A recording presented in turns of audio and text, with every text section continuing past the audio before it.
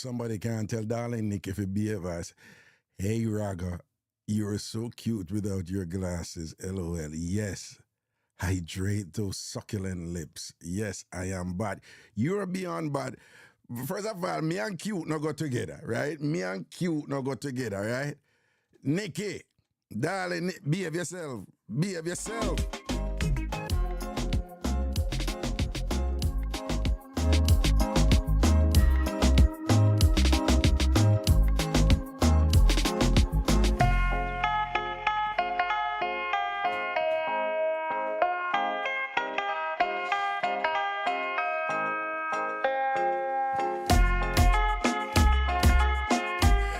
Sham SDC. SDC the thing there. SDC make them know Sham. Wanna say good afternoon to you, boss. Good afternoon to you. Good afternoon.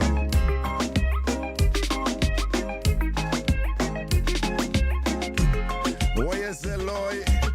The matatu ready. The matatu is ready. Let's go. Bus ride. Class time. Class time. School time. School time. And Shabba what I say? Well, and Shabba say, you know, as we say, cause Shabba get it from Jamaican culture. Ting-a-ling-a-ling, school bell a ring, teacher baggy tie with a big bro. Or you go teach a baggy tie with a big sit down there a string, dog. Something like so, ting-a-ling-a-ling, school bell a ring, teacher baggy tie with a big drawstring. Class time!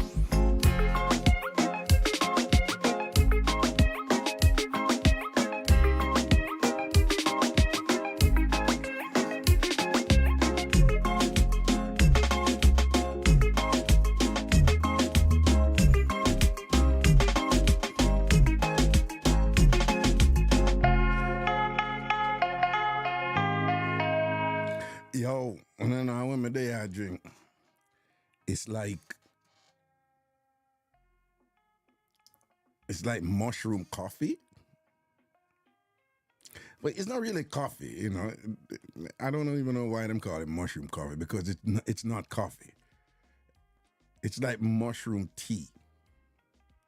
But it has the effects of coffee in a kind of organic, natural way, you know. But that's the thing that me I work with right now, you know, saying so. And I'm a thing, you saying, making my life what I want my life to be. Yeah. That what they are though. I want to part of it, don't it? Yeah, I make my life. Can sit down here so I have a look of fun with the eye them and all them things. Drink up my mushroom tea, my mushroom coffee or mushroom, whatever it is. It's a mushroom or whatever, you understand?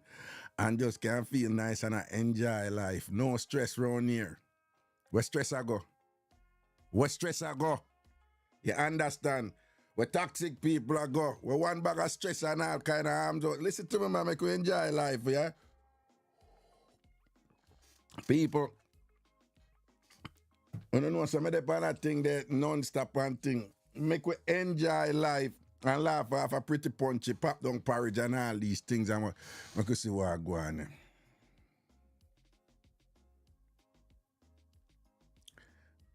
Then you know, I gotta get hype on the show, Ragam. I want to see this. You don't want to see me high yet. Actually, when I'm high, I'm calm. Very, very calm. I'm not one of them people that whatever, you know.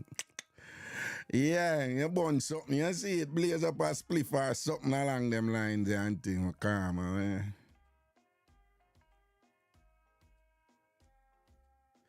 Juliet Legore, it is indeed rice. Rice. It's the mushroom coffee, rice. Yeah, that's what I think there. Oh, I need to I'm gonna make sure somebody take out that something.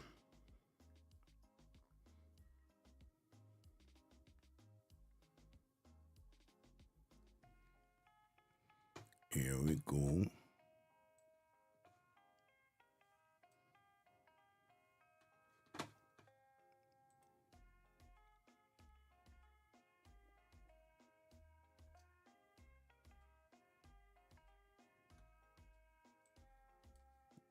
Take out some things off or something.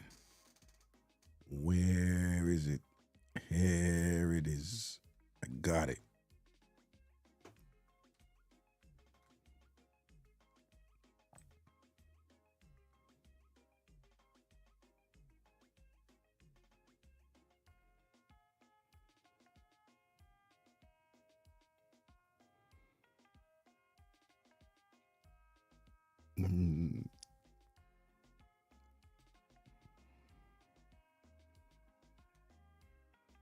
Is this it?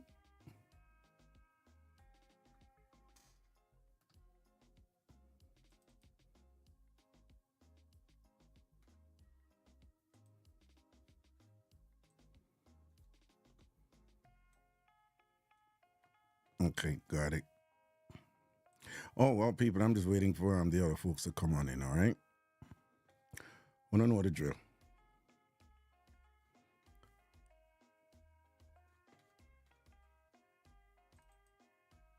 Let's get started. Let's take a Okay. Bring this back over here, so.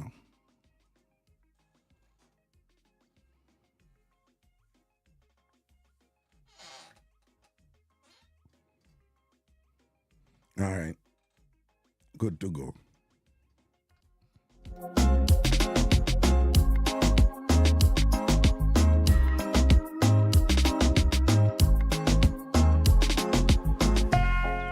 You're right, I know. You don't know the drill now. If you're a Jamaican and you cannot dance, you're like a walking oxymoron. You're a contradiction. You're a living contradiction. If you're a Jamaican and you can't dance, you're a living contradiction. Something wrong with you. Something never go right in your... I don't know. But if you're Jamaican and you can't dance, something wrong, something not right there. So. Like, people like Law, Law can dance. You have some people, just so them flow, say them a dancer. D and I Candy, dancer, right? Some other people and think, you don't have to ask, you just know say them can't dance.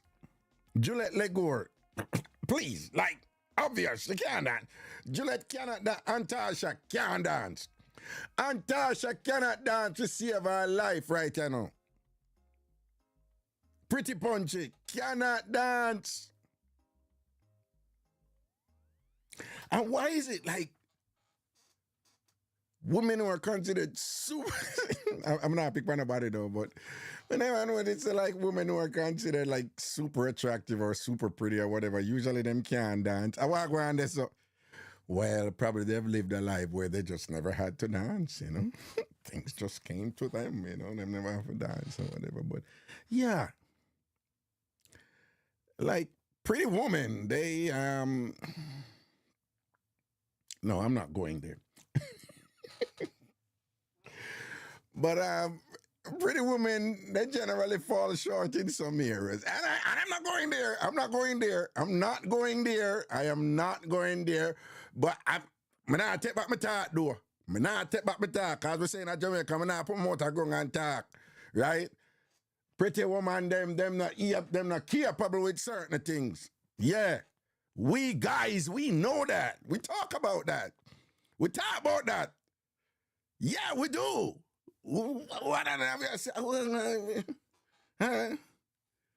Because, some man who frightened for pretty, just having pretty, they're just like, oh my God, it was so crazy. It was so good or whatever. Because them not have to do nothing, because them just pretty, But when it comes to the something of them, I tell on a pretty woman, the woman them who are considered like really attractive or really pretty or whatever, they generally fall short. I'm not take back my talk. Any challenge come at me, I double down on it. Yes. Ladies, one of the things we guys talk to. When we sit down and chat, we chat to the two.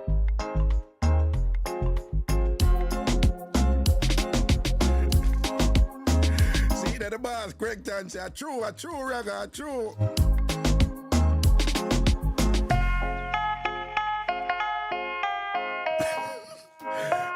Well, you said Trini, so we the dancers not pretty.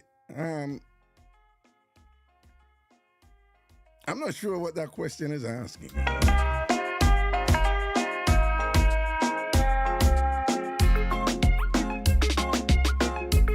and I can say rebel can dance good and she pretty. Well, there are exceptions, you know. Rebel a big dance, a big up rebel.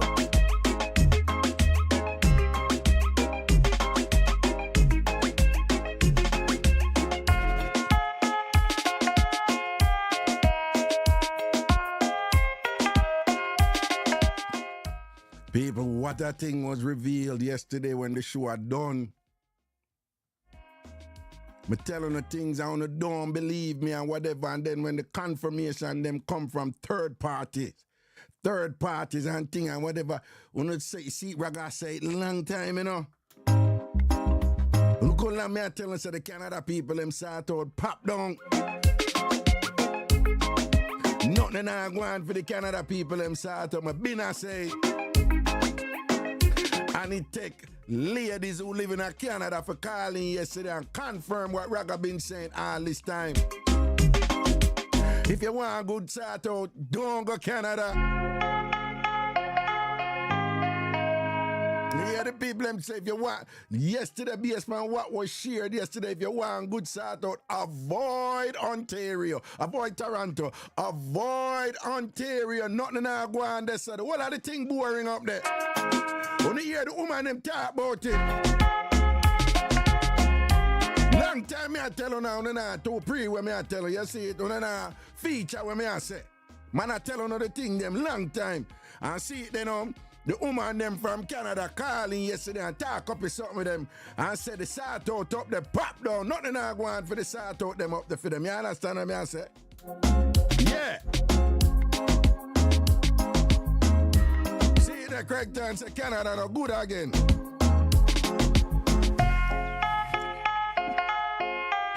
J Lovely says she can't dance to save her life. That mean I sort out pop down too, you know. Yeah. You see J Lovely look good and all these things and whatever. You can't know say I sort out no value no there so. Love her water. Can't swim and all these things. But workless otherwise. What you say about Canada? When Fox don't taste the grape, him say it's so. See now. No, me not take it bait. Me not take that draw out there, you know. Me not take that draw out there. A gangster, we are gangster up with it. We not take that draw out there. We on a press button around here. We on a press button around here. Right? No, look at somebody from Trinidad who live in Canada can't come press the button around here. We run our thing. Nobody not run with our thing. And we run our own thing.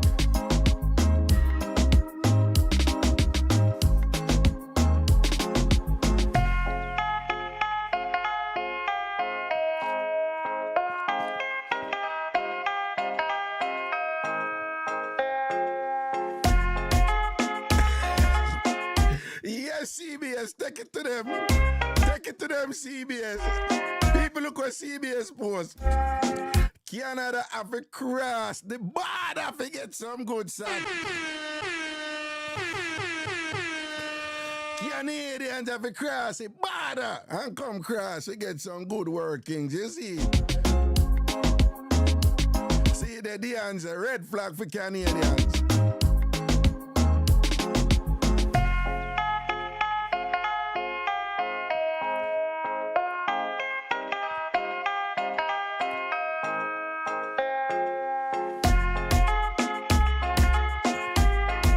One Java Mir, she come in, all the peeps, big up ANC. Didn't anybody ask you anything about ANC, man? Mavis Montague, she says, good afternoon, Raga. Yesterday's show, mad.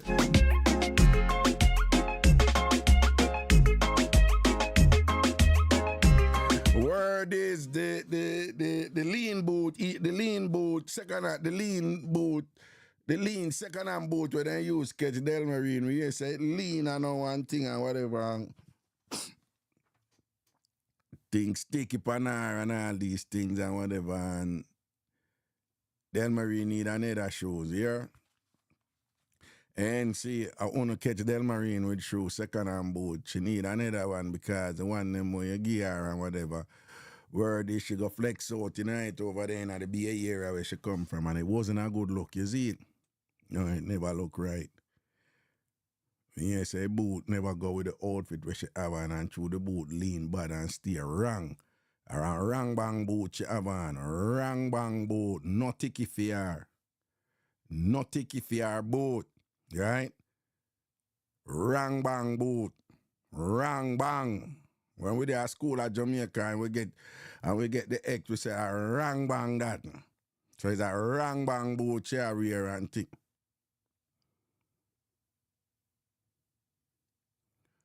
Romy and Robinson ask, so Raga, are just the Canadian man them sort out lame or the woman them too? Of course the woman them too. I read extensively that the woman them sort out, pop down. The whole of them sort out up the pop down. It's not good.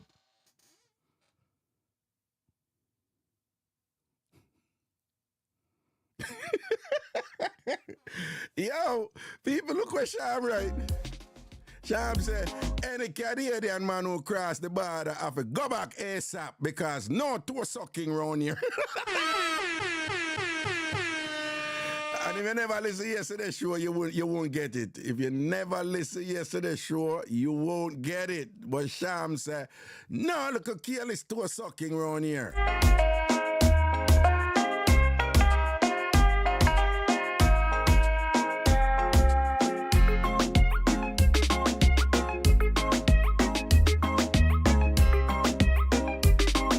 Nakibi Raga, you have a shoe fetish? No.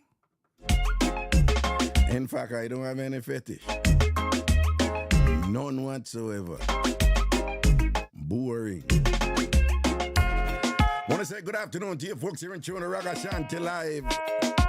All right, yes, with I, Mr. Washbelly.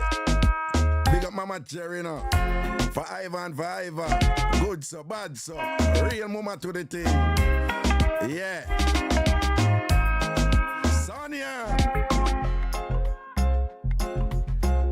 Sonia yesterday. Sonia know me could know about that something there. Dead come.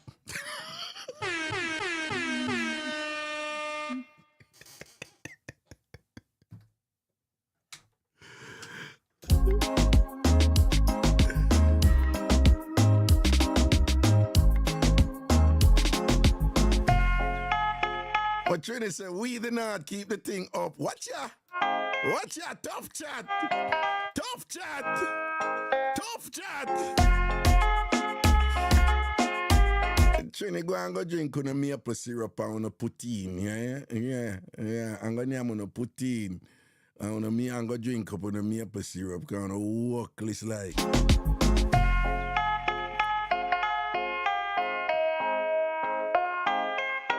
And I saw it name. There's something with them about the name Poutine. What that name them give that thing? Poutine. I saw it name down. Poutine. A Poutini? Somebody write the name. I something, you know. Wait name. Poutine or Poutini. One of them look at name them, man. It's a thing up there. It's a Canada thing. It's a unique thing for Canada. Poutine. Well, I look at somebody. Poutine, see the poutine, Poutine, poutine. Right, poutine, yeah. And them thing, you know, and thing where you get like fries and cheese and some of them when them eat it, them like, you know, them kind of suck off the cheese off of the fries, like in a playful way. It's like, probably that's probably just about all the excitement they get up there.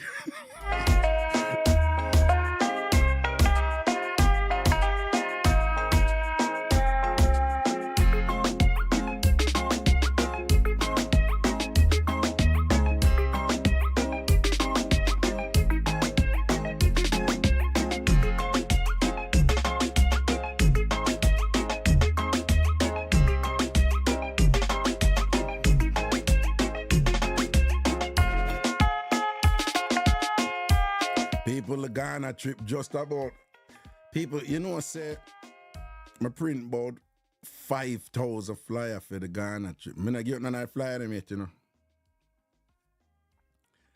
And except for a two spot where I see for Sham and I probably our daughter if them want go. It trip pretty much book out, because people have to go chill for the other trip. Because I do a next one in, I think, April next year, like 2025, So people have to line up for that one day because I want to pretty much sell out already. Again, I'm leaving for Ghana this Friday to put together. I was avoid saying this, but no, don't.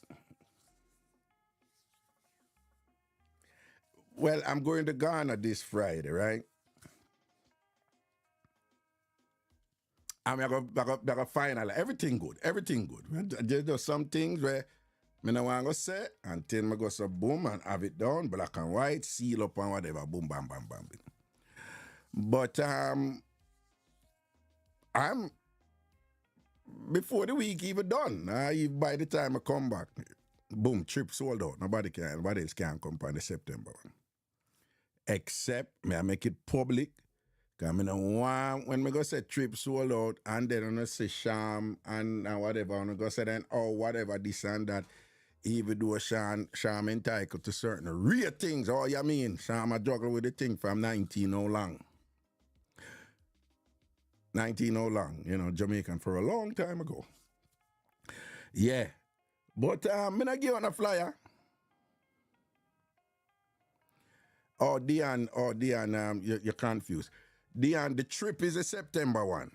I am just going to Ghana Friday, for a while. I'm going to be traveling these guys are traveling for 10 days. I'm going to be in Ghana. To solidify, put things together and, seal up the September trip. The next Ghana trip after that is going to be around next year, April. In 2025, we're going to have 2 Ghana trips. Plus some other trips. Like the Ghana trips, them going to be constant. But we're going to go some other places, Tanzania is on the map. Africa trend, right, Well, at least for me, it is. Tanzania is on the map. Madagascar is on the map. South Africa is on the map. In Tanzania, Zanzibar is on the map. Someone did inquire about the Serengeti thing and the movement in Tanzania. All of that happens in what is referred to, what they call the dry season. We see how that goes. Those are really expensive. I don't know. Ethiopia is on the map, but they're having some local problems over there. And the Ethiopia trip, that's going to definitely be primarily educational. It's, I mean, there's fun stuff to do in Ethiopia, but a trip like that, they're going to be heavy on the intellectual side. But that is, but Ethiopia is on the map. Thailand is on the map. Bali, Indonesia is on the map. Singapore is on the map. And Philippines is on the map. We're talking about Asia. All of these not going to happen at one time, I just say I couldn't know. Regarding South America, I still want to take a group to the, for you to experience that the amazing thing of Brazil Carnival, which is a nationwide thing, but I want you to go to the Sombrejomo, little stadium where you actually have the float and whatever, which is a 2-night event and it's all night. So, if you don't do that with me, just know me, I'm telling you from now that with the float run where you watch and you see the different float, them come. It's an amazing experience. And it's an all-night thing. Both night, back to back. And then them announce the winner the next day or whatever. But outside of that, you can't go there. If you say you go there for a week and you do that for that 2-night there, you got, the Copacabana atmosphere there, nice beaches and other stuff to do. And that's usually in their summer, which is usually the end of February. Sometimes it goes to the beginning of March. But that's fun. But that is in Rio. But there is another part of Brazil where it would be very, very interested for people like us to go, right? And it is where Brazil is very diverse with its culture, very like hundreds of different ethnic groups there. Brazil, believe it or not. When you talk about different dance and different region and what, Brazil is just massive and really, really diverse. But I think one area we would appreciate is where the African descendants are strongest, and it's up in the northern area of Brazil, like in an area called Salvador Bahia. And there's so much interesting fun stuff there to learn and to partaking and to enjoy and to expand our knowledge in a fun way and things like that. So that is on the map too. I mean, everybody when you go to Brazil, it's all about Rio, but there's so much things that goes on in other areas of Brazil, All right. Colombia is on the map.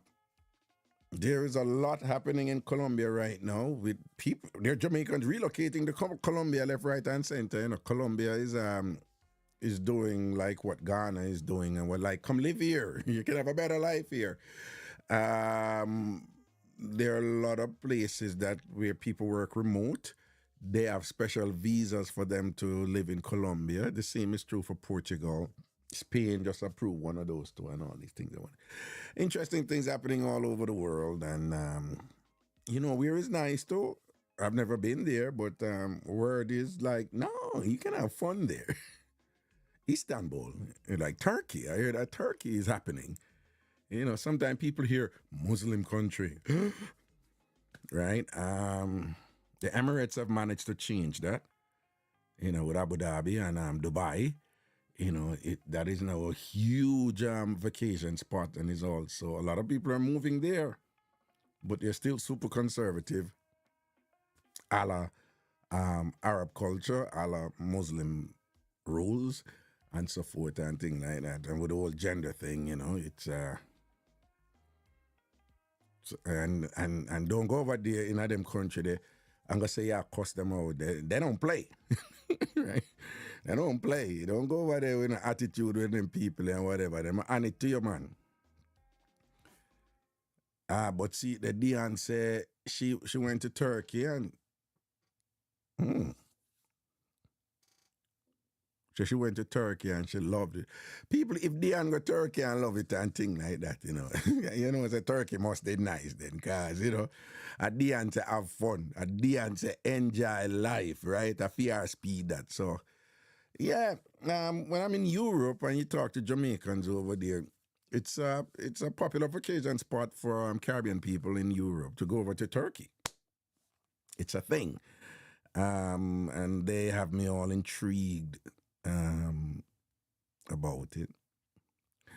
I was speaking to somebody who I'd referred to as a Tam farmer, somebody going on a Ghana trip, and she said she had a wonderful time in Morocco. And again, I don't know. I've never really been like heavily drawn to go to certain Muslim country. I've been to Dubai, yeah, but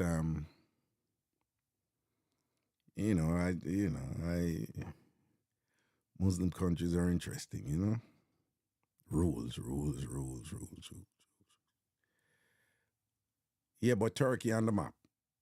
Turkey dip on the map. Let me see what Naki B, she lucky in Rwanda from Dying Kingdom come. Rwanda is Rwanda is like clean and pretty and all that stuff. I'd have to learn more about what's happening over there. Sitting. Okay. But what happened here? Oh, come on, don't play with me. Oh, okay.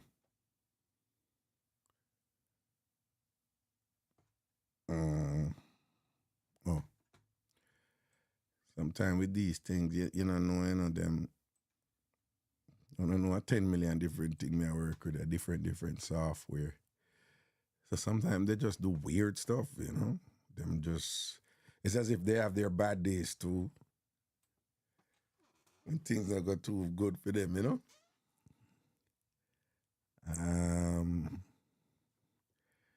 Pretty porridge punch. I would love to go to Turkey. She probably think it have something to do with food, because you know she never left her belly with anything or whatever. And of course, it have nothing to do with that. To the point where them even change the spelling of the name.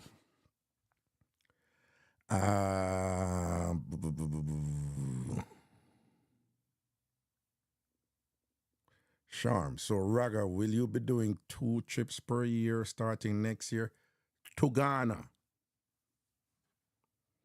Yes, 2 trips per year starting next year to Ghana, right? Just this is primarily for Ghana.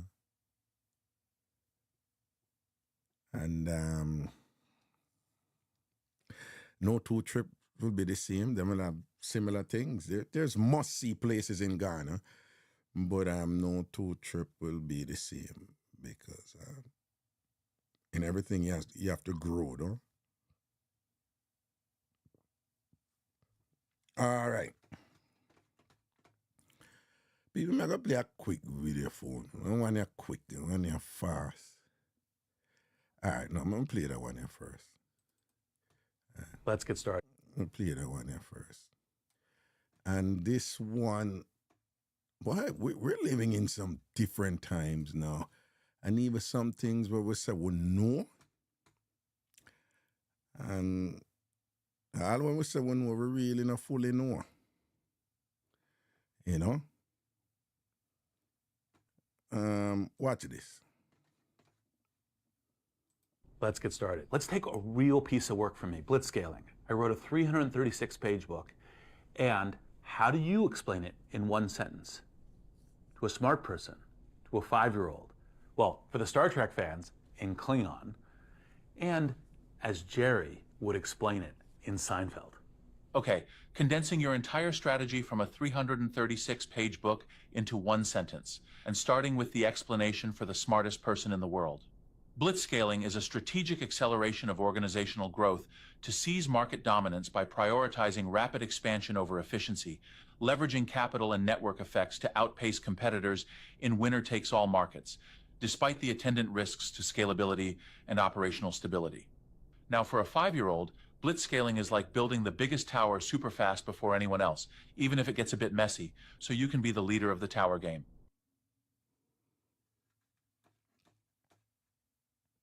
Now, that man there, take out that. So that man there was, you saw him interviewing somebody that looked like himself. Wait a minute, I can bring it up, man.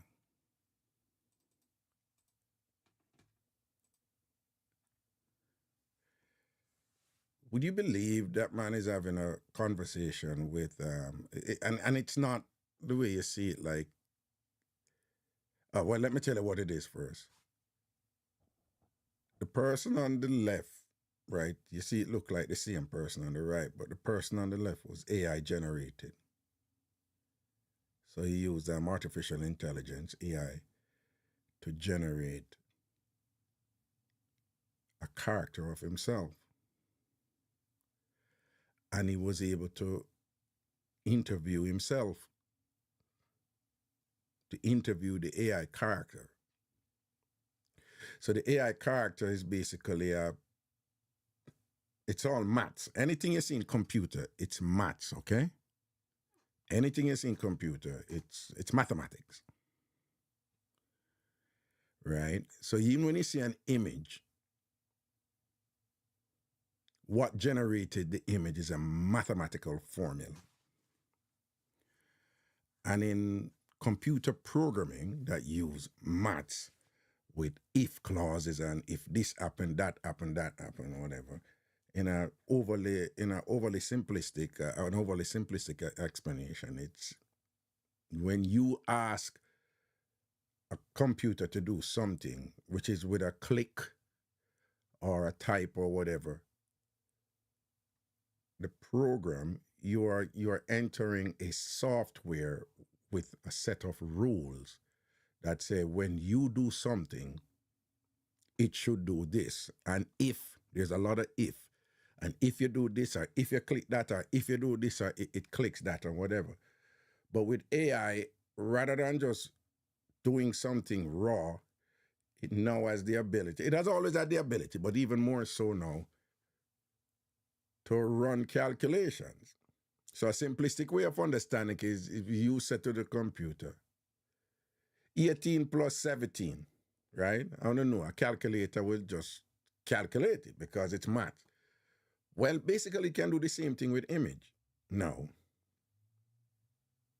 So you can, Dion or Dogbite or whoever can give the computer an image of yourself, and the computer can create an AI image of you. And then now, based on where technology is, that AI image, that is not just a picture, it can now be an autonomous, independently moving entity inside the computer that can do the same thing that computers have always been doing, which is answer your questions. So you can be talking to you can have a relationship with an AI version of yourself that can have a conversation with you. A conversation, when you ask it certain questions, it's able to answer you. And are the answers fully human? No, they're not there yet. But the advances that they've made thus far is just astounding, right? And it is evidence in what many of you now understand to be, you probably heard about it, it's called Chat GPT, right? Which is it's basically a high order computer programming that, that goes way beyond what Google does. Like you ask Google certain questions and so forth and whatever. You can ask Google, like, what is the temperature in so and so, whatever, and then Google, based on the computer program that's there, Google will answer you and say the temperature is boom, boom, boom, and be fairly exact. So Google basically is a repository of lots and lots of information, right? That based on the speed of computer technology, it has all the information, and it has, the processor power, which is when you hear them talk about computers and it says processor, it's basically talking about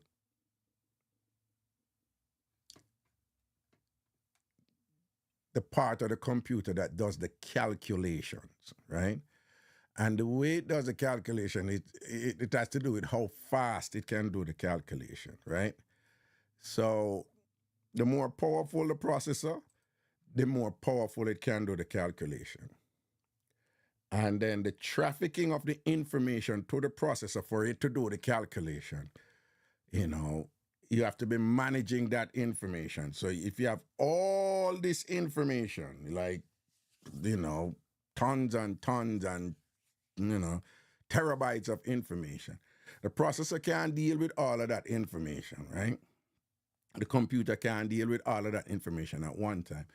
So what it does is, when you send the information to it, when you hear about memory, it holds some of that information in memory because it says you're using that information now.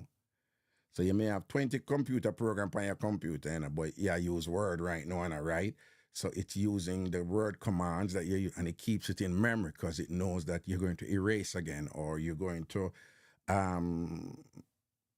use italics again. So it keeps all that information there, and that makes it able to work fast. So when it can access the information speedily and calculate the information speedily, it make it go fast. So now computer technology has reached a point where the processors are way, way, way, way, way, way, they can handle heavier load than before. And the memory, I have a lot of memory too and whatever. There's more there. I'm just giving you the basic. And the calculations they can do right now can be to recreate stuff and to engage in these probability analyses where it not only can reproduce images or moving images, but it can reproduce moving images that it can make do complex calculations, so much so that it can sound like a natural human being talking. That is good, and it is scary, right? Because think about it, though, because somebody can get your... I wonder what is going to happen in the courts.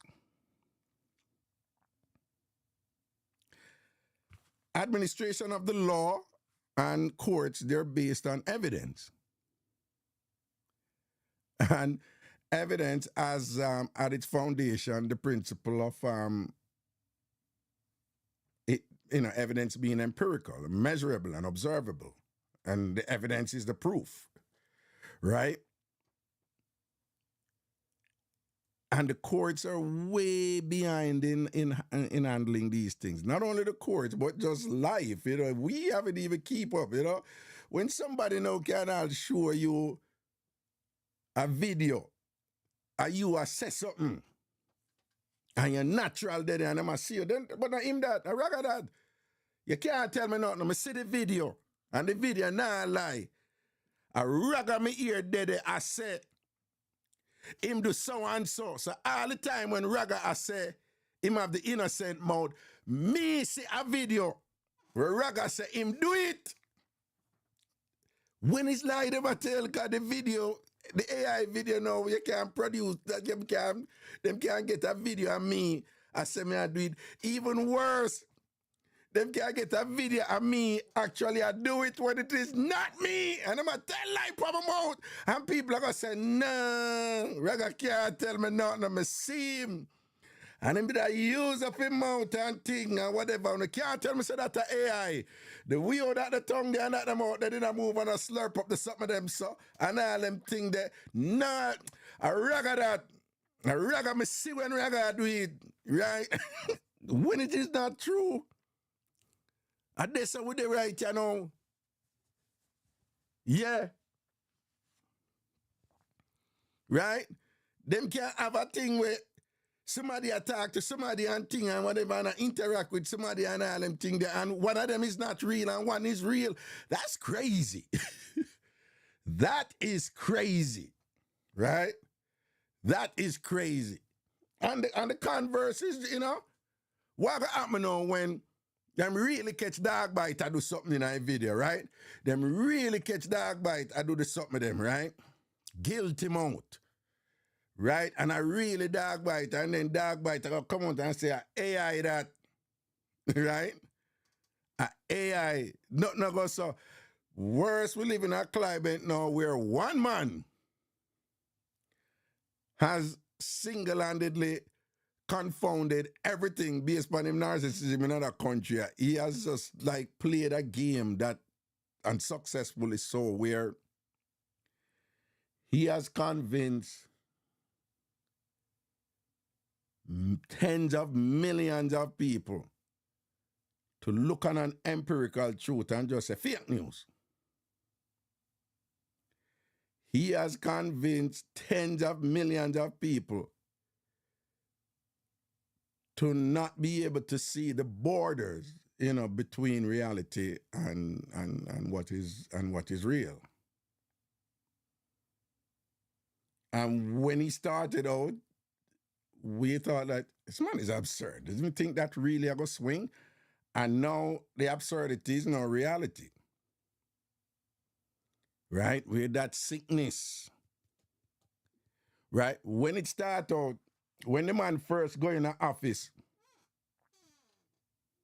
don't remember, when the man first go in the office, based on him sickness, and people don't understand that type of sickness I'm having. Him man say, female inauguration was the biggest inauguration ever. And the man put up a picture of film inauguration and put up a picture of Barack Obama inauguration. And there was no comparison.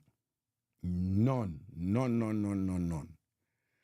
And the man said, see there, my one, we have more than that one there. And when we say none, you know, like the crowd, when we say it's not even close, like debatable, you know. And the man I said, see there, my one is bigger than film one. Very childish. And I remember looking at it and I'm like, this idiot, like, okay, fine, if you're going to tell a lie, at least make the lie be, you know, convincing or make it be like, boy, I mean, I know, you know, I could have thrown a lie, or, you know, like, tell a lie where have some strength, you know? So at the time, I was just like, man, I really, I didn't think anybody ever believe that. But we reach a point now where to people who genuinely believe it, these glaring stuff, you know, that is, it's red. And somebody can say, this is green. And we live in our time, you know, where man say, that's not green, that's red. And there was a time when we would say, are you an idiot? That's obviously green. We're no longer there. We're no longer there. As absurd as it may sound, we're at a point now where, you know, somebody said, this is red. And there are people out there be like, yeah, no, I see, it's red. That's crazy. You talk about virtual reality, artificial intelligence, artificial reality and whatever. We don't know what is real or not real right now. And, you know, like the potential, you know, malfeasance that can emerge from that reality is just absolutely scary. When you don't know what is real from what is fake, the games that can be played can be very, very dangerous. And you can be in a position where, you know, you're wrongfully accused and somebody has some cleverly designed evidence that's saying, no, that's the truth. When you think about, listen, study after study after study have shown that black and brown people have been wrongfully accused of many, many, many, many crimes.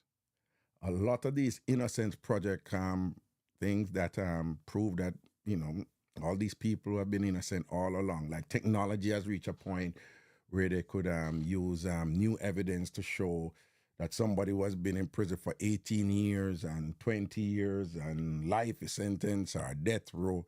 They're proving that all these people have, you know, they've been innocent all along. Which means that if you just play the numbers, it means a lot more innocent people have been convicted. Which also means that, given that most of the people who were wrongfully convicted were black and brown people,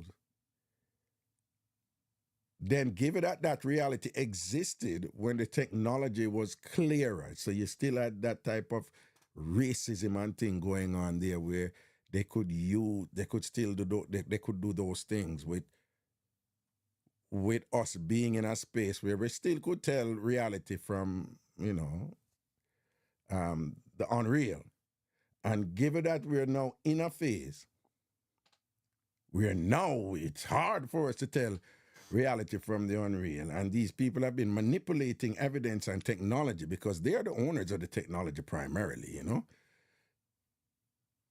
It's frightening what can occur. Elon Musk has come out and thing with all these stuff he's coming out and claim he's not racist and thing. Flat out racist, like one-sided. And when challenged him, just say, I don't care. Because he's a rich, powerful billionaire. And I see him in a couple of interviews and they're like, what do you know, this is wrong. And what are you doing? You know, this is racist. And him, you know, I'm arrogant. Him just, I don't care. I don't care. I don't care.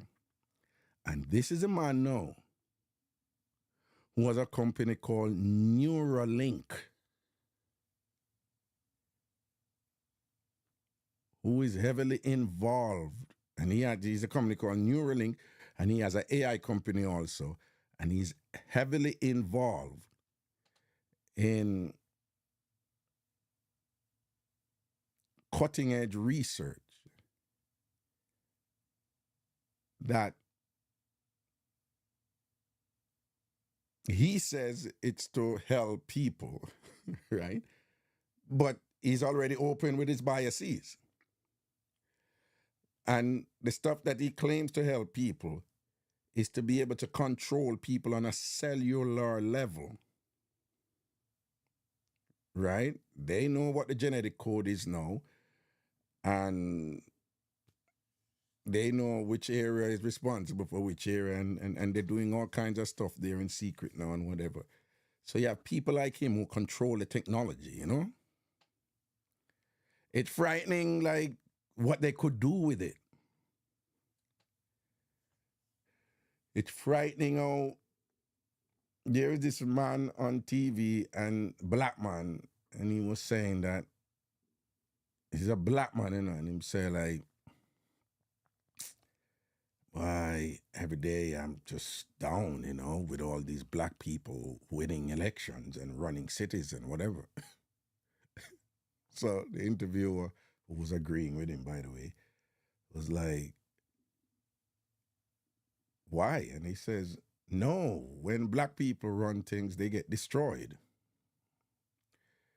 And he said, look at all the good things that happen in this world and whatever. It's white people that did it. It's white people that did all these good things and whatever. So when white people run things and they control things, things get better and they improve and whatever. This is a black man saying this, you know, which is a fundamental and basic trope of racism since Thine Kingdom come, right?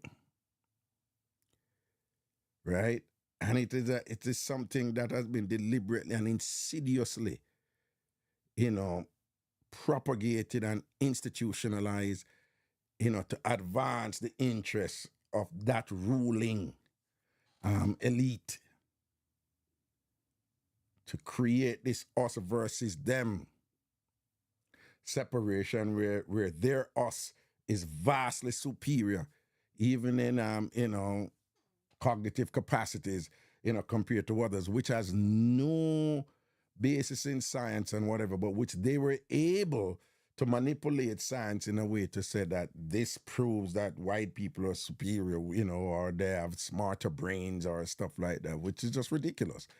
But here you have black people buying into it and believing it. And if them are buying into it and believe it, can you imagine when all them people who own the technology and control it start use AI, you know, for really, really get it at everything? You probably can't trust your neighbor after this to rot it. Anyway, there's a lot to be said there. And we're not really harp on it too much. But again, you know, we have a situation where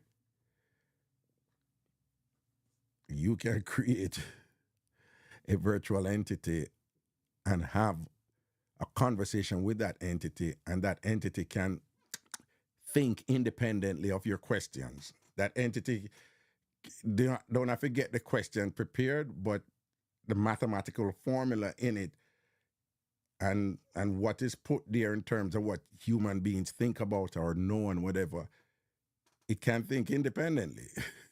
You know, there's one thing if you say, what's the likely temperature of Dar es Salaam in August?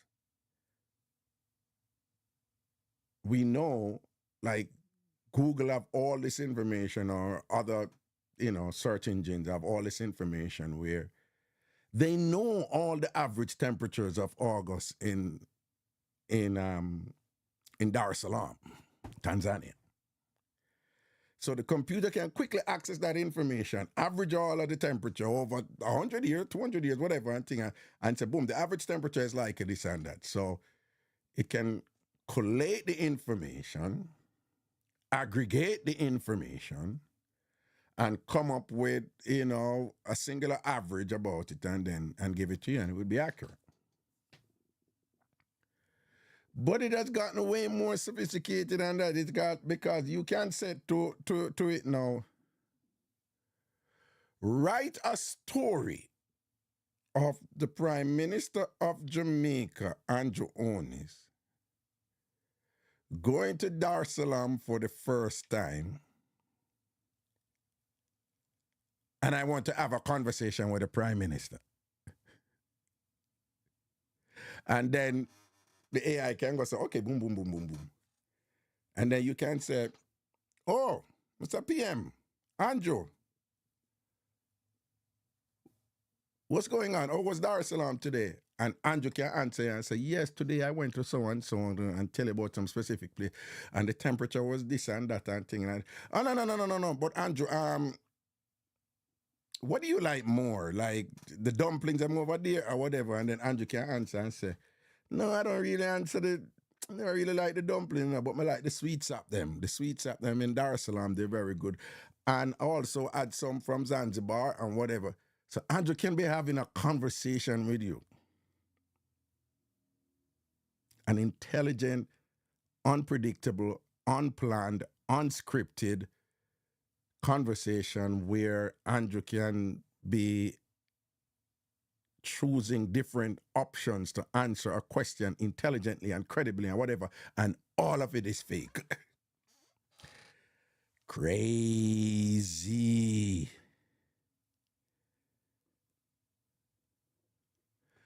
And that discussion that I've had right now has led somebody in the chat to ask the following question.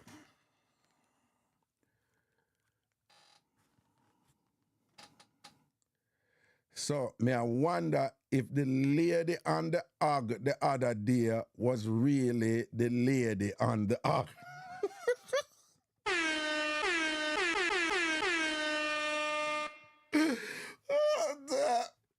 Well, that was real. That was Delmarine. Yeah, that was ANC member Delmarine, who has always been, since she was a kid, an avid hog rider. Like supposedly one of the best from Constitution Hill rider, right? Porky, right? She has always been an avid hog rider, very good at it, and thing. And that was her, there in Constitutional Hill, reliving her childhood when she went there recently. So to answer your question, that was real. That was real. That part we know was real. There's nothing. There is nothing. Why do named about that? Okay, I have one other video for you before I open the phone line. Oh, by the way, the shows are not going to be as long as they usually are. You see that more while my day if you had 4 or 5 hours and I spoil, I have to cut out that now, I'm busy writing my book. And I'm so busy otherwise. Today is the last of April. It's like, deadline for people who gone, people want to go to Ghana and all these things. So anyway, I'm really busy. I'm just really, really busy and things. So I have to be taking care of it. And then I have all these immigration matters that I'm dealing with. Oh, by the way, I have something to share with you with immigration. But one other video before we open the phone line for any calls of any kind.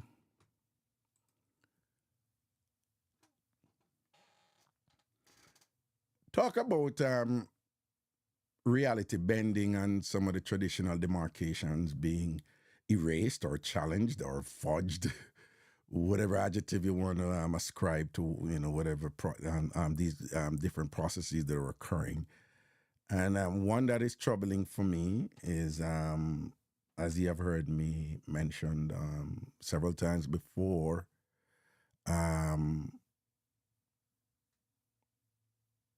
have no problem with people exercising their free will to define themselves. the way they wish. I really don't. If you want to consider yourself a man or a woman or a hog or a flamingo, knock yourself out. I don't care. I will even defend your right to define yourself the way you want to. What is troubling to me is the imposition of some of those things, and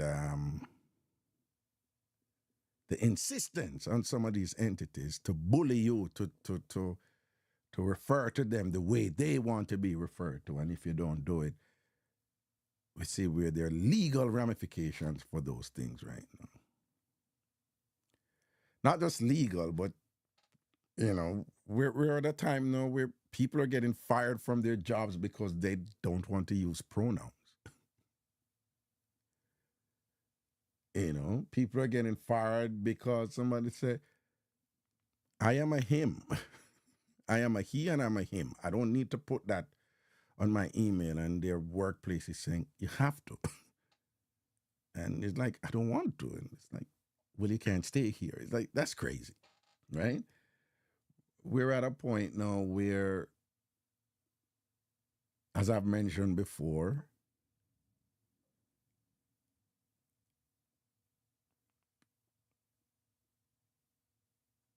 I don't know why it is so one-sided, but you know what trans mean. You have trans men, trans women.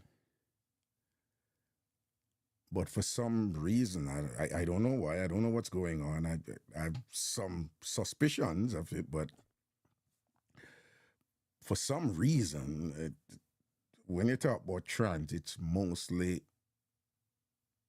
trans women. Trans women are way more popular than trans men. And trans women are men who choose to be women. They will be upset with that. But it's people who were born biological male and they're transitioned into women. So for whatever reason, there are more biological males insisting that they're women than there are biological females insisting that they're men. And even the biological females that insist they are men, for whatever reason, they don't have a need to attack men and insist that men call them the women who become men. For whatever reason, they don't have this need to be attacking men to say that they're more men than biological men, or what they call cis men or cis women or whatever. You understand what I'm saying? So the woman, the biological female who have transitioned into being a man, as they would say, for whatever reason, there's no war between those new men and the people who were men already. On the other side, there is this huge war, between the men who became women, the biological men who became women. There was a huge war with those new women and the old women and the women who were already women. I don't know what's going on. The world is going crazy. And their main contention is that there are as much women as there are the woman before. Not only that, there are a lot of them that they're saying there are more women than... It's crazy. It's insane. But people, remember a couple of things. Don't get caught up with thinking the Western world is the world.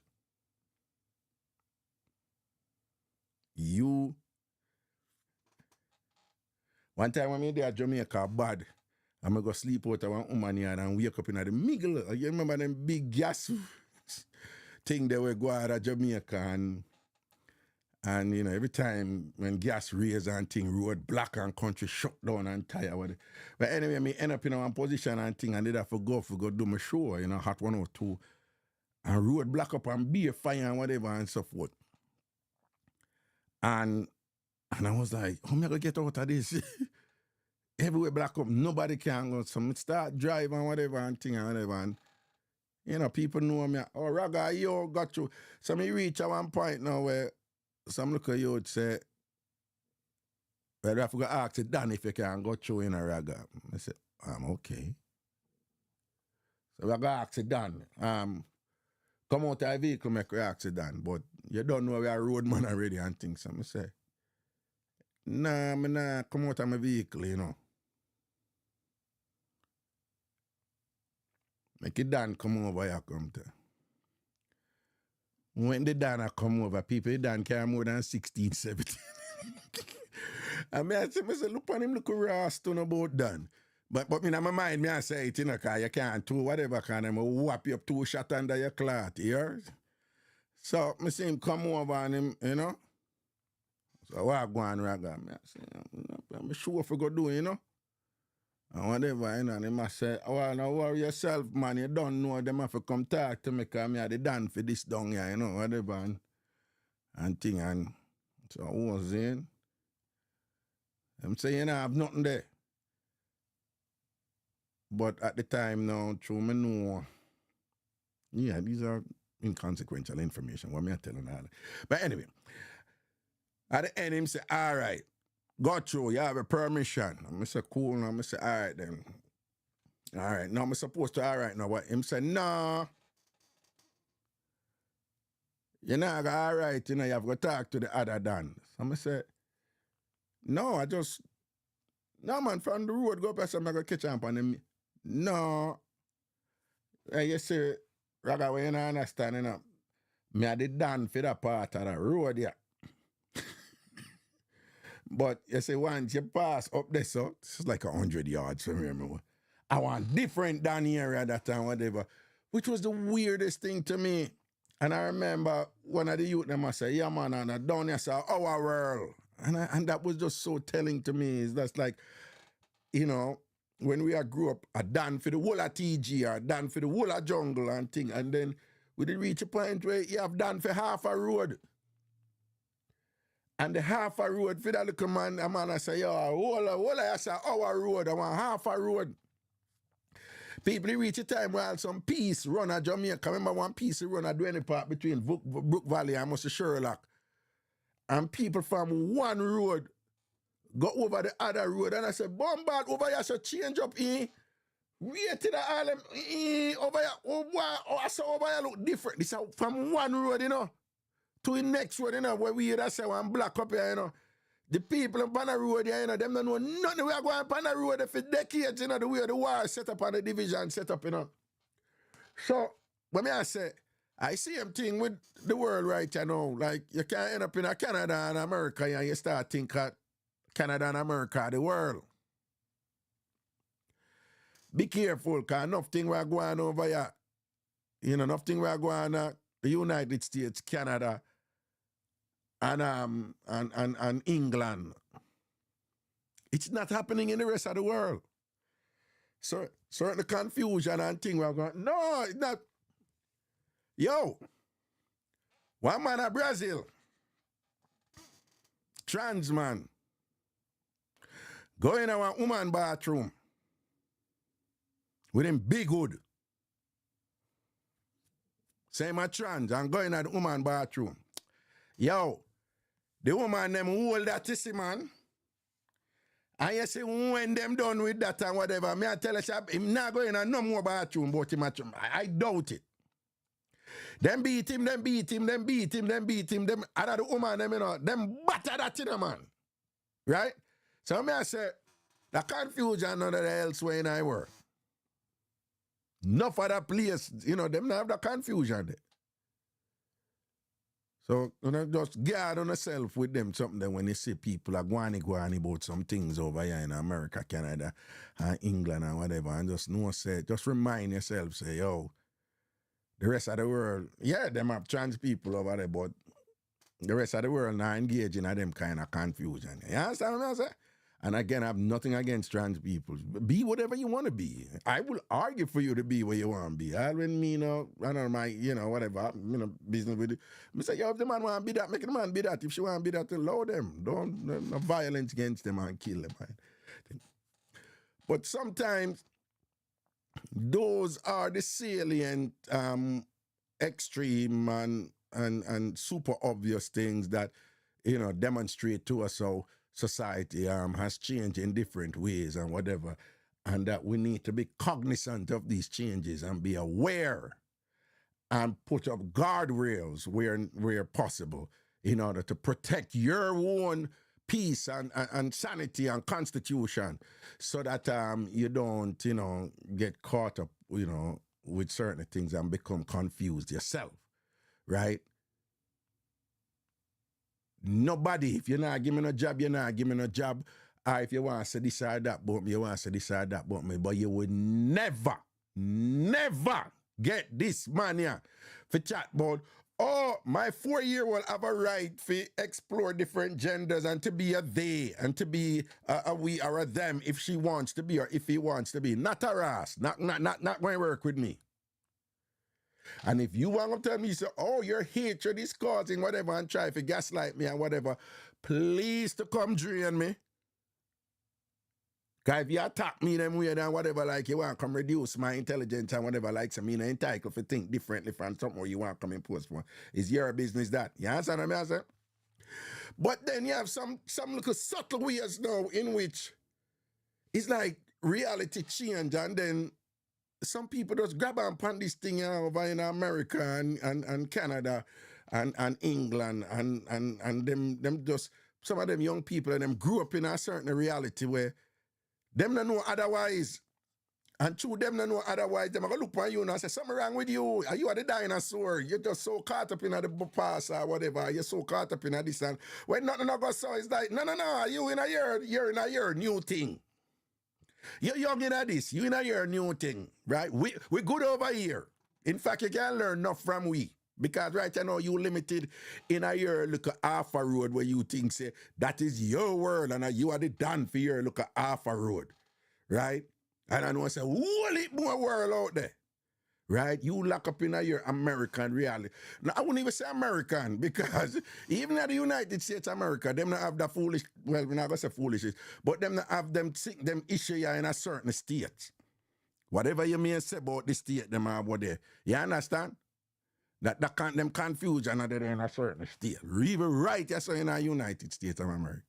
Right? Even in some states where them things are dominant, if you go certain part of the state, them not, New York have it, but you go certain part of New York, none issue. Connecticut have it, the city them especially, but if you go certain part of Connecticut, New Canaan, not a problem. California, the same thing, which is a state known for them thing there, but you go certain part of California, them not have that problem. But listen to this right now. May I play something for you?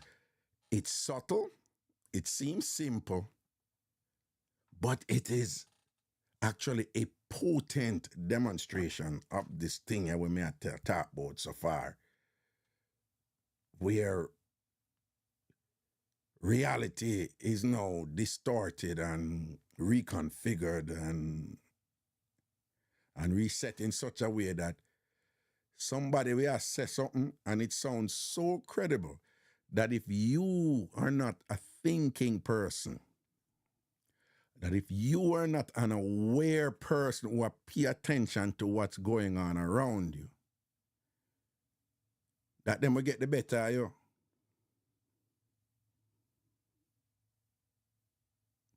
But if you arm yourself with intelligent analyses and so forth, and you don't have to cuss nobody or prove nothing to nobody, but you can just drop back and go on men's. And you observe where I go on, you can see the more subtle instances of these things, where those subtle instances cumulatively, when you put them together, they are even more powerful than a very obvious thing where a big greyback man, I tell you, say, you need to call me Susie. I'm Susie, bitch. Say Susie. Don't call me Sam, right? That is obvious and glaring and confrontational, right? But the little subtle one, them, not be careful of them, because they, in some, they, whenever I notice say you have some little drizzle rain, Whenever they are Jamaica and see all some drizzle rain, start harmlessly and the drizzle rain, drizzle rain just fall. And before you know it, big flood and you're like, where the flood they come from? And I say, no, the rain. But I say, but the rain never fall hard. And I say, little bit, enough, it's like drizzle rain, that. And before you know it, the whole man think it'll be a flood out. Money flood out. I say, from that little rain there, but that little drizzle rain there, that little drizzle rain there. That little drizzle rain there. So sometimes some little subtle thing I go, all right, watch a video, yeah. Watch that video, yeah. All right, watch a video, yeah. Why do all men do this? They could have like the most amazing weekend. I mean, they can meet the president of the United States. They can get a brand new car. They can be on their dream vacation. And then you go to their Instagram and it's like one picture of him and his dog. Like, what? Like, are you hiding something or you just don't want people to know what you're doing? Someone please explain this to me. Let me play it again, right? So she has said, listen, she said, why do men do this? And she's basically saying men can have these, what she deems to be these incredible experiences. And she's using, like, she's not saying these things actually happen. But you could meet the president of the United States. You could have an incredible time. You could this and that. And then we'll go on your IG. All your posts is just like one little picture with you and your dog. And then you hear what she said after. She basically said, so what's wrong with when man do that? Why guys have to do that? And what's wrong with them? And what them I hide? And what them I hide? You hear where she gone, You hear the gaslighting. And what them I hide? It's accusatory. Right? All right, but watch her again. Why do all men do this? They could have like the most amazing weekend. I mean, they can meet the president of the United States. They can get a brand new car. They can be on their dream vacation. And then you go to their Instagram and it's like one picture of him and his dog. Like, what? Like, are you hiding something or you just don't want people to know what you're doing? Someone please explain this to me. Are you hiding something or you don't want people to know what you're doing? Someone please explain this to me, all right? So make we dissect it. The examples where she used, you meet the president, you buy a brand new car and whatever. So why you not put that on Instagram? Why you not put that on social media? And what she's saying, that is the normal thing to do. That is what somebody do. That's what a normal, sensible person would do. Lost in this young lady's constitution is what should be obvious. That first of all, I'm on social media because I work in media, but I've been working media before there was social media, right? Okay, all right, cool. Most successful people I know, and I know a lot of them, they don't even have a social media account.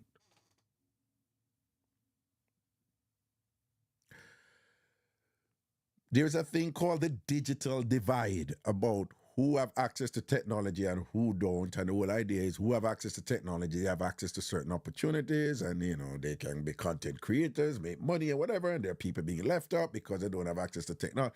So the digital divide, right? You remember what I was telling you about, America, this and that? Most of the rest of the world outside of South Korea, we're not talking about South Korea and whatever, but most of the rest of the world, they don't have access to even social media, even technology, them don't have access to. So there is a normal outsider where she think there is, she think this normal is, she think it's just, this is the normal, this is the natural way to be. All right. We're not even talking about who not have access to it. Listen to me. Most people who have where them could have show off with, don't show off with it. Most people who have things where them can show up on social media, they don't show it up on social media.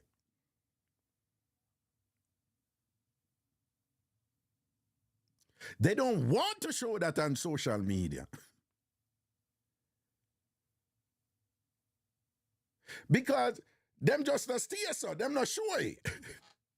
But as far as she is concerned, you're supposed to. And she's saying, why guys steer so? I'm soon get to the gender part of it, but we are start from the broad now and come down, right? Most people who something good happen to them don't come on social media. If they meet the president or them buck up on somebody, them not come on social media and go do it and whatever.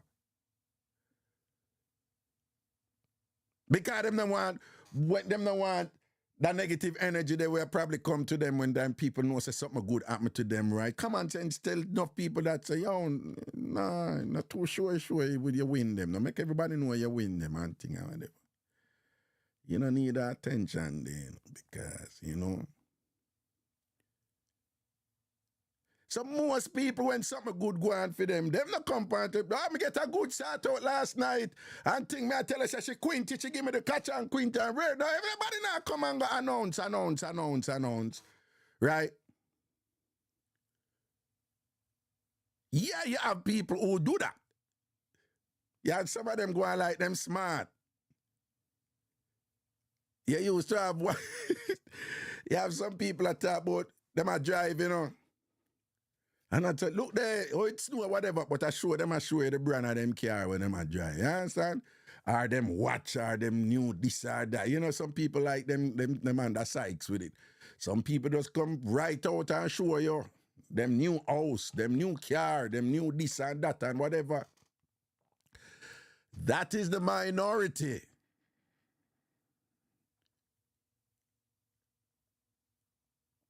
See, the charm said, my hobby says social media is going to be all downfall. Yeah, a lot of them people out there say that and thing. You understand? But somehow that has escaped her. The other thing what she do is that she gendered it. She said, why are guys like this, right? So the assumption is that women are like that, you know, but men are not like that. It is not that women are like that. There are a lot of women who are not like that. But probably there is some truth to what she's saying, that most, if you look on the gender and thing, and then if you say, oh, what percentage of women do it and what percentage of men do it, I don't know if that's true, because you have some man on social media and nobody not show him more than them. Right? Nobody not show him more than them. Some of them show him more than woman. So I don't even know that breakdown. But I'll say this much. Remember when I talk about in terms of certain things man do, certain things woman do?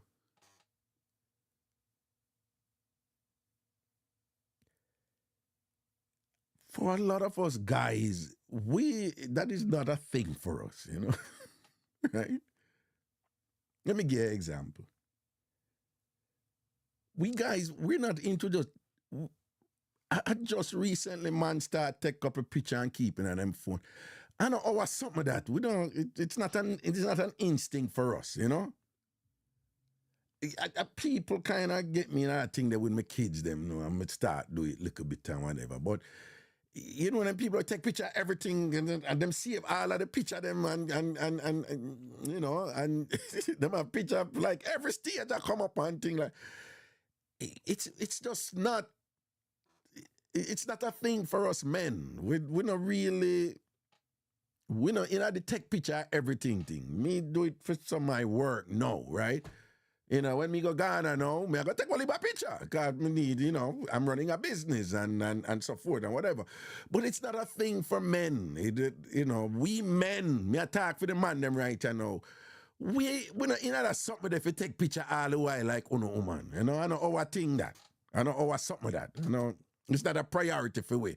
We don't get excited by it and thing. In fact, if enough of women and thing and whatever, I find it interesting. You go some places now and thing.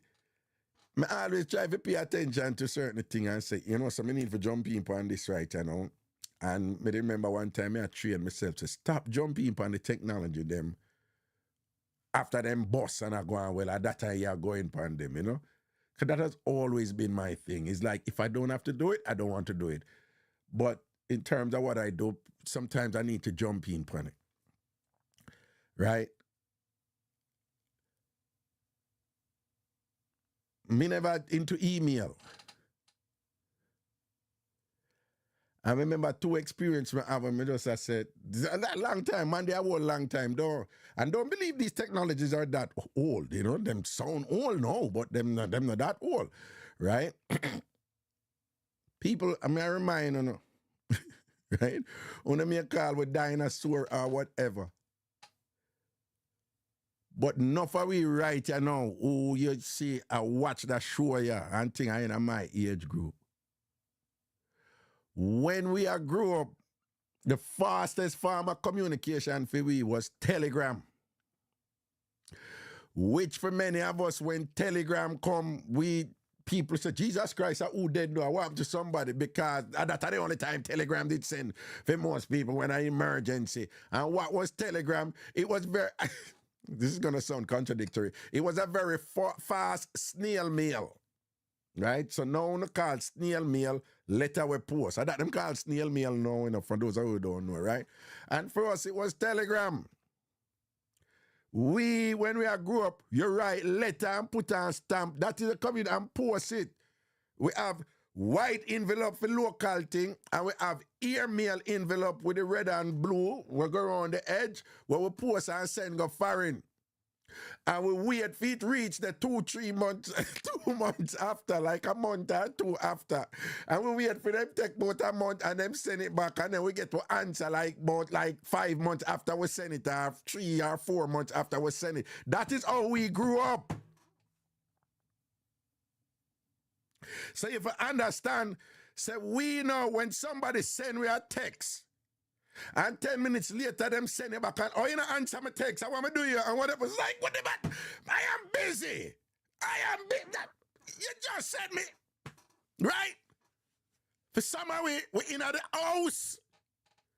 The same house. Are you in the room beside you? You're going to send a text. What you doing? What you want? We in the same house. And you said, I saw enough how we grew up.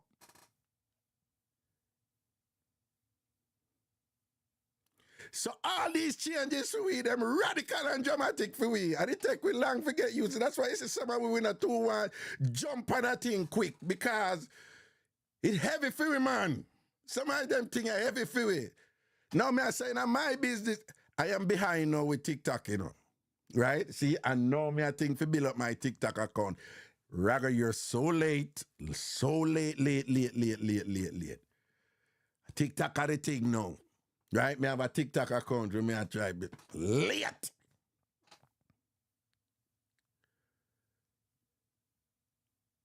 When me that's email or what is something, let's email something or whatever. 2 things happen.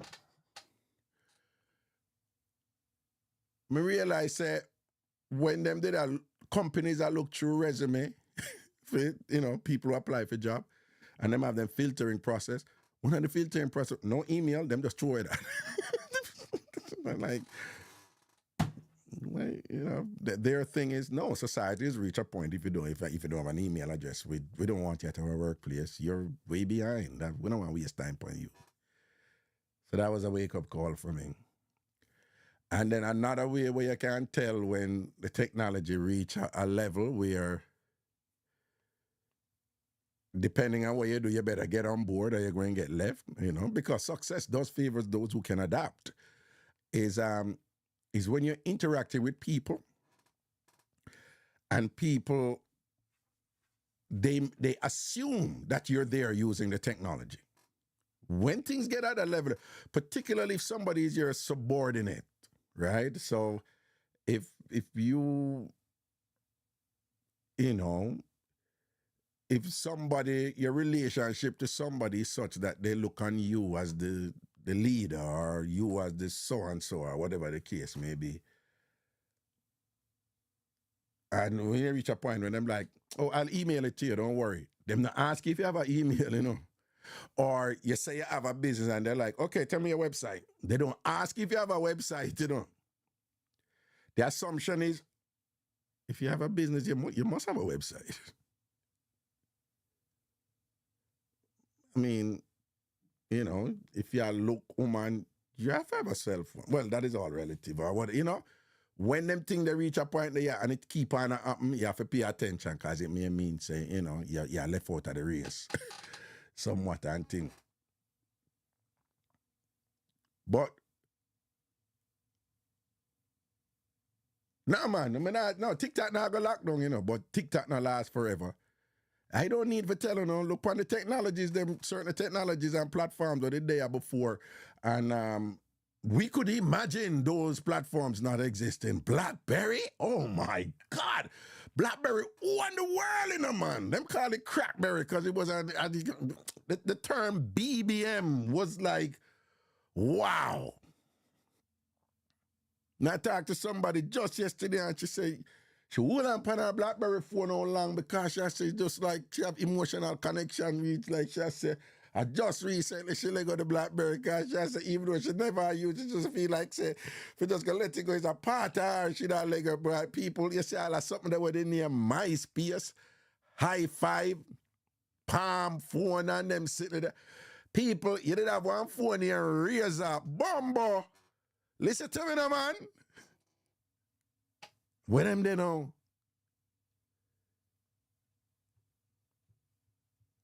So when you say on the Facebook, them and think them are gonna last forever. You have to rate some of them like Apple phone. Apple phone hold it. When I lie. And no phone come and drop out, you know. Right? Me think Galaxy will lead Apple now, but Apple people them just solid, you know, them just like a cult. But me think Galaxy will lead them now with technology and whatever. But Galaxy don't have the long-term success yet where Apple have. And just like how them run for a while, nothing lasts forever. Them are gonna drop out, you know? Like anybody else. But these time where we live in, man, where but they digress, you know. Forgot the point to me that I make when I digress and come overboard. You know, we and you contrast it to what we used to, and always a hell of a thing for we jump on certain things and whatever, and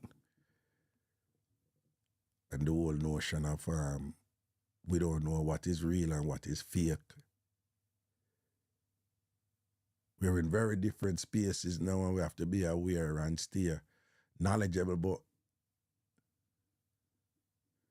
Apple is now number 3 in the phone race. Really?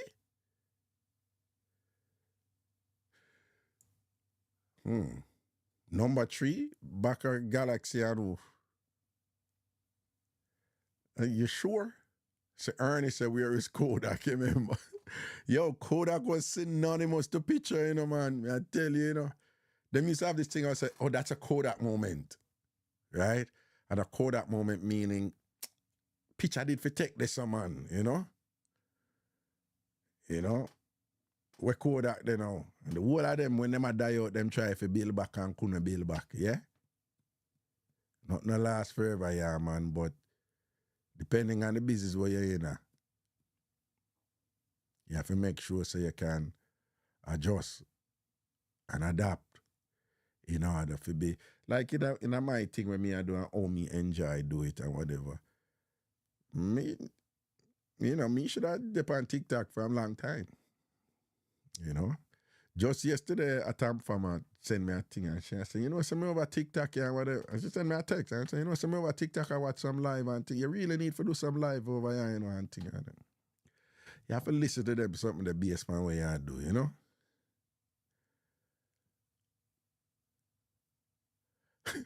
See, dog bite I talk about Viewmaster. Oh my God. When we used to pay for look on Viewmaster and just want to look at something where you go to click on it, change different picture. And I like picture them, I don't even picture away. I just picture a sitting bird, a foreign and this and snow. And I will pay, I will see blue. Worse if you have your own Viewmaster or whatever, who could have chat to you?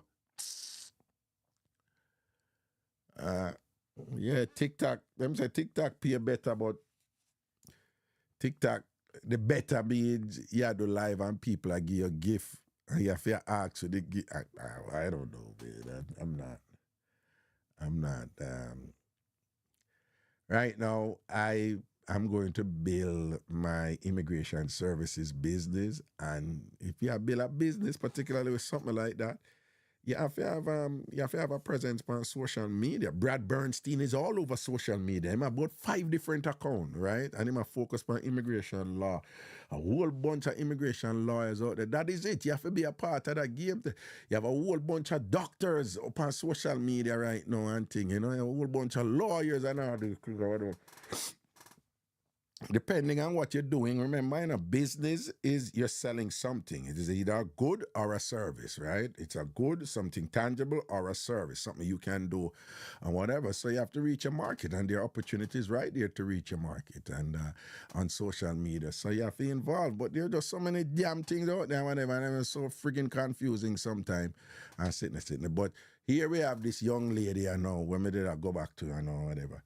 She have a reality where she, I say, she's even accusatory about it. I say, who you not post all of the good things that happen to you upon social media. But not only she's asking the question, she's saying, she's implying, insinuating that something is wrong with you if you're not doing that. But what I'm saying is what she thinks is the reality is actually the converse. It's actually not so. Because the normal is actually that most people don't post good things that happen to them as they shouldn't, you know. The normal is that most people don't post everything good with them buy or everything good with them happy. Most people don't do that. And it's not only men who don't do that. A lot of women don't do it either. So what she think is the normal and how she sound, you may think say she's right. But that is not the norm. But she's in a world where she think it is. And the world where she in is a social media world where people right here in the United States of America, millions of people don't care for social media right here. Them not care for social media. Them not even on social media. More successful people I know, people are doing well in life, them don't even have a social media account. And the ones that do, them don't even use them, they're not attracted to it. And if you get more on a macro level with this thing here too, social media is strong in South Korea and some parts of China. China have a centralized control over it. But, you know, outside of the United States, Canada, you know, certain Latin American countries and whatever and things like that, we have, you know, some sort of telecommunications infrastructure that is actively profiting from, digital access and stuff like that. Most of the world is still not there yet. When I time Facebook did, I said, Jesus, forget to the millions of people in Africa and whatever, depend it. We need to be the first. Facebook have come up with this idea to have these floating things in space to connect them down or whatever. Elon Musk improved upon that with the sitting where named Skylink, but whatever. But of course, again, he's controlling technology, politicizing it and thing. Even though why Ukraine use it, but you know, kind of why Ukraine go leave Russia, all kind of something and whatever this and that, you know. So there's another issue there. Who controls the technology? Who control the power and all them things there, whatever. But when I say with this young lady where you see me play with the video with she. That is an example, a little small little something of them where it may sound inconsequential and you know, it may sound silly, but you have to be careful of them little something there too, because of them little something they will creep in your mind and make you think, say, something wrong with you. Why do all men... When nothing wrong with you, you know, she thinks, say, what she a talk about, for post all of your business on social media. She thinks that is a norm, and if you not do that, then something wrong with you. She wrong. Why do all men do this? They could have like the most amazing weekend. I mean, they can meet the president of the United States. They can get a brand new car. They can be on their dream vacation. And then you go to their Instagram and it's like one picture of him and his dog. Like, what? Like, are you hiding something, or you just don't want people to know what you're doing? Someone please explain this to me. Poor you. Right, you know, if any man have sense, If any man have sense and see all somebody like you, pussy, them would avoid you like that, them to avoid all somebody like you, yeah? Yeah, me a old lady in the game right now, you know. So all I want man out there, listen to Mass Raga tell you something. You hear what I say? You see all them women that want to say love post, I love post everything. Avoid them. Avoid them. Them posty woman them will post, you see them love post and them love show and all them. So avoid them woman. Yeah. Listen to me. Okay, avoid. Anytime I talk to somebody, and this is primarily a woman thing, you know, yeah. I say it already. One of my cardinal fears. You know, them women, they're like something good happened to them, and them have to think, oh my God, it was just so awesome. I just had to tell somebody about it. I had to tell somebody about that. Afraid of them, you say? Afraid of them. It's like the thing, there's like the good thing, not good, if somebody else not know about how good it was. Like for real, you have that need. Nah. I don't want to get you in that trouble, yeah, man. First of all, them I make people more jealous of you and all these things and whatever. I put you in all kind of precare them something there, I think. Good afternoon, Carla. What go on? Hey, good afternoon, Raga. How are you? Yeah, I am really, really good. I am so good right now, for real. You sound extremely good. Yeah, and I like that little chocolate where you have, you know, it's cute. Yep. Okay, I have a few questions. Okay? Mm-hmm. All right. Okay, one is for the what do I call it now? I don't know if you consider to be forced. I know you didn't use those words, but like for the non-binary or the he, she, they, and the list go on and on, right? Mm-hmm. And for kids who think they in a different body or whatever they think they going on with them. Mm-hmm. And you say you would not acknowledge it because they are babies, which I understand, right? And you, I don't remember if you say. Okay, no, let me be clear. I am not going to use my bias or what somebody is saying to prevent me from calling my son, or calling my daughter. And say, oh, I'm not going to do that because that would be evil. Let me leave my son alone and for him to figure out if he wants to be a male or for Jide to figure out if she wants to be a girl. That is what I mean. I'm not going to do that. Oh no, me no say that to me. Okay, so that's what I'm saying. I can't word it the way you did because I don't remember the exact word. Right. Because I actually was working when I was listening, but I'm kind of free right now. Right, okay. Yes. I was saying I understand that because when my baby was, when my daughter was little, she didn't like to wear girl clothes. She wanted to wear boys' clothes only. I didn't understand it. And like, I said, wonder if she's going to be a little butch or a little tomboy, as we say in Jamaica, the tomboy part, not the butch part. And so I took her to the pediatrician and I was explaining it to her. And she said, you know, they sometimes just like to pick their clothes because I wanted her to be independent. So I used to allow her to pick her clothes. And so I have a boy and a girl. She used to actually take up her brother's clothes and put it on. Anyways, she didn't like pink at all.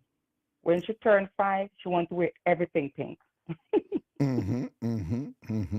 All of a sudden, everything pink. So I understand. I said, what if I had gone with, you know, she choosing boy clothes and decide, okay, she want to be a boy, not knowing like little kids go through these little things. They want to play with, you know, the action figures, and nothing is wrong with that. And people will think, okay, they're different, but they're just like they're kids. They, you know, they go through stuff and they want like to play with different stuff. No, my daughter is fully girl. She's not tomboyish again and whatever. Actually, if you see how our room is, I was like, this is strange. Oh my God, a lucky thing I didn't do nothing stupid or like, you know. So if the doctor was telling me, you know, I should take her to therapy, I said, I don't think so. I'm just gonna leave her. You know, let you go and play with her little stuff and pick out her clothes and see whatever. And all of a sudden now, you know, you understand where I'm going with the conversation. So I I totally understand do. exactly. Yeah. And you know what? A lot of, for example, a lot of boy kids, you know, at some point them put on them mother heels and I walk with it or play with, go fast with lipstick or something or whatever and thing like that. That don't mean that them want to be gay. Now, is it the case that some on some level, like from early out, is like them did born gay? Yes, there is evidence of that. Right? There is evidence of that. But you have to be able to make a distinction between that and normal experimentation and exploration that is characteristic of kids in any species, whether lion, tiger, human, whatever. You watch it, you show them all of the kids, them play and them, the little lion see one butterfly and him, and him ramp with the butterfly and this and that. And when the lion get big back, him don't care one fart about no butterfly. You understand? And Absolutely, then yeah. some of these people, them say these things and all whatever. Oh, but the kids are indicating where them want to be. Oh, so Zion at one point think that he was Cyborg from one planet and this and some. If you say, you find you're really an alien from the planet Cyborg. Yes, fine. Which is nonsense. The kids, all of them, you know many things, Just like kids, my son and Sonic. You remember imagine. Sonic? The kids them like Sonic. My son used to run with his hand behind him just like Sonic. Like Sonic, right? Or whatever, right? They experiment. Them play with stuff and whatever. That don't mean they really going lucky into something that is non-binary. No, you're the one imposing that on them. Right? Okay, so when my daughter turned 12, right? Mm-hmm. They supposed to get the shots when they turn 12, according to the pediatrician, right? Yeah.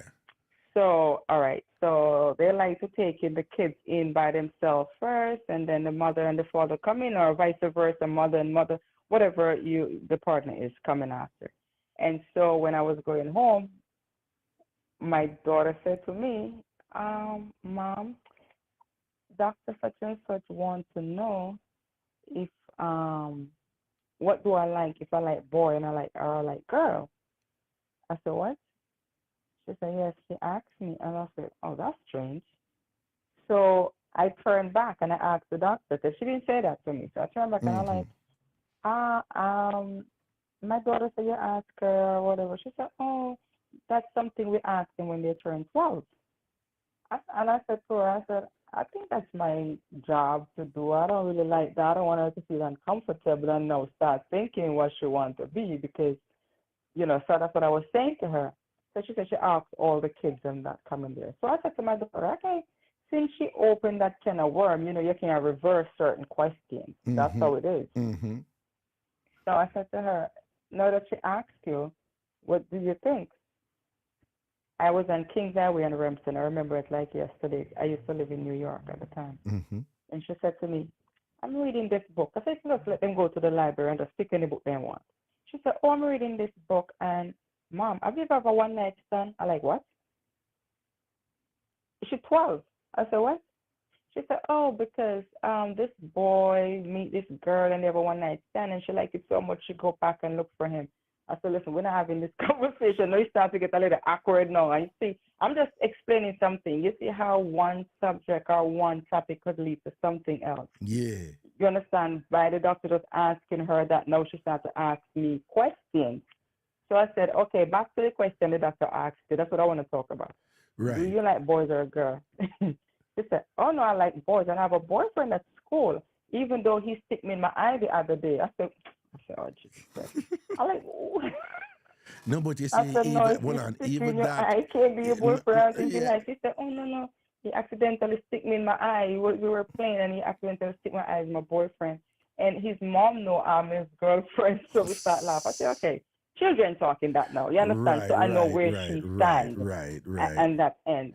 But and we never had that conversation again. Because we don't have, people think because I'm gay and my partner is gay, we have this conversation in the house, like what your children they want to be. No, we don't. We have a regular household like, you understand, like anybody else. Because people do ask me, Right. But you do. And I'm like, no, we don't have this conversation. If they come to me with a question, fine, but it's not like something I get up like, I watch every turn they turn and think, That never crossed my mind, not one time. Right. You know, and as you mentioned yesterday or the day before, I don't remember yesterday with the bathroom with your daughter and your son. I think it was yesterday because I think I was working, so I don't remember if it was yesterday. With your daughter went to the bathroom. You took her to the bathroom because she was a toddler, and then you couldn't leave her, so you had to take her to the bathroom. Yeah, she With wasn't. you, She and wasn't she was even one yet. She screaming. wasn't Yeah, even one yet, and she screamed when the yeah, Dyson she dryer screamed out. thing came Yes. out. Yeah, yeah. Okay. In Kings Plaza, they have a family bathroom, so you could take your daughter and your son with you. They had that. I think it's close to where the movie theater used to be. I'm not sure. I don't remember. Right. And so I remember I went inside there one time with my daughter and my son. Hey, yeah, with my daughter and my son, and I was inside there, and the girl is bigger, so I asked my son just to wait right there until I finish with my daughter because she was going through a little stuff. And I was up, and when he come out, and he started to ask me a whole bunch of questions. And I only say this to say that if the doctor did not ask my daughter that question, then we wouldn't have to deal with all the rest of questions then that come after. So I'm just saying a lot of these questions was not things that parents do inside the household. You understand what I'm saying? Right. Some of these things happen in school and in the doctor's office. So sometimes people think people were forcing these things and the children are on other people's children. These things happen in school actually, and in the doctor's office No, and but tell me outside. something. What do you think about? I wouldn't even say trending because in some instances it is the case now where they have now trained doctors and teachers to be in what they would say is to be giving the kids these options, and in their mind it's the healthy or healthier thing to do. The assumption is that there is a natural heterofocus assumption that can be oppressive to children who are not meant to be, heterosexuals. And if they grew up in a heterofocused society, they would and they're not they're not heterosexual. It will eventually become oppressive to them, and it would be confusing to them, and that they suffer from significant depression and so forth, and reduction in terms of being self-validating. They're not able to do that, and that it leads to a whole host of problems because they don't have a safe space to be who they are when they're gay or whatever the case may be, because the whole world is just movies, books, and whatever is just so heterocentered and things. So their argument is kids out there who have been suffering in private, and they just want people to be able to liberalize society in such a way where they can be free to be who they are. But so along those lines now, they have trained teachers and doctors to what they say is to engage all children, to get into that liberalized space of sexuality where they can be what they want to be, with the idea that we want to eliminate oppression against those that, who do not fall within a hetero framework and really want to be something else, or they are something else from a genetic level and things. So they have these teachers and like you said, the doctors, independently, without the parents' consent, engaging our children in that exercise. And so in some cases, in some states, if the parents say, no, I don't want you to be doing that, let me do that, those parents are subjected to legal consequences. What do you think about that? Okay. It's such a wide question. Actually, it's very broad and it's very wide. So I'm going to answer it to the best I can. I have a friend right now, and he told me his son get this girl pregnant, and I said no, he didn't. He said, yes. You have a granddaughter. And I said, no, you don't. Actually, your son is gay. And he said, oh, I don't want to hear that. And I told him that I don't want to hear that. And I said, well, because you told him you don't want to hear that, and that's why he's giving you a story that you want to hear. So because he don't want to be an outsider, he tell you he gets somebody pregnant. Because when I spoke to the son said, listen, I have to say something because really and truly, I don't want to be homeless. All right. Parents have a hard time, most parents, deal with certain situations, especially for their son. Sometimes parents overlook the girls. But when it comes on to their son, it's a big, big, big problem, huge problem for them. They don't even want to imagine it. They don't want to think about it, and it is so much. So this is why sometimes they have to learn other stuff outside, or they have to hear it outside. And so I shouldn't use the word learn. Like in school, they have to have these classes. To be honest with you, it's really and truly something that, even though I'm gay, I think parents don't want, but I'm telling you, the world is so full of so much people who dislike kids for the fact that they even look and speak different. Some kids, their voice never change, and they're not even gay. You understand what I'm saying? They just have that little voice, that feminine voice, and it's become a problem. So because of that, somebody has to say something, because some old soul can't have that conversation. They're not mentally ready or even will ever be ready to have conversation like that with their children. The force part, I don't know if it's really a force, to be honest with you. I've never seen it. I'm not going to say it doesn't exist, but I've never seen the force.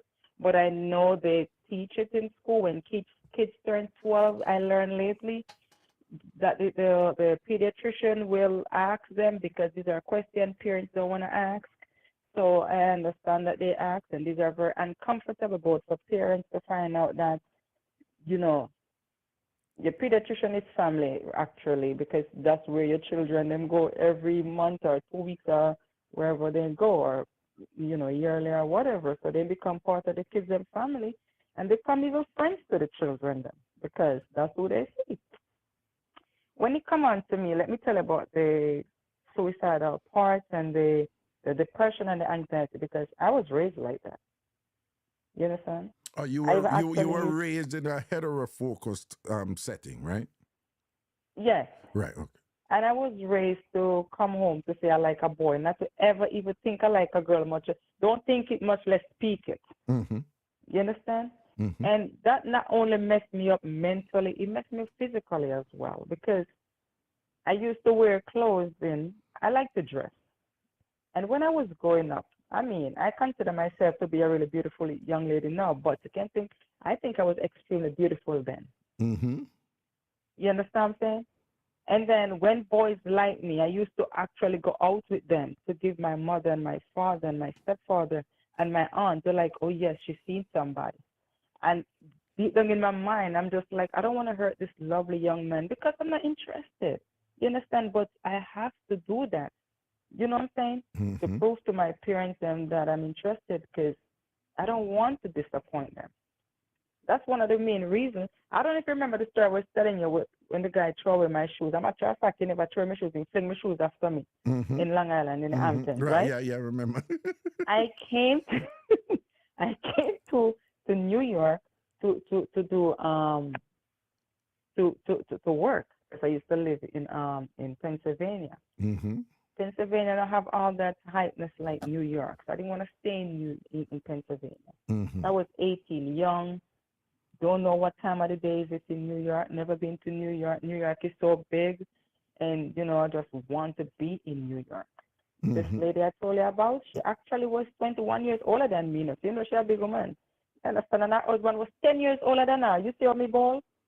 So it's like we could be there. The woman who you did take her, whatever, she was 21 years older than you? Yes, and her husband is 10 years older than her. The husband was fling with your boot? You fling with my shoes. Fling it behind me. Not even fling it behind me. You understand? Well, me want my shoes, them just drop behind me. You understand? You understand? So grown people, them for me and stuff. That's why I get so caught up, Because I come to New York to do networking and stuff, young and good looking, man. Yeah. And so, I meet them at function, So, me go on these big functions to meet these people now. So networking me I do. I'm supposed to go network. Because my family says, me not network and get no job. I come back to Pennsylvania, which me don't want to go back to Pennsylvania. So me try my best, So when she see me and like me, I'm so glad now me to get total when me come to New York for. That's why me get so caught up. Well, I know mine. So Well, I know. Mm-hmm. When did you have your first gay relationship? Like, when you had You your mean first relationship or mess with somebody?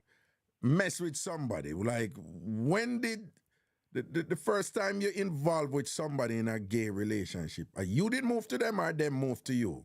No, actually, my nanny, which we call the lady who used to come and wash and cook and clean for we, she she come to me one day with a conversation.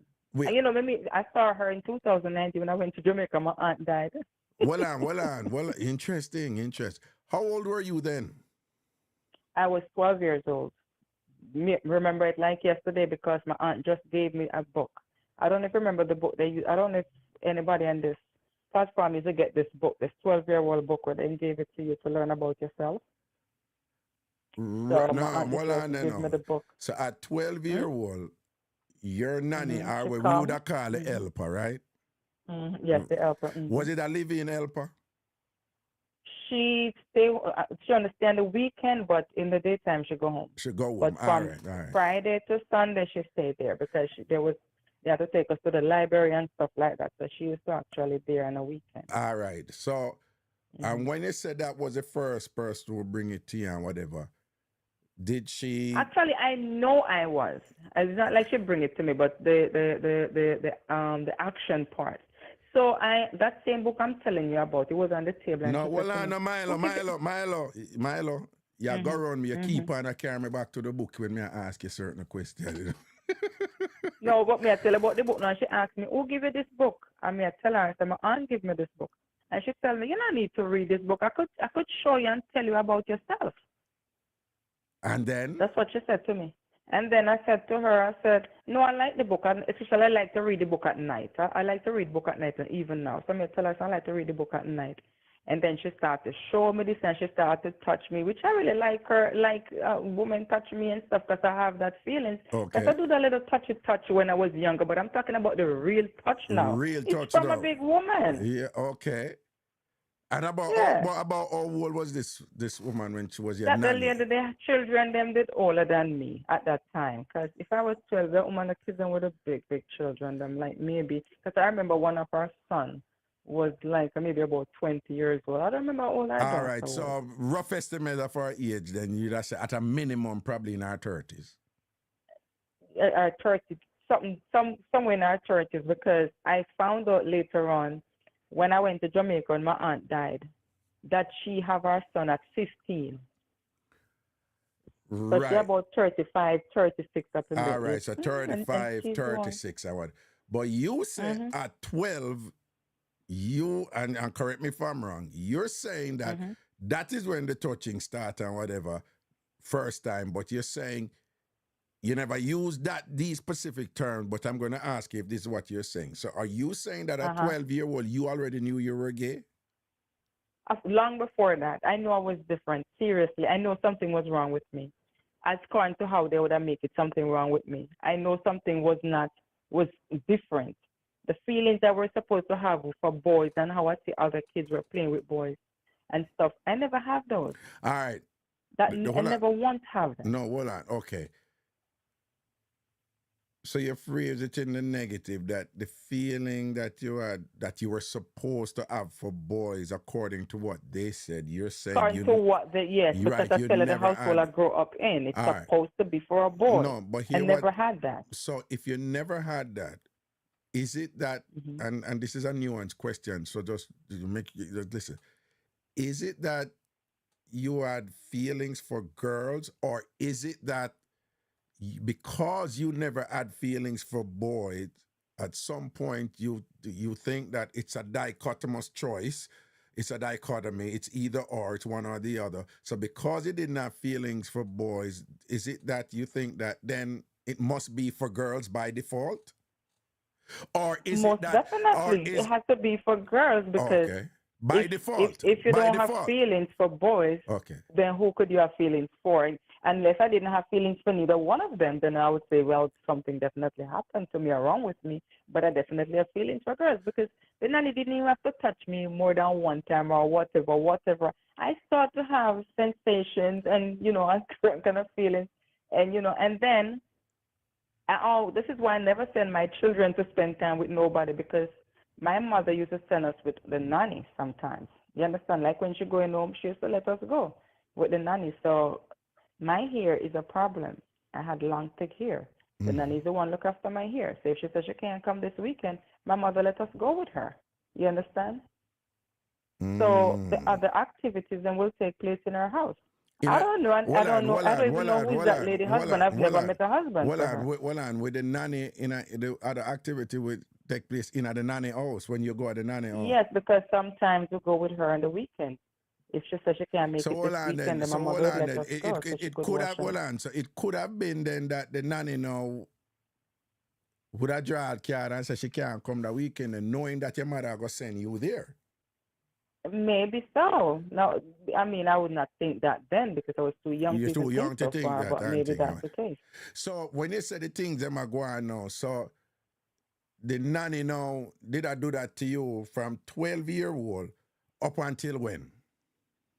Until I'm 14, because I left and go to the Cayman Island when I'm 14, and then from 14 I came here. I used to back and forth anyways because they did not want us to raise here to go to school here and whatever. So I used to be back and forth. So when I'm 14, I've never seen her again. When I left, so from your 12, from your 12, then the nanny did have sex with you up till you're 14 when you leave and go Cayman. Mm-hmm. And you're saying that my dad was there, so we used to go there with him and stay. All right then. And what I'm hearing from you, is, and you can correct me if I'm wrong. Correct me if I'm wrong, but you don't really see any problem with what the nanny do because you say you were gay from before. Yes, because I'm right now that I'm grown and I've sense and know that, she was a grown person, you're not supposed to mess with kids. And I think she actually, because me, I could tell, I could see young people and say, okay, that one is that one, that one is that one, and that one is that one. My wife always laughs when I say that. And I used to because her and I were watching something the other night. And I'm like, see that little boy? Something not right. Then she used to what happened? And I'm like, I'm telling you. So I guess the nanny, when you're gay, you could see another gay person. Because I said, that nanny has 3 kids and I've never seen a man. I don't know who she have the 3 children with. Me never see a man. Never see a man in the house. And I will always go there, never seen a guy. So I don't know who was the kid's father. Never seen a man. Point blank question. Was the nanny a perverted pedophile? Now, yes. Now that I know, yes, I would say that. Okay, right. With the simple logic that, hey, you're an adult. You're not supposed to be messing with a 12-year-old child sexually, no matter what. Correct? Mm-hmm. Correct. All right. And you don't think that perversion that she engaged with you from the impressionable age of 12 years old, 12, up until when you're 14, you don't think that have anything to do with the path that you ended up remaining on for the rest of your life, in terms of your sexuality, being gay? Actually, no, not at all. No? Mm-mm. Okay. No. And the reason why I'm going to say no, as I said, I know from I was very young. Very, very. That is the reason why I told you when my daughter used to want to wear what we call boy clothes, I've never seen anything that never stopped her because I said, let me see how far she's going to push this thing. And by the time she turned 5, she going to want to wear pink, everything pink. Mm-hmm. She even want me to buy a pink car. That's how much you understand. So I'm saying, if I were to change the feelings from such a young age, I would have changed long before. I would have feelings differently, and I would see a boy, because 12 years old is not really like I'm a baby. I would see a boy when I have a little crush and stuff. I never have a crush on a boy yet. No, but what I'm saying is, even though you never had it before, as a child, you don't think that what the nanny did with you for 2 years, you don't think that have anything to do with the fact that you ended up not. Are you trying to ask me that if what the nanny did, that's what turned me gay? That's No, the question not you're trying to turn you ask me? gay, but just like solidified you on a path where you're like, this is it. Because it No, felt good, or she treated you good, or you think she was no. being good to you at the time, or whatever, because apparently I would think that she was gentle and nice to you and whatever and things like that. And that is a problem with sometimes when those people are doing those things to children and whatever, and it confuses kids. Not at all. So you Let me don't tell you think... something. I went to Barbados with a bunch of guys. No, I went to Barbados with a bunch of guys, a whole bunch of them. I was the only one who have a room by myself. Everybody else share a room. And I have this guy in my town and said, boy, Empress, things say, you're straight gay, blah, blah. You're too good looking to be gay man and stuff like that. They like to mess with me. Right. And he said to me, them lips look like you're a good kisser. And I said, come, let me give you a kiss, seriously. And he come. And I said to him, you can't kiss. And I said, all right, I'm going to show him how to kiss and whatever. And he said to me, you don't feel nothing? And I said, no. He said, you have to feel something, man. I said, no, I don't feel nothing. And he said, no, something wrong with you. I never touch a woman and a woman don't feel nothing yet. And he touched me on my breast. He said, you don't feel nothing. I said, I'll feel you do play with the ring for me because I used to have nipple rings. I said, I'll know you do I play with the nipple ring, but I don't feel nothing yet. And he started laughing. He said, why you gave it true? You gave it true. You don't feel nothing from me, something wrong with you. All right, well, So I'm never feel anything. I got you a monkey wrench right, no. No. Because I think I'm about to learn something based on that question I may ask you, because I'm going to tell you something now. As a man who pay attention to, I consider myself, for various reasons, having above average understanding of certain nuances with behavior, right? Which is an advantage, but also I certainly don't know everything, so I'm always learning. So here I'm going to tell you something now, I want to know if you cognizant of this and how you explain it. There are women out there right now, and I've met several of them, in counseling capacities, and I have actually dated a couple, who they would tell you they're not gay, right? They would tell you they're not gay. They would tell you that they've always dated men. But here's the hold on. Coffee. No, it's the comment I just read. No, don't pay the comment, them the mind, But listen. There are women out there who tell you no woman to them thing, but they have never been sexually excited by a man. I don't know if that makes sense. Them have sex and them do, but in truth, the big deal with them see people make both sex and whatever in them quiet space, them not tell nobody, but for different reasons, women end up a reason with me about them something. But there are women out there like you, when you were young, never feel a sexual thing for man. Them never feel a sexual thing for man, but never assume that means that they're gay by default. That makes sense what I'm asking you? First of all, do you know of women like that? No, never met one. All right, let me just be clear. You have women out there who there with man, right? And always there with man. And give man sex and whatever, and have picnic and whatever. But when it comes to sex, it was never either here nor there for them. The big deal with them, see people that make about sex, they've never feel no excitement about it and whatever. And they have gone through phases where they want to have something wrong with them or whatever. But there are women who have sex but don't care for sex. Never care for sex. But they never assumed that meant that they were gay because they never care for sex with man and all them something or whatever, thing like that. How you explain that? Well, to be honest to you, me always get excited when it come on to girls. So I know definitely. This is not even if or a but. I know definitely long before even the nanny want to look in the book and tell me, you don't have to read this book. I could show you on whatever, this book. So I know definitely this has nothing to do with her. actually she violates and stuff like that. I understand now, Yeah. but it has nothing to do with it. Seriously, nothing. I Oh. will. All right.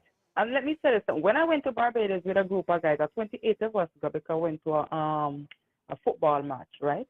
Mm-hmm. So I only probably go on the bus, and they have one Trini girl on the bus, right? Mm-hmm. And because they send us a bus and she do all kind of things and whatever. Because one thing people real, the guys in mind, you guys the nonsense that come in your guys' brain when you come on to lesbian and stuff is really I don't understand. It's like you guys have something in your mind like, so what you guys do? You guys soap up. Like I have male friend who call me and say, what are your wife doing? I said, well, she watching something or she reading something. That's it. That's boring. Are you guys soaping up, showering and stuff? I'm like, huh? I'm like, why would be soaping That's up and stupid. showering at this time No, of the that's day? stupid. And I will ask him, what you doing with your wife? He said, oh, she must be somewhere in the bedroom. And I'm like, so why you not soaping up and showering? Exactly. You're like, why would be doing that? Exactly. That's it. So why I would be doing that? So they always think something excited and something going on. No. You get what I'm saying? What it is that a lot of heterosexuals, if they think about somebody being gay or lesbian, they think that being lesbian is just about lesbian sex, which is absurd, which is really underdeveloped thinking if you really think about Something's it. always, But yes, yeah. they think Right. sexual going. And then when I was in Barbados, the guys them used to come and sit around me, and the same Trini girl, she never said nothing to me, but I know she was good. It's like I think she was waiting for me to make a move or something. I could tell she was a bit shy, and I don't mess with girls who are a bit shy because I don't want to hear after the trip they said all kind of nonsense. So I try to stay far from stuff like that, especially with people who drink, because I don't want when I come back a year, oh, I didn't plan for this and you use me because when I was younger, I used to get a lot of stuff. Girl even chased me through 42nd Street one time. See, I used her because she used to be talking to another girl and mess up the whole date that I was on. So when girls drink and stuff like that, I try to not to engage in conversation with them. And I will be sitting, and the guys then will be sitting around me. Some of them even tell me, let me just put it right there and see if you like it and stuff. And I'm like, huh? But the guy them say like, if you make them put it right at the edge to see if you Yeah, like let me it. just put it right there so and see. And trust me, I promise me not even go no further. They want to just sit down and laugh. No, that's something that, but you know what? I don't know if guys do it all over the world, but I can't tell you at Jamaica, the time when we are trying to get it from girl, we say, all right, I'm not going to put it in. I'm going to just put it at the edge, man. I'm just put it at the edge, you know? Just hold it and put it. so you say, when they come to you with them argument, they know, because that is the other thing, the stereotype. I laugh all the time. The ignorant thing with heterosexual men, they always think that, but I find that gay people think this way too, you know, but heterosexual men think that lesbian women, no man, all she need is some good sex, one good dick and thing that she realize or whatever, and they don't realize that being a lesbian primarily it's not about sex. There are a lot of that's what I was just telling like them. how you can It's be like, a Christian. it doesn't even cross my mind just sometimes, like how but you they can, think that's how it goes. just like how you can be a Christian and you don't have to ever go to church or even pray, but you can still be a Christian and whatever. It's the same way somebody can be. Many of you are heterosexual, but you're not having sex. And you don't want to have sex, but you're heterosexual, right? It's the same thing with the gay people, right? You know. So I always say this to say that when you come on to the kids, for example, I don't know if you see what Planet Fitness put up inside the I think is that the lobby or something. Like when you're entering inside, they had this huge sign. I just saw it there last week. Saturday I went to the gym and I saw it and I was like, this is new. So I asked the girl at the front desk, I said, is this new? And she said yes, because they had a situation. So because we had a gym where we live, sometimes we only go to Planet Fitness if I want to use certain machines, you know, just to keep my heart rate up and stuff. And I don't have nothing to lose. So I just go there to just keep my heart rate up and jump up and down, try to send me a workout and do what the other guys. Number one, I don't follow what the girls them do a workout like the men them. Anyway, the men them working out, that's what I try to do to see how to use like the machines them and stuff properly, because, you know. And then I was saying, and she was telling me that they put it up because of the situation. I know a lot of people here have the situation, and the same situation is the same thing that you spoke about earlier on with the bathroom. So some transgender guy went into the female bathroom, and a 12-year-old was sitting down, or she was 11, I don't know, was sitting down there, and he walked past her, and he went to the bathroom. My thing is, with that, I was saying to somebody, I am not condoning nobody male using a female bathroom, vice versa. Even though I'm guilty of that, a lot of time I go to events in the park and the female bathroom full, and I look sideways and the other way, I don't see nobody, and I roll in the men's bathroom and pee and run back home because I really want to go. Because And you so really want to go. sometimes, Right. you know, it's the female, them when they go bathroom, they don't know what they want in a bathroom. Then they want to leave out of the bathroom. They stay in there too long. So sometimes, you know, duty caller, you just gotta go. Right. So yeah. So with that, I was saying, I don't know why the child was in the bathroom, because if you know how the gym bathroom set up, I don't know if she was waiting on an adult or something. I don't know why the child was sitting in the bathroom. You know, and a white lady said she saw the child there, and the man just walked past, and she sounded the alarm, and, you know, people come and stuff like that. I'm just saying to parents, please, it's your duty to protect your children. It's nobody else's duty. Your duty is to protect your own children. Your duty to make sure your children are protected. And at every time you go out, especially at gym where underage kids are not allowed, if you happen to take your kids to the gym because you don't have a babysitter, make your kids stay close to you. Because most gym won't allow 11-year-olds to use the machine but you and see, stuff. I have a couple. Wait, the two questions. I have a question on just before. You see what you just said. It's very important because there have been a couple times I've been places with my little daughter, and the way me paranoid. Me don't even want to go in. I say, come over here, son. I say, all right, go behind that bush. Daddy is just standing right here. Because I cannot go in the female bathroom, right? But the way of the world I run right, you know, you're there certain place, like all Walmart and them place, and me not join that something there, you know, what, you know, me have to figure out something like, cause you can't even make your pitney go in there. Cause you don't know what your pitney me are seeing there with this trans thing and wagwan and all them something there and whatever, you know?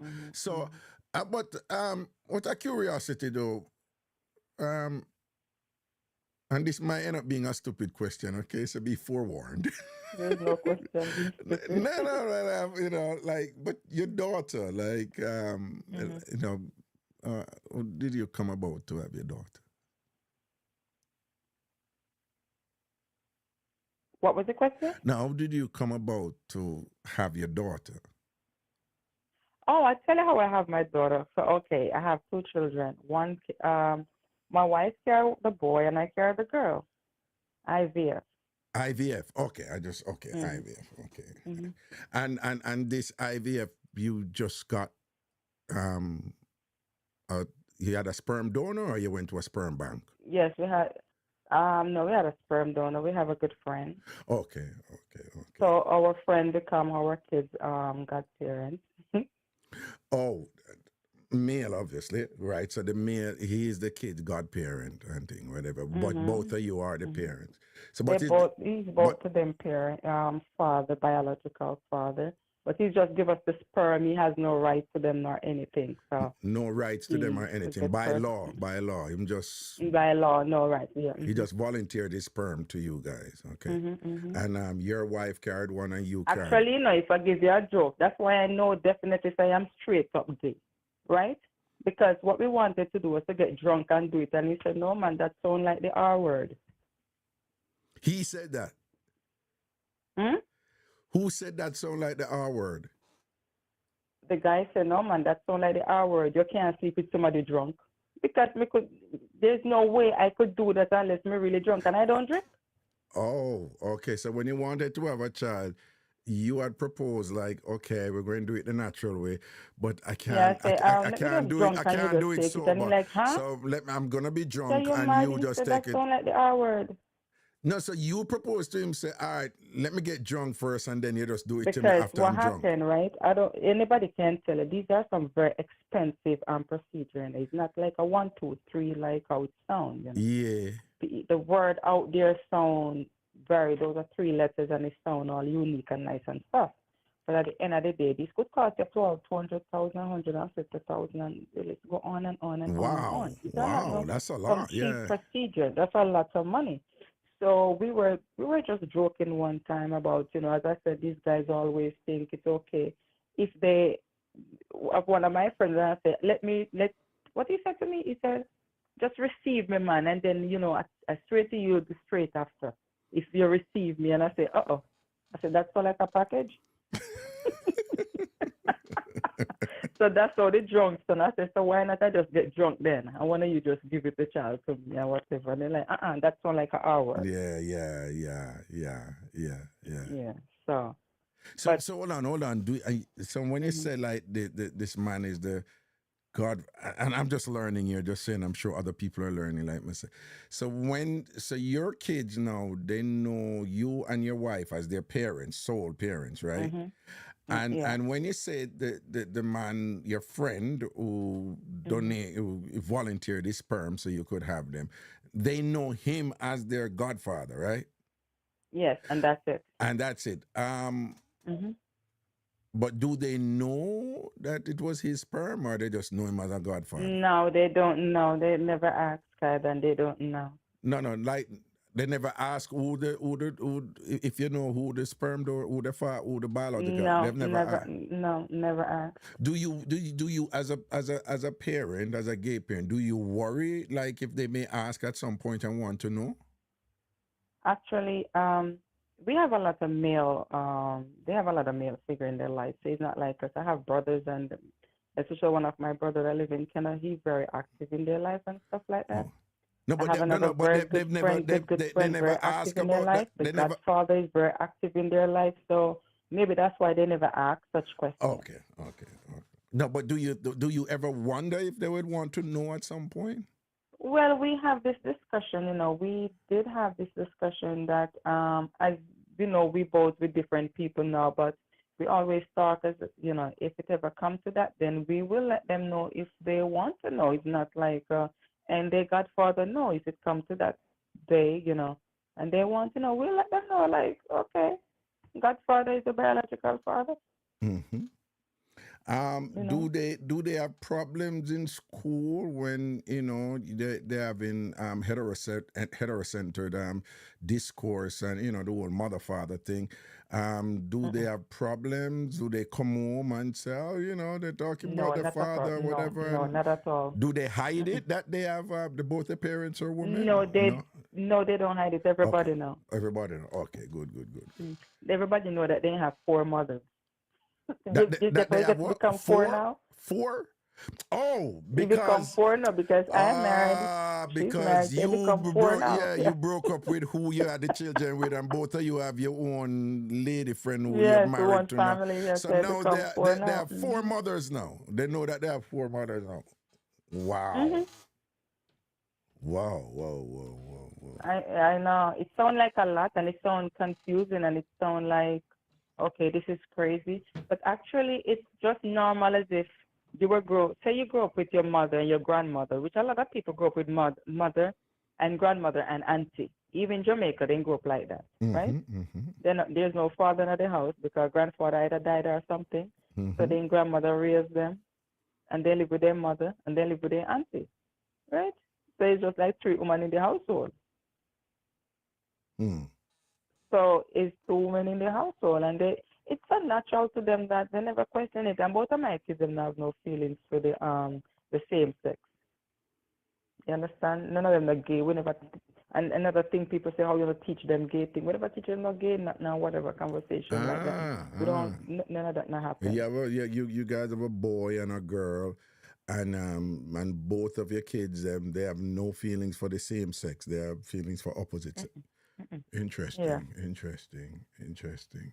At one time, I used to have to talk to my daughter really and truly. She and I went to the bank when she turned 16. She and I went to the bank to open this bank account, for her, and she was saying, and I said, what are you looking at? She said, did you know the bank teller is 18? I said, you're 16 years old. Be quiet. What? She got eyes for the bank teller? Yeah, and she asked me if I knew that the bank teller was 18. I said, and you're 16. Be quiet. So I know from one long time, so she don't have no feelings for girls. My son have no feelings for boys. You understand? But do you refer? So it's not something that's gonna catch you, because some people think it's gonna. Because a lot of people, let me tell you, I went to a function one time, and this lady actually told me, I'm going to go to hell. And I said, I'm in hell already. That was my response to her because she was being rude. I said, Right. I'm in hell already. Right. I can't go to no more hell. Right. And she said, oh, you're going to raise these kids to be gay. And I asked her, I said, you have kids? She said, yes. I said, what do you have? And she said, she has 2 girls. I said, raise them well. My son may marry to one day. And she said, oh, you take this thing different. I thought you was raising them different. And the conversation turned around. Mm. Mm.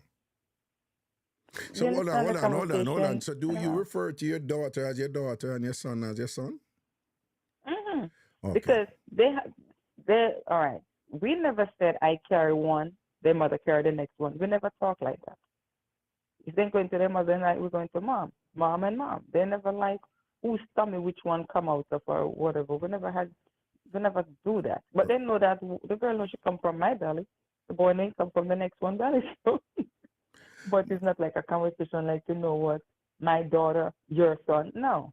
But what do you think about trans gay people who are saying that parents in general should not refer to their sons or daughters as daughters, but leave the kids alone and don't ascribe any gender to them and let I them just choose? say that was another question that I wanted to say to you. Okay. All right. So right now you must know that I have gay friends, a lot of gay friends. Right. Most of us meet up every Thursday for coffee. We just meet up together. So we meet up at this coffee shop and, nice little get together every Thursday and when I'm in town. And and this is one of the conversations that's come up because one of the ladies, she have a little girl, which I thought was a boy. So when I met her, the child was there. So I didn't know it was a girl. I thought it was a little boy. And so I always, and you have what would call a boy name. Mm-hmm. And then one day, the little girl, boy, oh Jesus, now I'm confused. The little girl, which I thought was a little boy, said to me, you have this short hair, the short little hair. And I said, the grandmother said to me, how did I did my dreads? And I'm like, I didn't do it. This was a long time thing. Mm-hmm. This is how I always have it. I always wear a turban, blah, blah, blah. So this is not, I didn't do anything. So I was saying to her, but I know how to braid. If you want me to braid your grandson hair. And she said, oh, no, it's not a boy, it's a girl. I'm like, oh. But the mother. Were you embarrassed? Because I always thought it was a boy, but you said the mother don't really identify the child yet. Whoa. So okay. I said to her, I said, okay, he's 9, because he told me he's 9. So you not identify yet. So what they call him at school? She said he's home school. He's from here to another country, so he live in 2 countries, this country here and another country. Mm-hmm. I'm like, oh.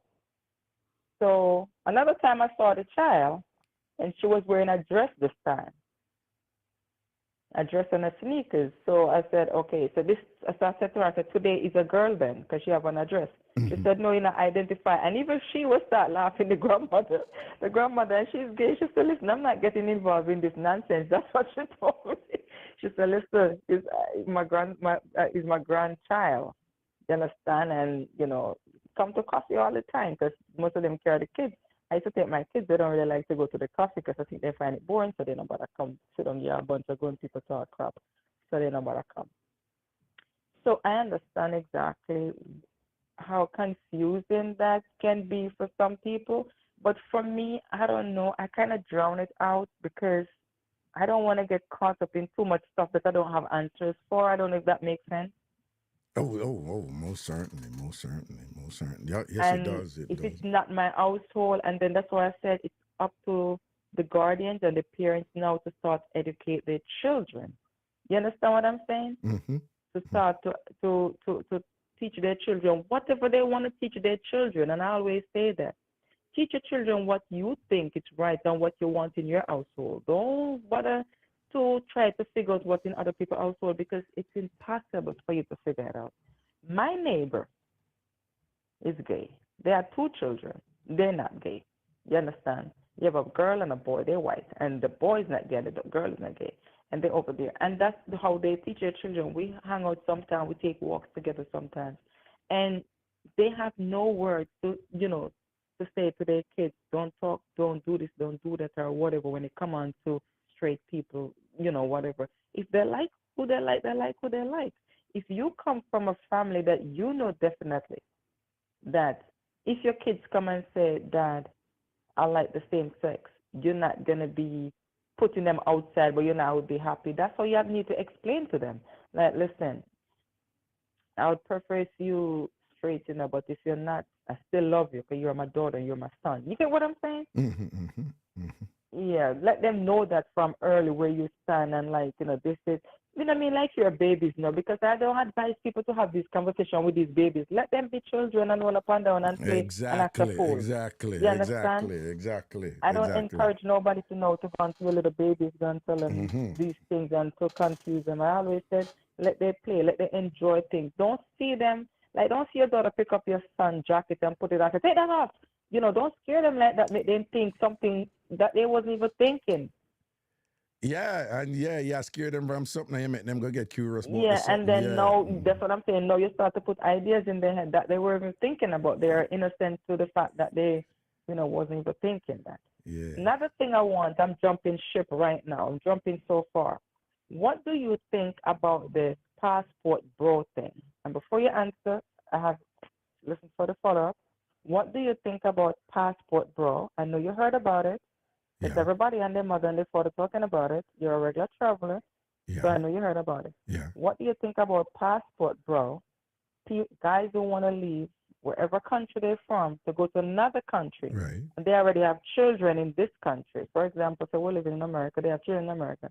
They want to pack up and leave. Said the woman in America is too masculine. They're too hard-headed. They don't listen. They're not the type of woman they want. They're too big mouth and they're too loud. They talk back. Because these are conversations that the men them have with me. So I repeat everything what they tell me. You understand? They don't like cook. They don't like wash. They want to have sex on the days that they want to have sex. And most of them say their wife even have calendars. So they want to have sex on Monday at 9 o'clock. At 9 o'clock you have to be ready. Or 12 o'clock you have to be ready. And this is serious, This is not even a joke. This is what the guys them. There's a conversation, I have yesterday, So I said, no, man, so they have to make sure I'm finish work on time to ask for this. And them sick of that. Them say when they travel to other countries, them don't have those kind of problems. So them packing up, leaving the children then here, and then going to other countries and call themselves passport bro. What do you think about situation like those? I'm not even talking about the straight man them. Sorry, not straight. Oh, sorry. The single men them who don't have children. I'm talking about men who have children. All right. And for listeners who don't know, Milo has explained some of it, but there is a thing out there called passport bros, and again, it's these men who basically they're arguing that Western women no longer know how to treat men or do not appreciate men, which is part of a larger narrative out there. It's heavy on social media. Again, be careful with these things, people, because sometimes, we see social media and we think that is the world. But what is going on with passport bro, there's a big question to how pervasive it is. It may not be as pervasive as people think it is, but it's definitely out there. And what it is that men are saying that, men do a lot, and men sacrifice a lot, and we're the one who face the danger, and we're the one who build a whole heap of things, and we protect, and with this and that and whatever. And there is this thing with women who have devalued that, and a lot of women, I know you see these things where there's this big thing out there from women. We don't need men. We don't need what purpose man serve, and this and that, da. So on one side, men feel that they're under attack.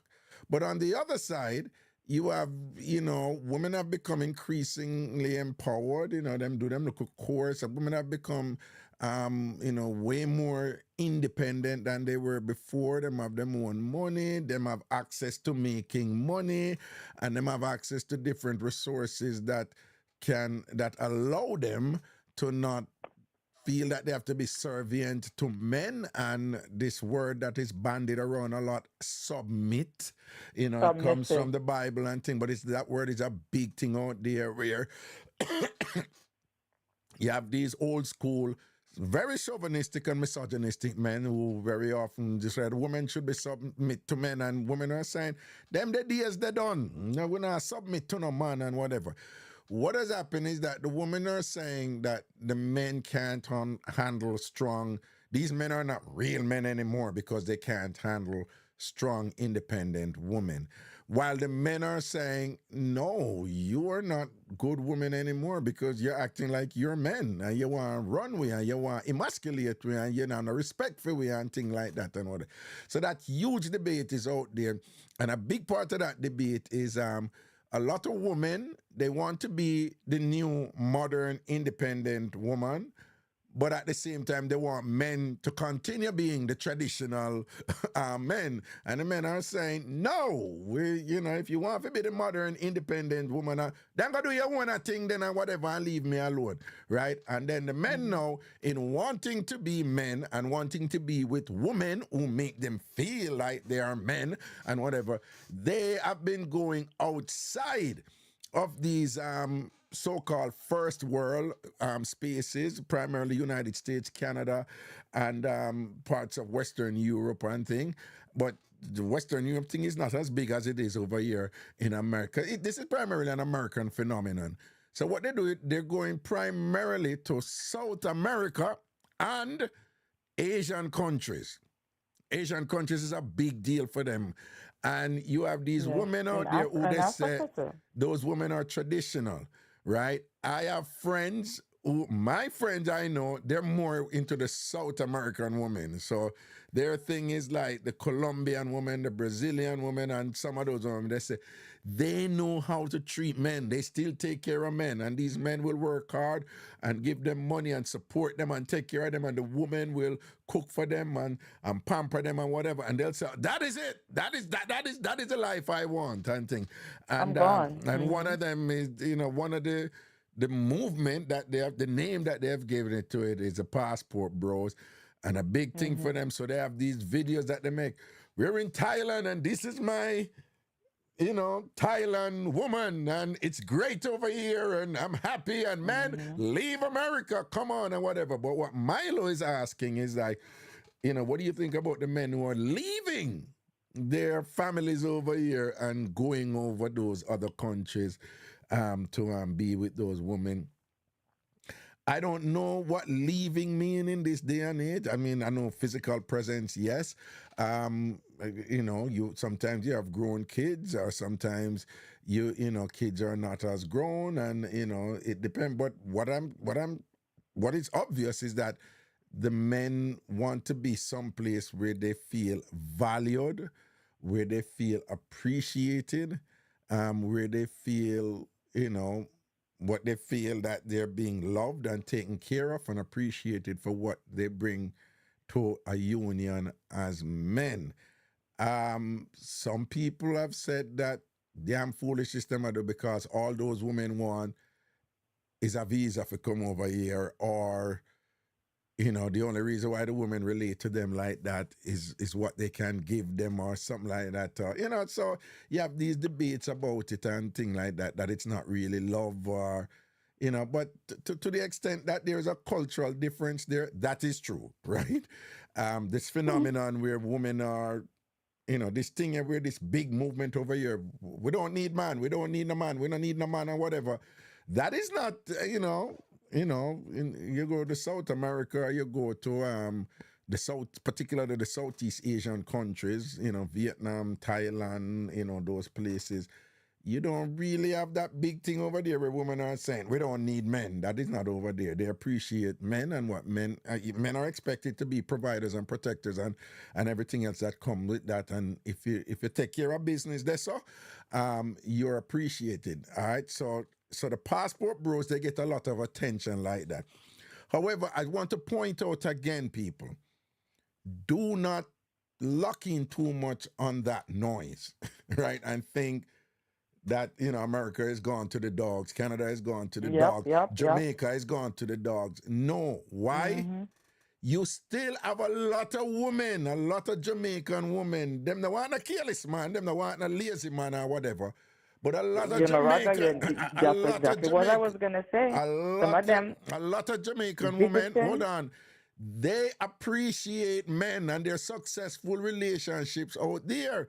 And if that man work hard, if the man love the woman, take care of her, and make sure she all right, their Jamaican woman would be like, what? Well, if submit is a big deal to you, I have no problem submitting to you. If you take care of what me Exactly. want you to take care and do what you're supposed to do as a man. If I that you want, that you want. Not only that, I'll be loyal to you. I'll back you and support you. If you have my back that way, if you go out there and do what you do and you pay the bills and you this and that and provide for the family and my sister, you work hard and you have my back and thing and you support me, listen to me. There are a lot of women out there right now. Them not gonna take the foolishness from the man with certain thing, but you're not gonna hear them a chat about. I don't need no man. I want man you. No, don't believe that that is a dominant narrative out there. A whole heap of woman right there in New York City and whatever. All them I say, listen to me, man. I look a piece of man then and get up early and he work hard and what. Me not give him up for nothing, right? Or you have someone that may not have nobody or whatever. But even if them not have nobody, them not gonna say, oh, me not use some man. I'm independent. I can do best by myself. I'm done with man or whatever. You have a whole heap of people out there in successful relationship who the women, they appreciate the men, and the men love the woman them, love who them they would love them wife, love them woman, and them no want go no Thailand or no this and that land or whatever. They're very happy in their union or whatever. It's just that those people now come on social media and a ball out and a talk about how successful them relationship and is. tell people what they have and what they tell don't people them have. what That's them have and exactly. thing or whatever. So people don't even know say them exist and all them thing. They say don't be disenchanted by all these people who are so loud with the media that is available and think that they are speaking for the majority or speaking for the dominant narrative when they are not. You have woman right now I go through a breakup and thing and whatever and hate the man with them there with.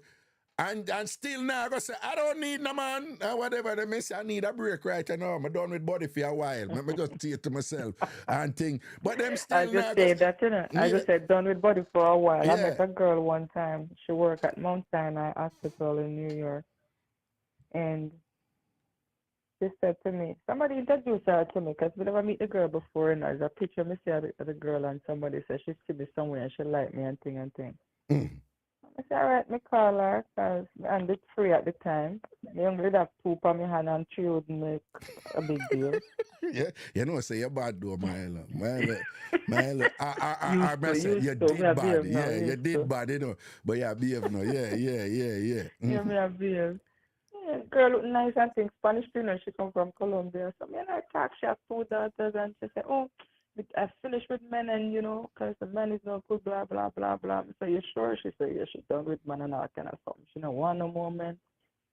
So then I decided to meet up and stuff and we sit down and she said to me, if the date go well, she will pay for it, the first one. If it don't go well, then we have to split the bill. Okay, that makes sense. A woman dangerous, you know, Jesus. Yeah. I said, you never hear?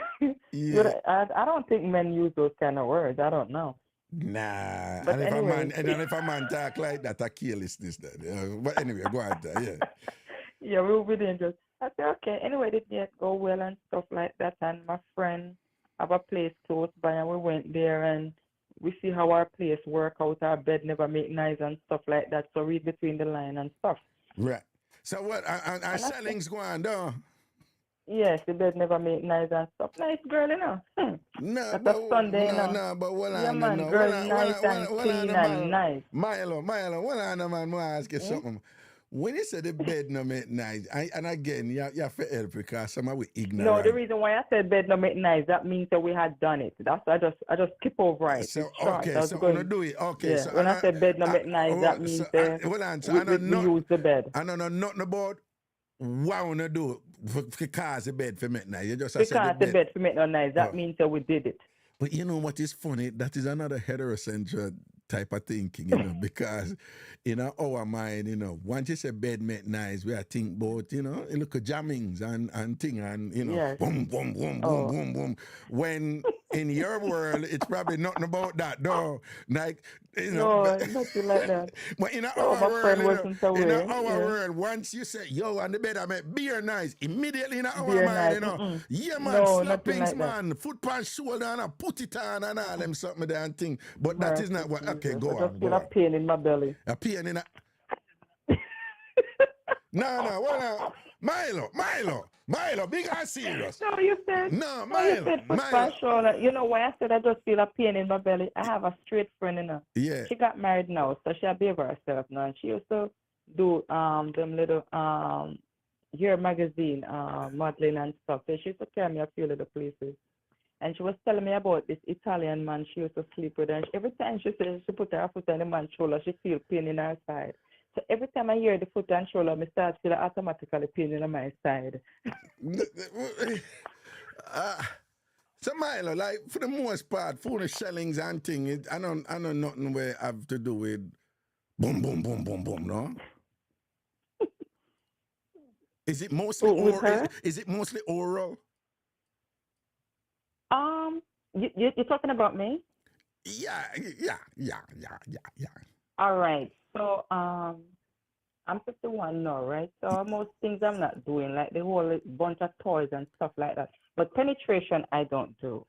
Oh. But for those who like penetration, we have all these balls and these and cuffs and these. The list go on and Wait, the balls whips and the strap and the dog leash and stuff like that. Well, and balls and beads and what? Why you laughing? I can't laugh tonight. No, why you laughing? No, you know all these handcuffs, stuff where women use, man. All these little no, but well, hetero people use handcuff too. So I know and handcuff, we use handcuff too. Yeah, and all these stuff that we use, whips and the dog leash and they were like dressed up who a nurse tonight, who a police officer. I used to love to be a police officer. That was my favorite. No, but hetero people do that too. Then that's what I'm saying. So all of these little stuff that we used to do and stuff. So that was a Sunday, girl nice and clean. And but you just never deal with strap-on. With woman have a strap-on penis and I do. You not deal with that, You right? mean strap-on and do on me? Yeah, like, a lot of lesbians, them strap-on a fake penis and the butch one. Oh, no. That's what I'm saying. I have partners who use strap-on, but not on me. Because remember, it's just now that it's just my wife and I, but before we have other people. We went up to 6 and 7, so we have people who like them strap-on and stuff.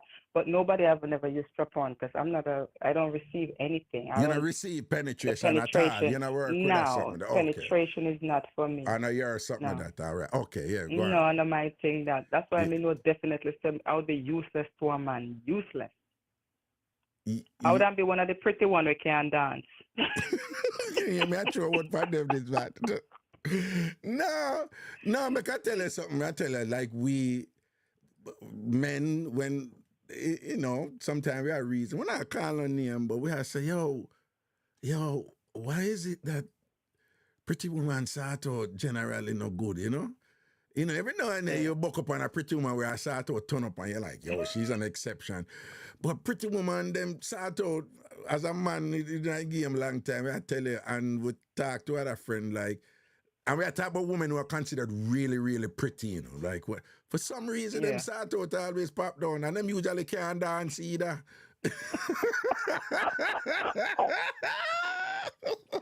Let me tell you something. I have a brother in Jamaica. He and I weren't talking for 2 years. He went back to Jamaica because, as you know, a lot of people are going home to do their own business after they reach a certain age and, they have gained what they want from America. Yeah. And he take me to a little event, a little, what do you call it? It's a little backyard thing where them cook and have a little shopping at the back and stuff. And, one of my male friend like me and stuff, and he said, no, leave that one alone. She on your sister's side. Just like that, he said, leave on your that one alone. sister's side, yeah. He on your sister's side. Knowingly, that he's sleeping with the sister, so actually him push me onto the sister, So when he said that, in my mind, I said, yeah, so the girl must be gay and stuff. So later in the night, I said, the girl and stuff, and she said, who did your hair? So she asked me that. So she come on to me, who did my hair, and, she twist here and stuff. I said, I really twist my hair still, I always wear a turban and stuff. And she said, I know to wrap turban and stuff. I said, yeah, you want to wrap my turban for me? So my brother. Listen to me, Milo. So she said, yes. Milo, what you said to her? I said, B, say you want to come wrap my turban? Yeah, and she said yes. And you want to know, so the girl bring all that turban for me in a reality. This is no joke. See it there. And, you know, my brother have a nice little house. I'm not going to lie.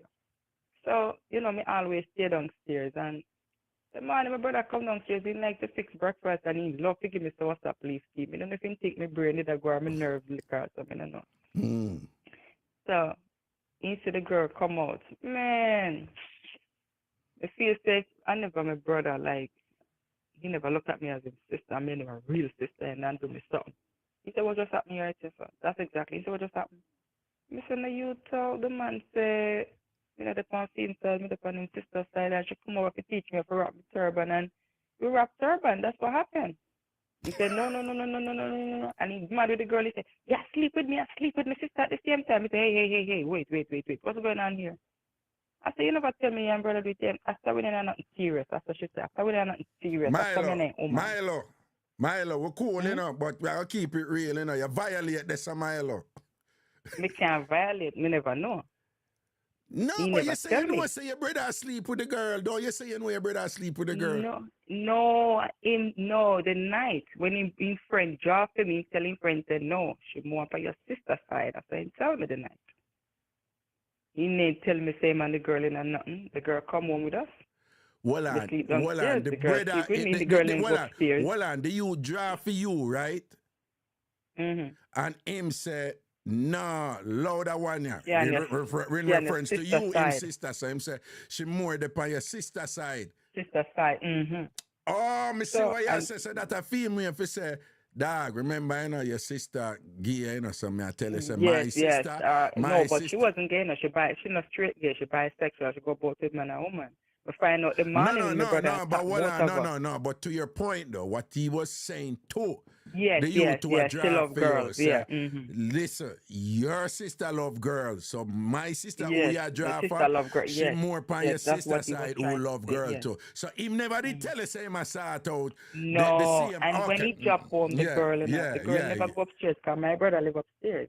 Yeah. When me visit them house at Jamaica, downstairs me sleep. Yeah. So he always a fix breakfast and stuff. So when the girl walk out to come eat, and that's when he put on the food and rush to the door and I like, what go on here? So I said, what do you mean what go on here? So I was trying to be funny now. I said, she come to wrap me turban.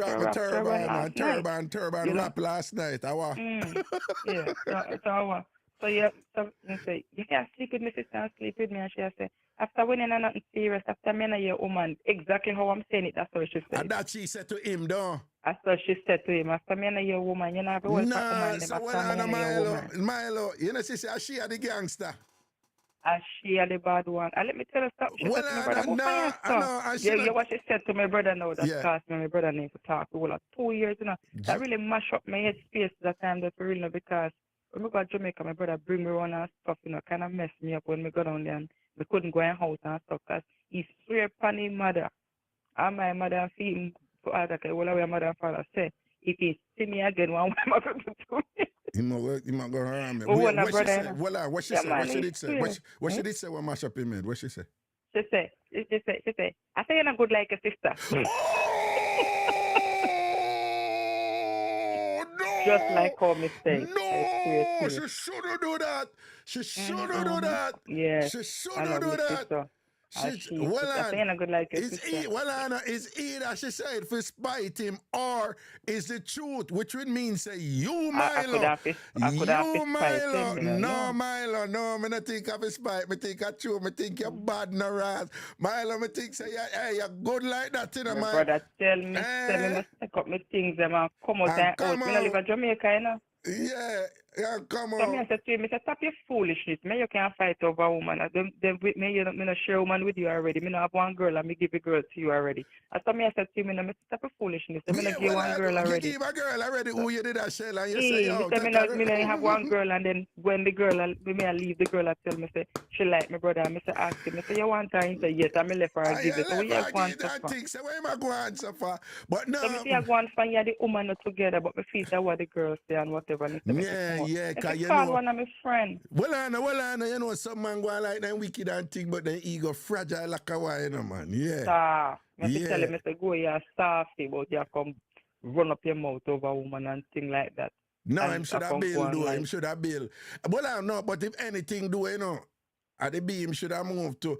But when I said, she a real bad girl, you know, because from fear position, you know, she say, I juggle, you know, grind the brother and grind the sister. She nice, but you know, Raga, Well, she not want a dark skin. She girl dark like a chocolate, you know, you could see her teeth them in the middle of the night.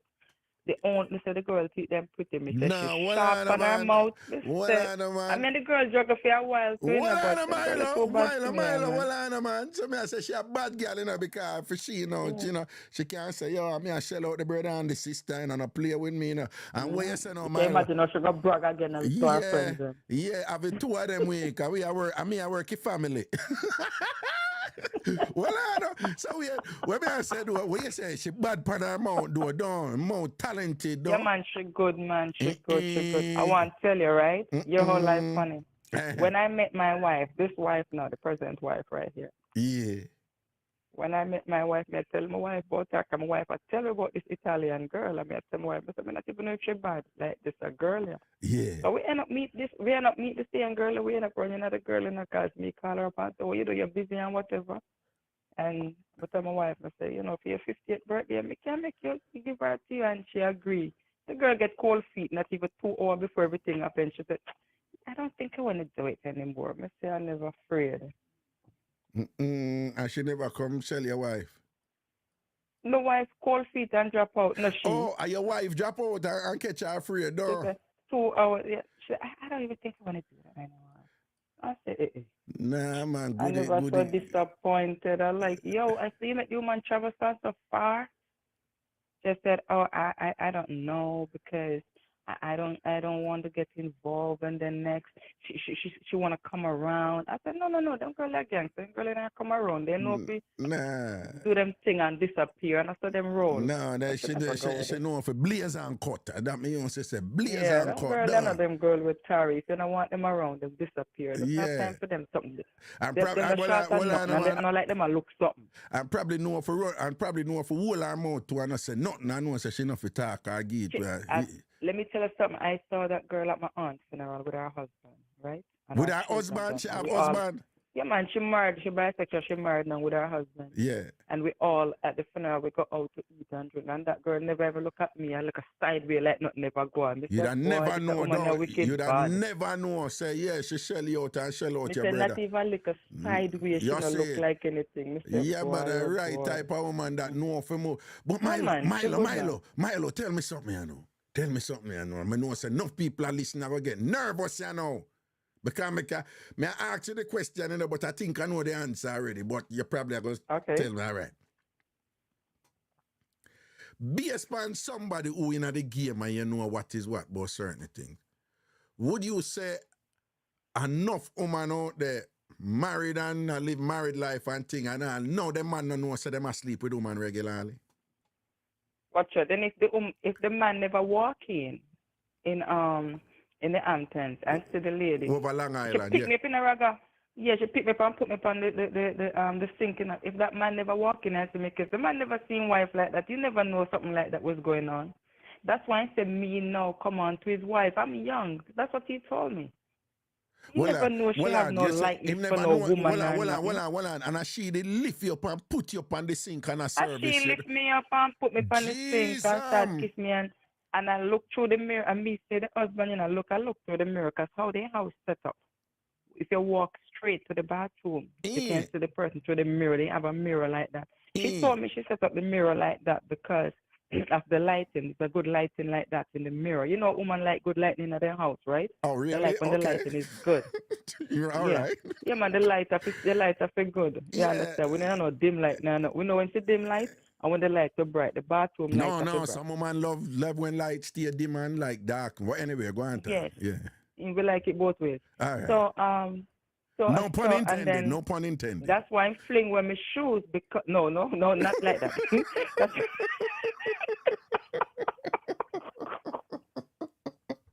You catch on so fast. Yeah.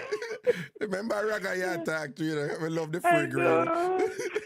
And I thought it passed over your head, but it didn't. Hell no, not when me in that zone, yeah. So Yeah. when he come and he throw me shoes on, that's why he take me violate him house and stuff like that. That's why he treat me the way he did. No, I said And we he know told me about that that. Hold after. on, we know about that specific, but I'm saying broadly speaking, But from broadly your speaking, analysis. a lot of women, Yeah. I will not tell her they have feelings, and I'm telling you this from experience. I had slept with a lot of men. Wife who tell me like they don't even want their husband or nobody to know that they even have that kind of feelings for women. And if they see a woman and the next woman, they act a certain kind of way, like it disgusts them because they don't want nobody to know. You get what I'm saying? Oh. They don't want, and them are the first one to bawl out like, "Oh, that's disgusting. How could you go that way? How could you do that?" When enough deepest of the wife them out there, ever. enough of the woman out there take woman quietly, and the man would have never Quiet, know. and they enjoy it, and the men don't know. And sometimes right under them note, because we men are trained to just leave woman with them female friend, and we don't even know so that female friend Let me a tell you something, saka, Roger. You see saka, that best saka, friend and then girls trip thing. Then that you tell best man friend to and cut them girls thing trip. out. Yeah, Take it from me. Yeah. As a professional. Yeah. One time sleeping with them. Take it from me. You see that best friend. I used to go to a so-called house where this girl and I are best friend. But you know the best friend, the bedroom friend. We're not even was best friend. And the man used to like when we come over there so he can't leave the house. You understand? As soon as we come, he like, see, your friend is here. I don't want no girls talk. Later, that I used a film thing to leave. A film care that he probably gonna take a woman out the road too, you know. I mean, I think she care where he go because I'm there. Right. But a lot of men, you know, like, oh, your friend coming over later and stuff, and they just allow the girls them to have their girls time because you know their friends are here. But sometimes it's not like they're just regular friends. You have people. I have a friend right now, right? I said, well, your wife, I asked him there because his baby, his granddaughter born. I said, the picture just sent me, your wife is not here. He said, oh, she gone on a girl trip to Mexico. I said, boy, she'll come back dry. He said, oh, you play too much. You think everybody lesbian like you. She said she gone on a girl's trip to Mexico. To Mexico. So me I said, she'll come back dry. You said she'll come back dry. You think everybody's a lesbian like you. Because him can't ever fathom that. Him can't ever fathom that. So you think enough time, enough of them girls trip there and whatever, and them best friend hang out there and whatever this, and enough time, enough things are going this, and the man them no know, don't. Raga, please, I travel all over and a lot, right? And sometimes if I go on business trip, I'll just sit down by myself, looking around to see who I can approach. Not now. I'm a good girl now. Yeah. Let's have a put to that mile. You're a bad girl back in your day, you know. Who can I approach and who can approach me? And let me tell you something. Longwood in Boston. I went to a conference meeting up there. Well, I given what we are talking about, you know, it's a good thing you say in Boston after, because I am just so disgusting sometimes. When you say, you know, Longwood, I said, wait, I'm going to know. You say, in Boston. I say, okay, all right, Longwood in Boston. I don't know Longwood in a Boston, but there's probably a place called Longwood in a Boston. Anyway, so what you said? where they have the best children hospital, man. I don't remember what side there. They have a children hospital where when most of these kids have these kind of sickness, them take them there. Mm-hmm. Well, there's a hotel right there that we generally stay when we go on these trips. And I said, you know what, I have free times on my hand. We went to a flea market and stuff. I didn't have anything to do because one thing with these events, after 10 o'clock, the meeting them done, the day belongs to you. Sometimes we're just bored. Went to the flea market. Some of the girls them then going over the hospital to look at the kids, and we went over there, check out some of the children there, stuff like that.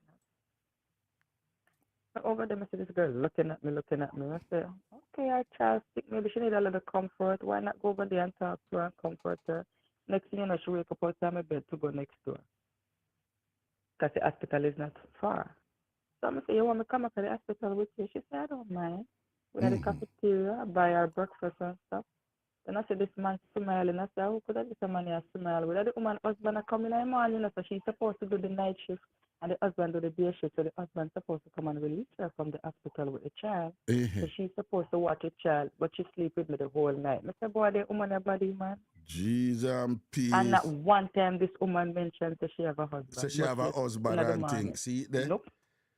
Boy, not one time. Milo, I have to go Lego, you know, and thing or whatever. But as usual, you give her the schooling and thing and make her hear the something them and all them thing that Milo, you did bad do, you know. But Milo. I never bad, it's just experiment. No, but Milo, boy, I tell you, I'm not going to be the ignorant heterosexual man or anything, you know, be like, cause you know, you have straight man who look on some beautiful lesbian and go say, what a waste. And no, man, they do that to me all the time. They do that. No, but women do that too. They look on gay men who they think good looking and whatever, and it's like, oh, what a waste. Look how the man waste, whatever, this and that. But Milo, we see your picture, man. You stand good. Me can't see why the woman them like why you did a run the woman them and a mad them and thing. No, as soon as they see me, then I look for me, me show them during the same married. No, Milo, you're set right. But I lie. Nobody tell your wife say me I look you, cause I look you, cause I know we're cool like that. But she know. Tell her me say, yo. I'm talking about the woman then. Whenever I travel and the woman them start look at me, I said no. No, you're married. Milo, you're really talking. Got you. Your wife a listener. First of all, your wife a listener. Yeah, she listen. She said she asleep now, you know, but I pretend she pretend. I pretend. All right, then. But I gotta ask you something, but leave it. No, you could ask. Milo, you really behave yourself now. Talk, you got you. No, swear to you. Yeah. No, swear to you, I'm behaving myself. Yeah, behave yourself now. No, I'm behaving myself 8 years now. I'm going to be honest with you, and this is not a joke, I'm being honest. Because when I met her, I told her, we tell about Elmo already in the city, right? I'm going to say, if you go to Elmo, anybody you see in Elmo, whether man or woman, them gay. Nobody asks no question, because no straight people go to Elmo. So anybody you hear, so then go to Elmo. Don't even ask them what they're doing there. You already know what time of the day. So Elmo is a club, upstairs, right? Women downstairs. It's a club. Men upstairs, women downstairs. Yes. Okay, Elmo. Okay. Yes. And she and I walk inside. As a matter of fact, I walked in before her because she stopped upstairs to talk to her male friend. I'm upstairs.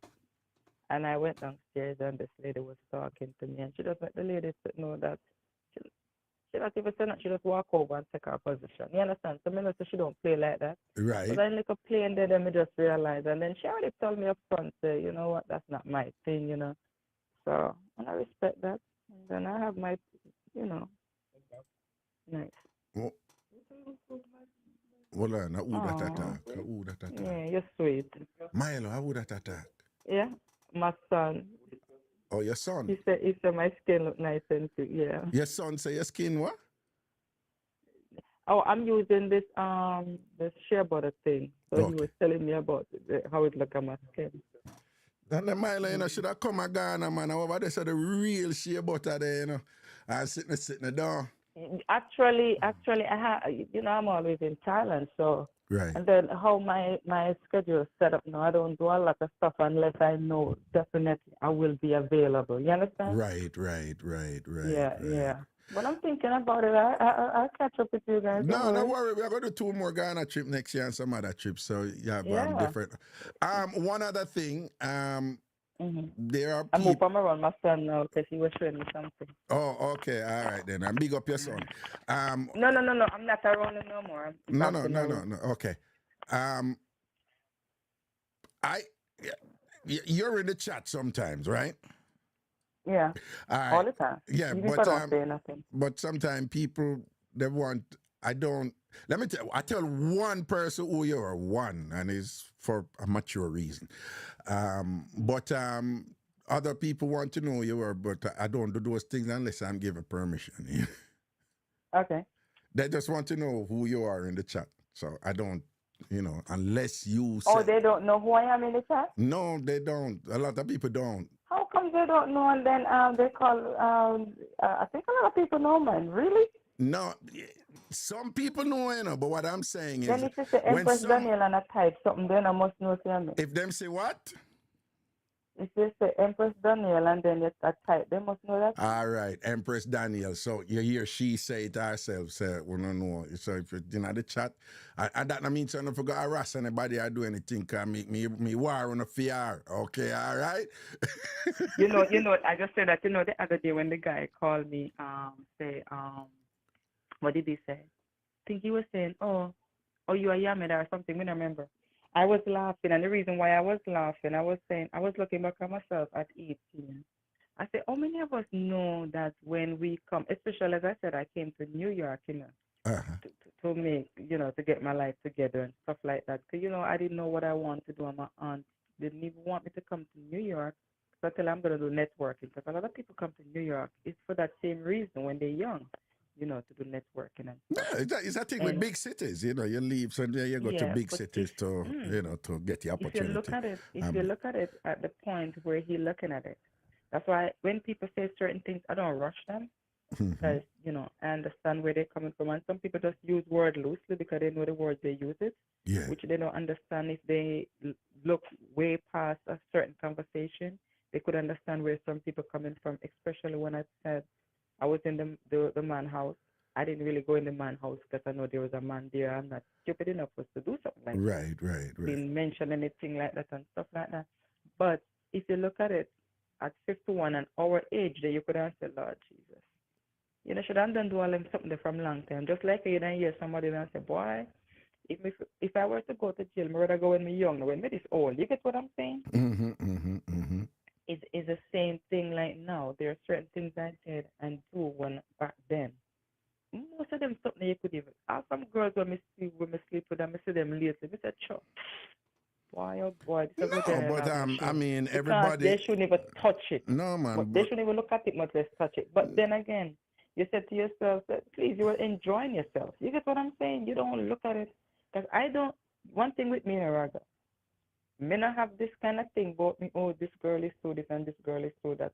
You see, one thing that's a big mouth, I like big mouth girls, Well, not literally, but more like who chat too much, right? Yeah. Who chat. They say me date one nice girl, and me think nice. The same one me tell her, Remember me tell her a story about the girl, and she have 2 children, and she have a baby father, and me and her, the bed wasn't shaking. You remember that story that I tell her before I didn't finish it?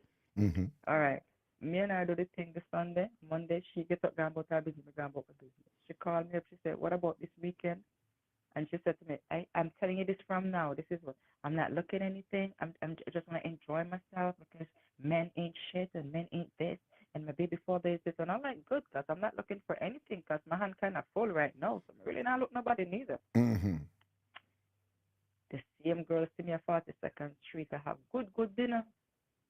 I have to run for all my food. Oh, she's a user. She used me. She blah, blah, blah. Because she was calling me too much. And I realized that for a person who said I don't really want a relationship, if she called me, I'd tell her, like, I'm with my partners. And then because she know about them, just didn't want to deal with her. And then, like, you can't have that. We don't really want. Nah, man, yeah, what go on Milo. I mean, I've got Lego. But, what go on, true, you give her the good, She never did mean it, but you have them people, then get good start out, and catch feelings, Yeah, man, so you have to... Beware of them, the one who don't want to have no relationship. Yeah, I say they didn't want something. Yeah, and you have that sample something there, all what go on, you have the... good girl, Milo have the good girl, and wife, you know that. No, but me say Milo, in a Jamaica... These days when me go outside, I see the pretty woman, I just look the other way. No, man, well, on a Milo, your Milo come from the elephant, but probably your Milo. Remember, say when we grew up at Jamaica, sweet like a cup of Milo, you that, you see. All right, big up yourself, boo-boo, blessings. Take care now for yourself. Yeah, man, love and blessings to you and your family, all right? Cool. All right, bye-bye. Well, you never know what going to transpire upon the show again, and see we get another good session from Milo. Milo a bad girl back in idea, Milo a proper bad girl back in idea, but yeah, that's that. A cool, right, with her wife and all these things, and her family, her son and her daughter, and all them something there, People, I just want to remind you to say, well, I don't have shows on Wednesdays, that's right. And again, I'm leaving for Ghana this Friday. And and I'll be traveling for a while, you know. So, because when I go to Ghana, there are all these places that I have to go to make sure things set for September. Not only for September and beyond, because the Ghana trip, you know, Ragashanti Ghana trip is going to be an annual thing, and even twice each year, you know, amongst other trips. So, like, you know, the plan is to have the Ghana trip at least twice for the year, but and the 2 more trip in each year. So about 4 trip a year. That are the plan. 4 trip a year, at least 3 or 4. But the other places, they're gonna be revolving. So it's gonna be different places. So we see how that go. It could be Africa, it could be Asia, Southeast Asia, and things. So do remember the Ragashanti Travel Club. All right, the Ragashanti Travel Club. I have an IG page too, and things with that. So I will be leaving on Friday. So no show Friday. Okay, but the next show is going to be on Thursday, and on Wednesdays I won't be having shows. Wednesdays will be my day off and thing, because you know, my kids go to school half day on Wednesday, so it's a time for me to spend time with them and all them look at something there and thing. All right. That being said, just as a quick anybody who's going on the trip, on the Ghana trip, and you want insurance, all right? The way the insurance work, it's they do it based on individual demographics, okay? So it's not a sweeping, it's not a one size fits all. They have rules that they have to follow depending on your age, depending on how many people are in your party, what discount you're entitled to if it's more than one, and also depending on the state that you're residing. So the insurance company, they have to follow the state rules. It's one of them, state laws and things like that. So anybody who wants to insure their trip, you know, for Ghana, just send me an email or a text. Send me a text that I prefer the Tam Farm Travel Agency number. That number is 718-308-9993. 718-308-9993. 718-308-9993. One more time, just to set it in. Tam Farm Travel Agency number 718-308-9993. Well, Liquid say, I like how you are let out UK trip. I like how you are let out UK trip. That don't even make sense. I think he meant to say left out. I left out him want to say. There goes Liquid. If you follow some of them, you have to go with them one. If you not suggested, love how you left for UK trip, like, oh, if you left for UK trip have to include it, don't it? At that Liquid I say, Liquid, go man. Lord, I'm a virgin. All right. Anyway, so, or you can send me an email at email kind of long, info@tamfarmtravelagency.com. info@tamfarmtravelagency.com. Again, if you want to insure your trip to Ghana, just send me an email or a text, and then I'll take your particulars, and then I'll send what, you know, the insurance company says and thing, and then you see what your options are. All right? info@tamfarmtravelagency.com. info@tamfarmtravelagency.com. As I was saying earlier, I printed 5,000 flyers for this trip, and not one of the flyers them give out yet, and the trip out for close off, you know. Right? So, you know, I'm probably going to just close it off after I come back from Ghana, you know, with this trip here. But who knows? I may close it off Friday, depending on you know, what a couple people say tomorrow or thing like that. Because you don't want it to get unwieldy. You don't want, you know, you don't want a big crowd and then too many people, you know, then you can't manage it, you know. and then the logistics get you know it, God. It's like, you know, if there's no car, you don't need a traffic light. But the more car there is, the more structures you have to put in to monitor traffic and whatever. You understand? So I have to be cognizant of that, and you know, and be. It's fun, but it's a business also, and customer service is important here, and you know, delivering, you know, what you're supposed to deliver to people who are paying their money to come on this thing. You know, it's that is the primary importance, and that is reason why I am again using my own resources to go to Ghana, because I feel I need to get it right in person there to make sure that this thing, you know, boom, you know, foundation in anything is important. We're not building a house, and I know foundation is important, because the foundation going to play a role in whether the house can stand up for 100 years. The building, whenever building, that's why foundation is important, you know, in anything where you construct. Seeing, yeah, that's what the thing there. And remember, success always favors the prepared. So sometimes when you prepare, you can't be too focused on money, right? You just have to prepare for do the thing, prepare the thing properly. And if you prepare it properly, things are going to happen, particularly with something like this. Unexpectancies is going to emerge and things. That's life. That's life, right? Right? And women always tell them, never go through life without a plan. If you're going through your life right now, you just respond, you just react to things that happen out there, then you're basically you're coming like a little paper in the sea, and you just go anywhere the current go, anywhere the current go. Now, you want to be self-directed. You want to be self-directed. Go where you want to go, right? And that means that you must have a plan. You must have a plan. Is an idiot who go through life without a plan. But it is also not wise to think that life will go according to your plan. It sounds contradictory, but it's not. You have to have a plan. You have to have a base where you work from. And then when you work from that base, which will include what your goals are, because that you work from somewhere where you're goal directed.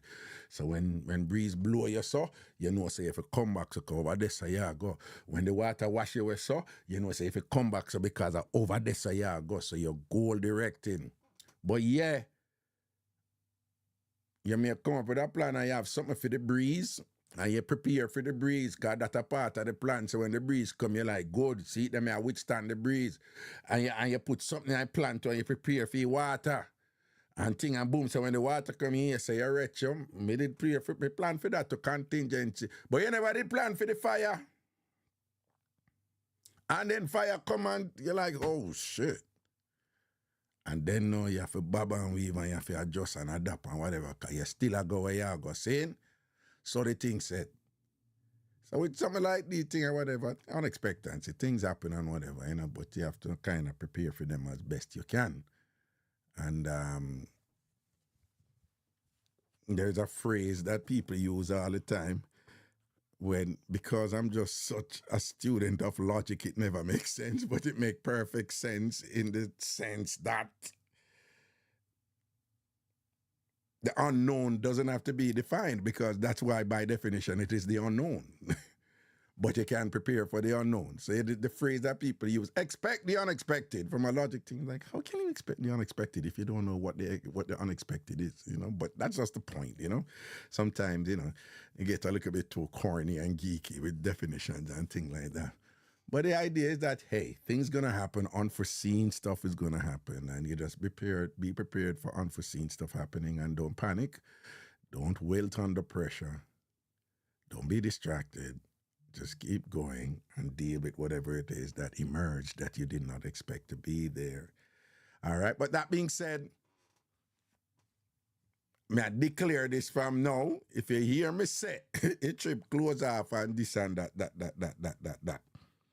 But I had a discussion with Charm, and Charm can't know certain things until a little later down in our year. So even though me a close up, if Charm said, yeah, it can happen, boom, you know, it's a Charm of It's not favoritism, it was just an agreement. All right, that being that, so, okay.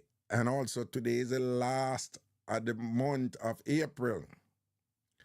Particularly if you are buying your own ticket, your own plane ticket and getting there, reaching Accra on the 11th, I have no way of knowing if you're going to still go up on a trip or not. And the only way I can know is if you at least pay for your ticket now, or pay out your admission now, or you pay the deposit as indicated on the website, right?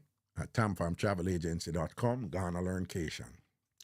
tamfarmtravelagency.com, Ghana Learncation. Just go over there and you will see where Ghana Learncation is, and you see whatever. Also, I'm making it very clear, after this, if anybody is coming on the trip, can still come on the trip after this, which probably is going to be minuscule, if any can still go. The flight part, while I can still book your flight on the Tam from Travel Agent, whatever is booked, you can book it yourself. And you would have to book it yourself, because whatever you would book yourself is the same thing I go and book. Some of us I couldn't know from now. So, and those costs are going to be different for the airline. For the flight, I can't tell you that, for different reasons. Additionally, whatever it is for the trip is going to be more. Right? So you need to book your one flight, that could have been more. And the trip part, that are going to be more too. Right? Because you know you're going to be outside of the deadlines I was working with different entities in Ghana.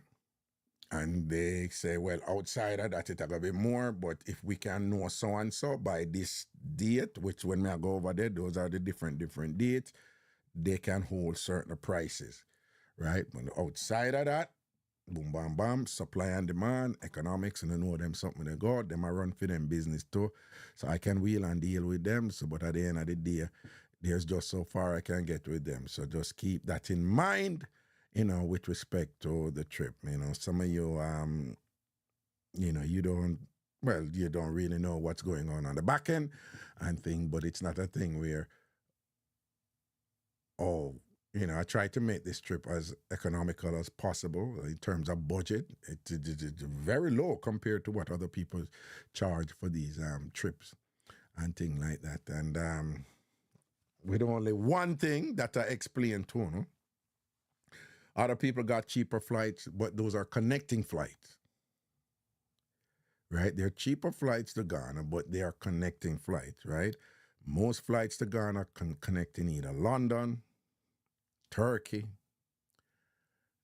Doha in Qatar, Charles de Gaulle in Paris, France, Amsterdam, right? Those are the cities that they connect in, but and then you have Casablanca in Morocco. You have other places too, right?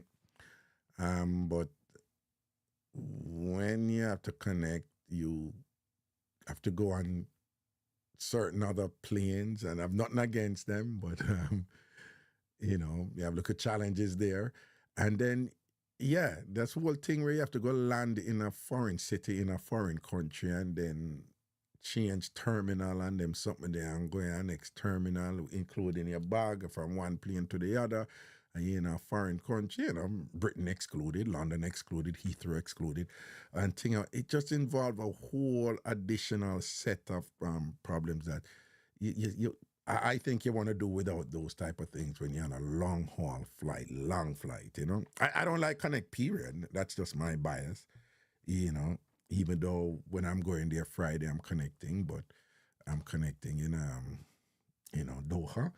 But in general, I don't like it. And I certainly didn't want to do it with a trip of this magnitude.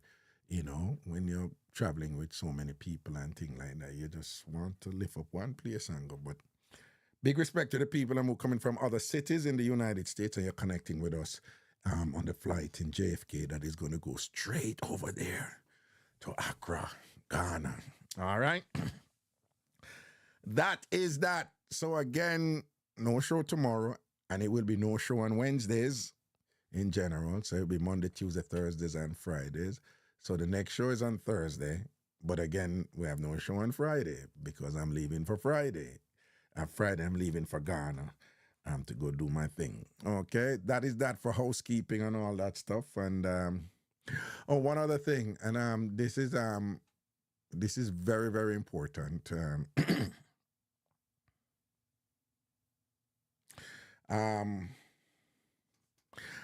this is not meant as a disrespect to anybody in particular and whatever. I mean, it just is what it is. And yeah, it's a little ticklish, a little awkward.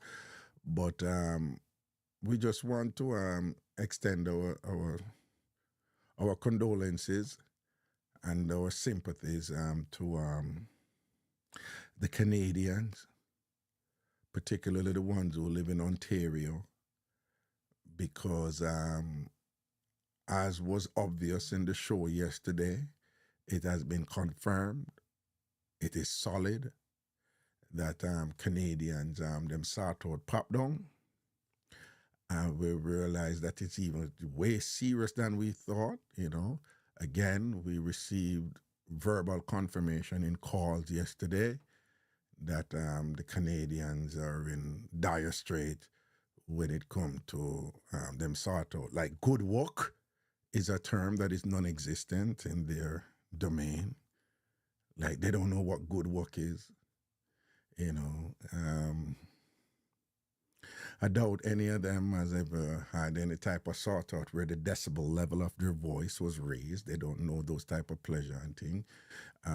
They haven't been able to make, you know, a little scream or, you know, a little, you know, it's really bad for them and so forth. So we don't want to rub it in, right? And we don't want to belabor it, but we want to acknowledge it and extend our sympathies and things like that, you know, for them over there. And even Sonia, you know,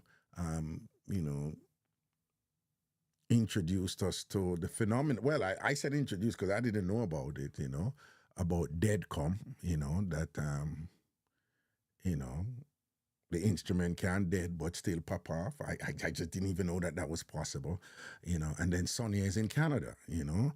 And then we had two other callers who talk about all kinds of stuff that, you know, the Canadians are experiencing. And apparently it is concentrated in the Ontario region. And it's really bad. It's really terrible. It's nothing to laugh about and things like that. So all we can do is just extend our sympathies for them. And if you can find it within your purview, perhaps, you know, some prayers, you know, prayers up for them, and, you know, prayers up with the hope that they can at least get it up and do something and see if they can improve, you know, what they're going through and whatever. So our sympathies and our condolences to the Canadians, especially, you know, those in Ontario. And Ernie just put it, you know, up. Ernie said, "Rest in peace, Canada. Rest in."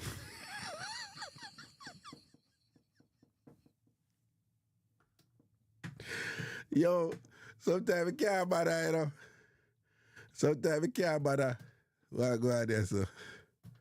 Well, I'll go over here so I see what I go on, because it look like, say. Okay. All right, let me bring back this thing. What's up? Tum, tum, tum, tum, tum.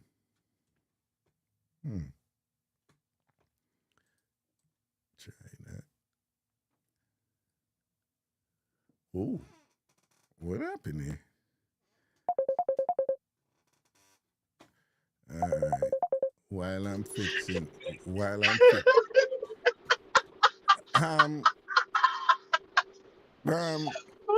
Bernadine. Bernadine, you're calling from Canada and you're laughing so much. And Why? Me not stay long, come me a drive. Bernadine, Me no, hate you. no, Me Bernadine, no, hate hold you. on, Bernadine. Before you say you hate me, right? Remember now, you hear what me just talk about, right? And you're here calling from Canada. And hold on, and after listening to me, you call from Canada, and the To first tell you, thing, say me hate you. no, the first thing you said was, me nah stay long. That is the problem.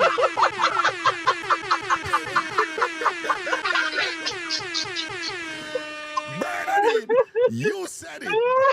You just said it. You call and you say, me nah stay long. And therein lies the problem. That's one of the issues and thing. You can't stay long. Can't stay long pan it and thing and whatever. Depression and taking over there and whatever. So Bernadine, why you laugh so our eh? I would just like to say that we have somewhat free health care. Eh? So anything what they can rise, because the blue diamonds are given out Yeah. without cost. No, well, is that Oh, good? I have a question to ask, right? No, it's a good thing when I have free health care when I need it. I have a question to ask. Yes. The two clickbaits that called in yesterday. Why the name calling? Why the name calling? It's not a name calling. Huh? I'm just saying, how them so bad lucky to find man who love bush, to find man who love other parts, to find man who can't do nothing. Like, where am I going? No, I am surprised that you would take that track, because usually you're on the more intelligent side of analyses, and things. So for you to attempt to invalidate the experiences of the two. No. I would just like to know where not to go. Let me finish that.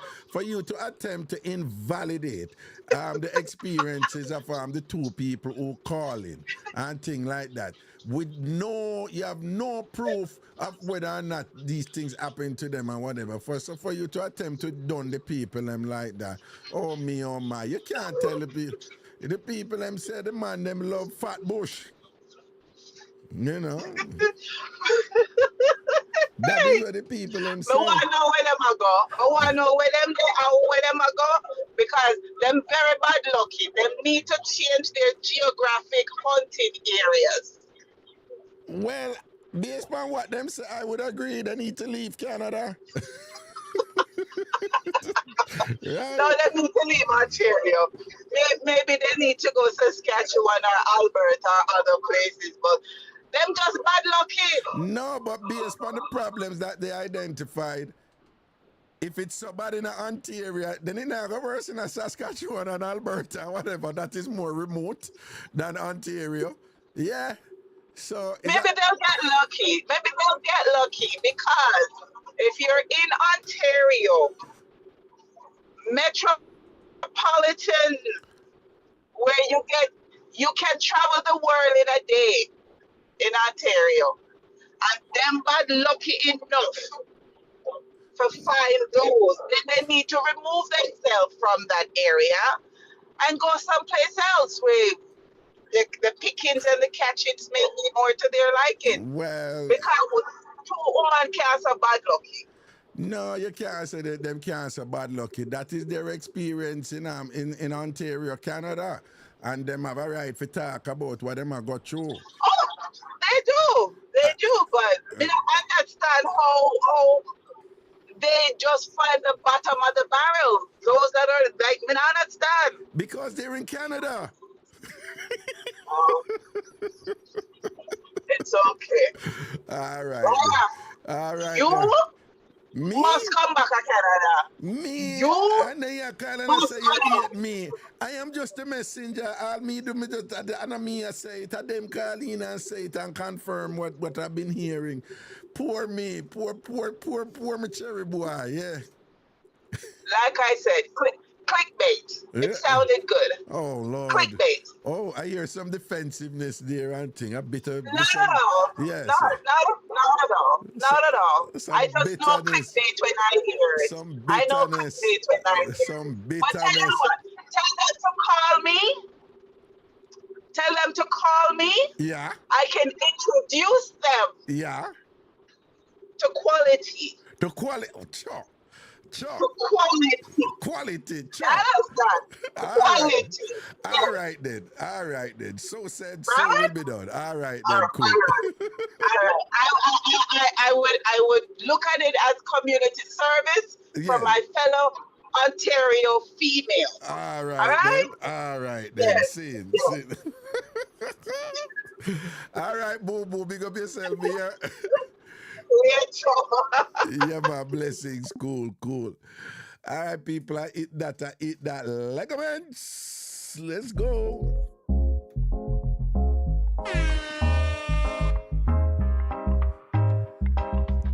Y'all take care of yourselves now, all right? Be good. I'll be back on Thursday.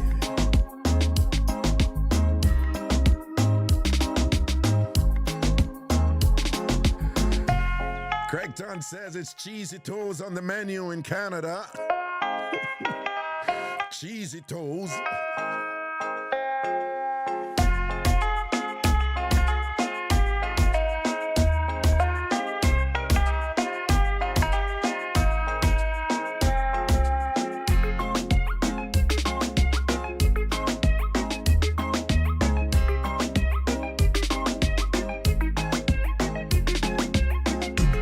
Once a big respect to all of the ANC crew. Big up on yourself, you know. SDC, large up on yourself, same way.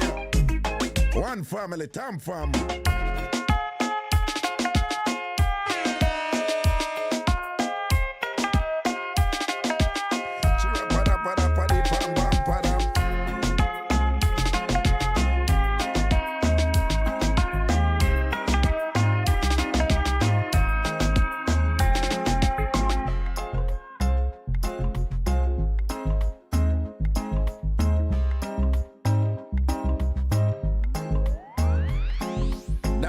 I see you make the link. I see you make the link. And you link up with good friend. With good, cute friend, don't it? Man. CRD and the Peckwood Farms crew, large up on herself and everything is everything. All of my Jamaican listeners, them, boom bang. Craigton just said it. SDC for life. Ubex. Webex I go. Once a big respect to all of the Floridians, them. Big up on yourselves, straight. Maryland family, big up.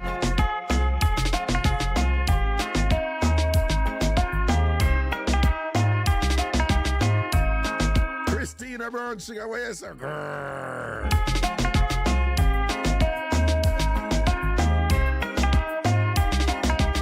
Fritz said we need a crew named IVF. No, Chris, no. No, Fritz, you need to farm that crew there. The IVF crew. New crew in the Tam fam, the IVF crew. Naki B, big up yourself down there in Houston. With your can't cook self, your buffan self. Large up, Naki B. Sham Sweetness, large up. Hog Rider, Del Marine, big up yourself. None of them rider act like you. I you say sit down on it. I you say nah drop off.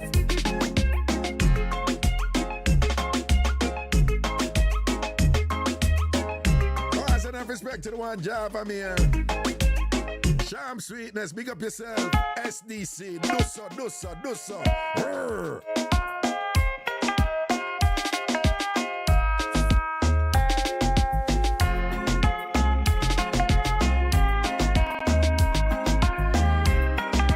Said the Canada crew I got name NMC. Need a man crew. Nah, but some of them need a man too now.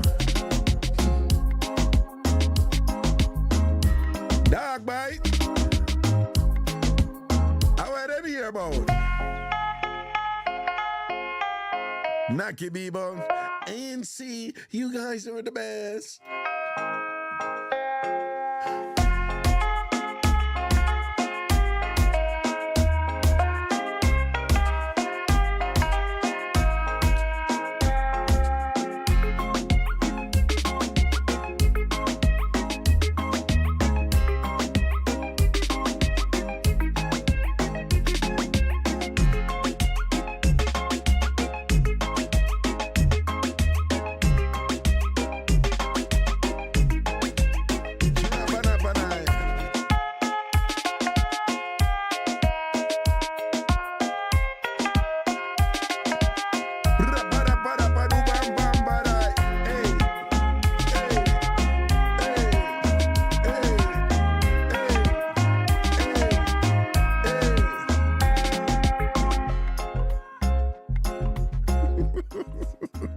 Yo, people, Dog Bites, if you big up the No Signal crew, the NSC, the No Signal crew.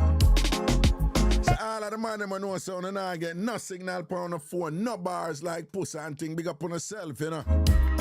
All of the woman them know so on a single and have no man in our life and nobody in our life you go and look at saka and look at do so phone and things saying a beer drought the pound and thing and can't even find a little oasis for those sweat out and all these things. Join the No Signal crew, yeah. Java me say Ragashanti go around the sports day. At the venue thing I beat me. If somebody can come up with a venue where all of we can go and me approve it, preferably somewhere in a New York City, but if you don't want it, there's somewhere else. If you can't find one, a nice one at Atlanta have enough little feel where you can get rent for a day and all them something there, you know. Atlanta have enough of them. I don't know if D and I can there one now.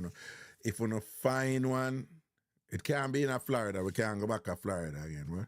So I say if you find one in Atlanta or somewhere else where you know so people can fly in easy and thing, then make it happen. I'm gonna recommend a venue or somewhere where we can go on with the things and just meet and have a local sports there, all right?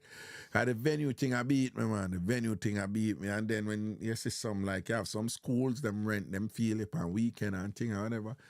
And whole heap of logistics you have to go in because, you know, the schools them come under the government.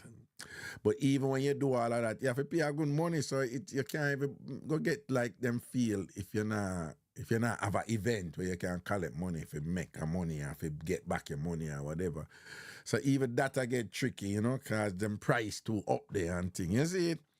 So if somebody can find some reasonable and thing where we can go so boom and come together and lock off the one day, I just Raga deal with this and me deal with it and thing, and me we figure out how to get back for balance. So thing like when we do, we don't have the time from get together in Orlando and thing. If we find a place, just say the word, all right? Say the word, and then we can appreciate the help too, you know, because true, me have so much wood of fire. You know, Panda Shray, you have to be careful, you know, like, speaking in general, you know, Jamaicans, you know, no food or fire.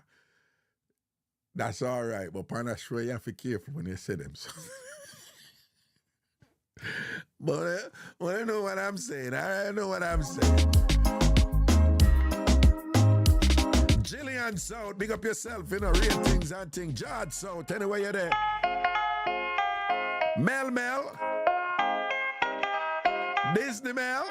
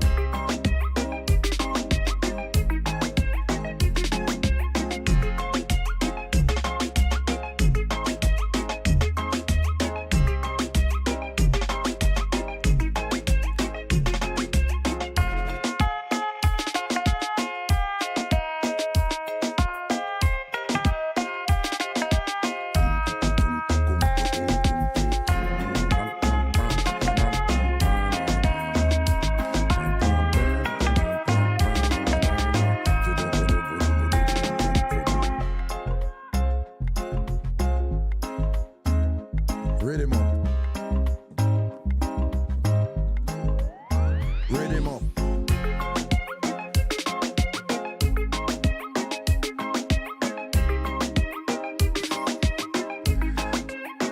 No, people, that dirty man down there, Brazil.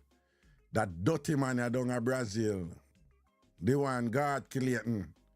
Raga, please keep your personal life to yourself. Thank you. I personally don't want to hear about your wood. People are being trouble making our whole crosses, you know. Right? Yes, man. Mr. God Clayton down in Brazil, the whole crosses. I want to that ginger fly here. Love Miss Cherry Wash Belly, you know, that me I tell you, you know, oh.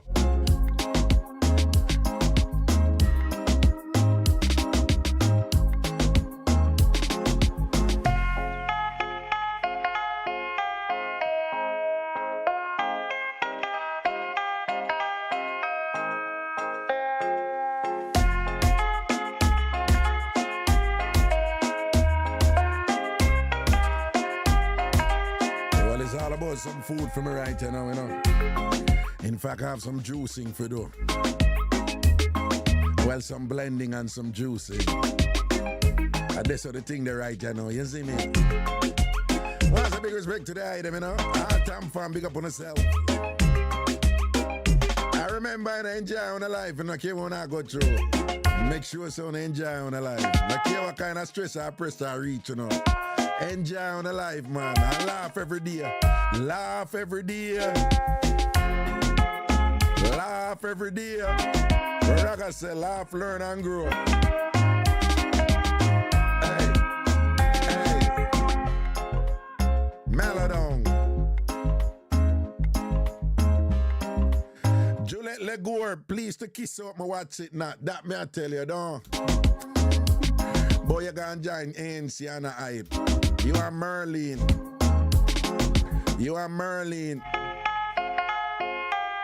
It was a favor when porridge full up with broke up bread and spoil.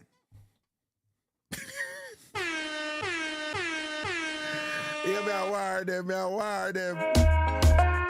So ANC now defend no.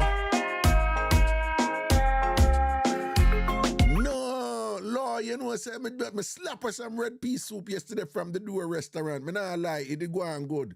It go on good. Me slap her some red pea soup from the Door restaurant. A red pea soup you cook, lie. Lie, you don't know, say we a yard man around here. We know in a red pea soup from the woman just say. No lie, me know you're not going with them foolishness there. No, you're a speed that, you know. We not going with them foolishness this, you know, whatever. Yeah, but my mother did love gungo pea soup over red pea soup. My mother was a gungo peas woman. And we did have to shell out the gungo. Because the gungo did more expensive when she buy it.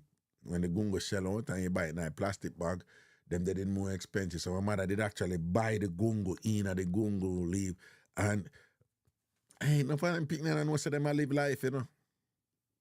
Them never have to grate a coconut and accidentally every now and then like grate half the ass upon them finger when them are right, yeah, so sometimes it go down upon the grater because you have to grate it down because if you left in a too big piece and thing, my mother said, don't leave no big piece, you know, because I know say you are going to eat it. Grate down the coconut. So you have to grate down the bump, you know, and sometimes, you know, you say them don't know about that something there. Them don't know about when your mother buy come up with all one big something that gungo peas and you have to sit down there and shell out. You remember them days, eh? You have to shell out gungo and thing or whatever. But my mother was a gungo peas woman, you know. This is a gungo peas, you know, with rice, you know, or gungo pea soup, you know. But me was a red pea soup, man, you understand? And then back in them days, the Jamaican did have a thing about pigtail in a red pea. You know, stew peas too, but red pea soup and thing and whatever. And, you know, but you know, when you get bossy, you're gonna beef, you know. But a red piece to my thing, man, and that's how my thing. I love a red piece soup. So it look like law you find when I'm a weakness right there, so you know. Yeah, me I wonder if I read that law, it look like you go on Wobia man and make it Wobia man read me out and all them something there, you know. And for watch you know lie, yeah, me for what you lie. Oh, you just talk about the red pea soup, something there, and that's one of my weakness and thing. Loy. Side eye. Okay. Watch you.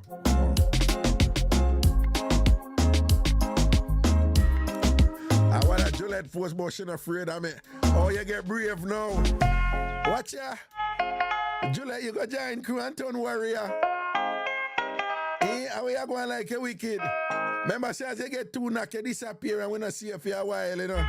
That is your MO. Nobody going like you're a bad girl, that is something now, you know. Nobody make Del Marine go gas you up, you know. And then you run and go get whop up in a Juliet. Okay. Bill, understand yourself. Settle yourself. Okay. Govern your thing properly. Because CBS can't defend you. Oh.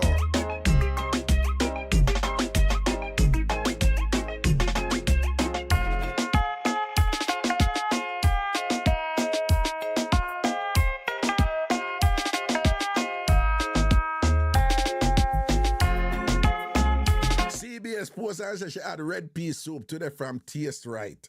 So some place down in Florida where she live named Taste Right. But you have a right for you eat food from Taste Right. Because Taste Right have a name when nobody ever say about anything where you cook or prepare. That's right, CBS. You never cook or prepare anything yet and anybody say, John, this Taste Right.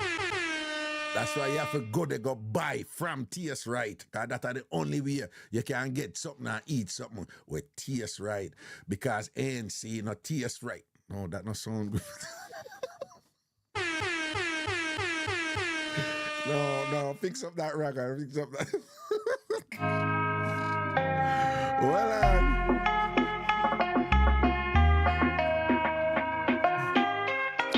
no lie, not a file. You don't have no file around here.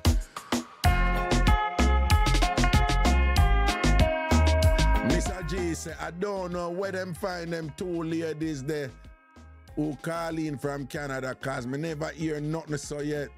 Here ya.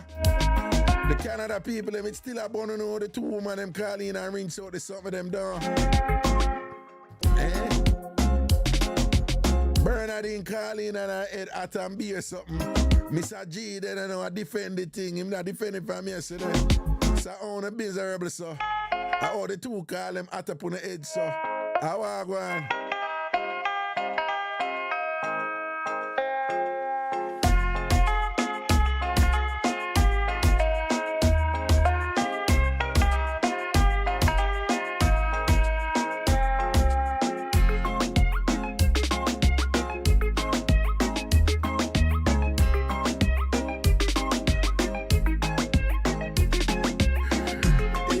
G saying vex with the call him. Yo.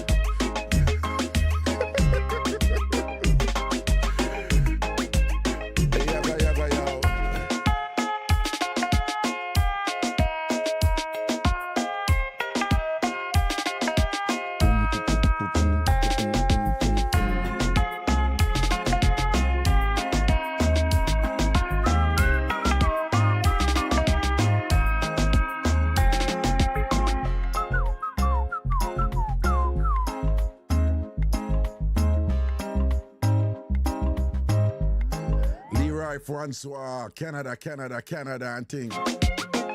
Onzin, Francois, French name. I know Canada, them speak no French up there, you know. Oui.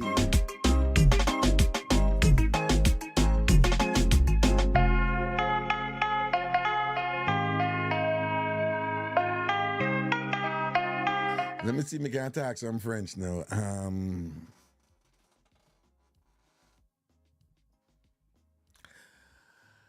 Je veux en voyage au Canada. Bombard star! Yo! Je veux en voyage au Canada.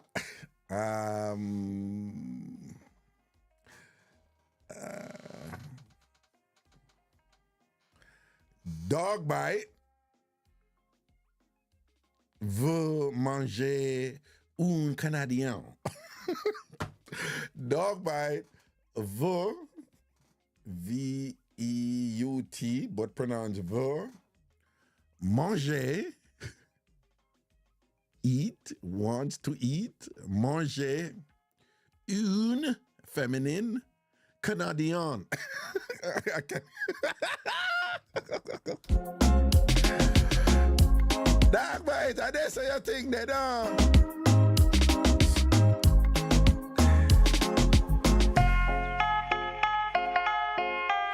Well, God say, yo, Raga, me have a brethren come about a month or so ago, and a 24-year-old Brazilian mash up his meds wicked, and he wants some advice from you. Raga believe this serious, bro. No, me they a female thing, you know, but remember, say, my time and money right now too, you know. You know, come in a position that enough people are reach out to me and want, you know, look at thing, help with this and that, but you know, when them add up, I gotta be honest, you know, when I don't mind, you know, but you see, when me have to spend a whole heap of time on the phone and thing, and you know, but I have somebody for call who me rate she do, so you don't know, say, you know, I have to touch base with her. But in general, you don't know. So when you say your brother had mash up a 24-year-old, bro, no, so him for do that, him a gangster and I think, so unless him young like that, you know, but him can't make him the young as them mash up, he made them with them, man. Come on, man. Tell him say him have to govern him thing, you see it. When you say, I have to be careful with them Brazilian women, them, you know, I tell you, you know, them dangerous, you know, Brazilian women and Colombian women, them, and man, you know, them know that sample something there, you see me? I know, because I read about these things.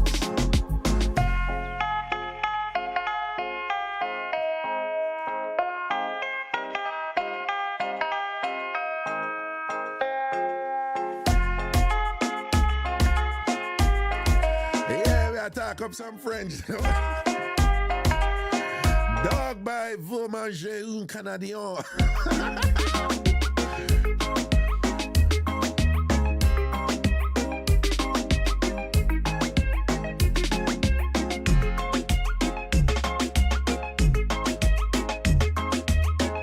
See the charm, sweetness. See him so.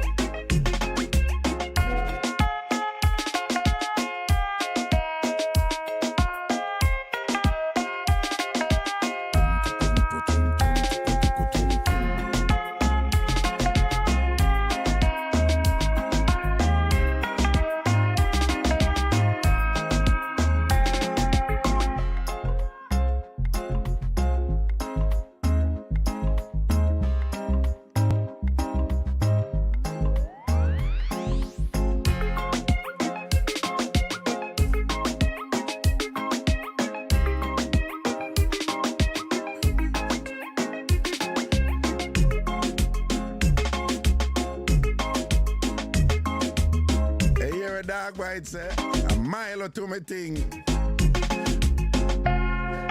Hey, dog bite. You can't go and talk about mile or two your thing. That will never happen. Your road and a mile or road. Dog bite, your road and a mile or road.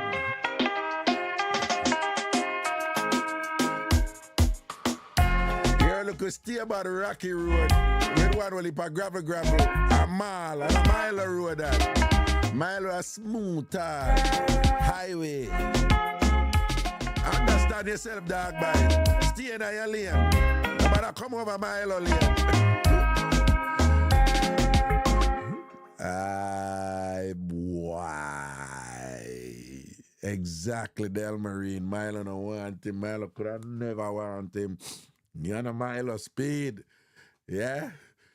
A trouble dog bite I make people, by the way. That's a dog bite make trouble. Don't get it twisted or anything. All right? Him not disrespect or violate or anything.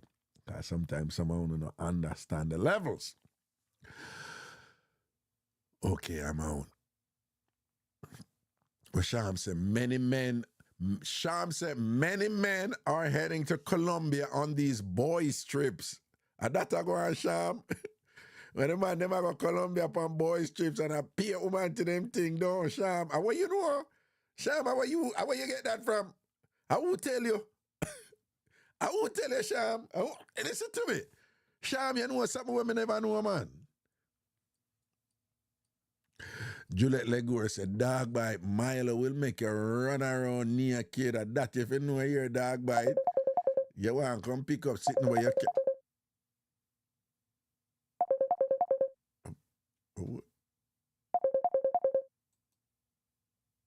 Hello? Hello? Who that a call on the show done? Let me see how. Can't make out how. Show me close the sitting in.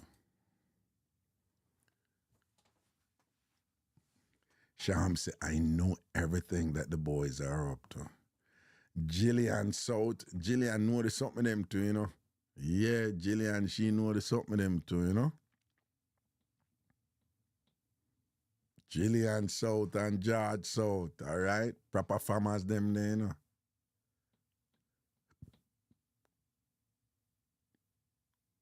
Ooh.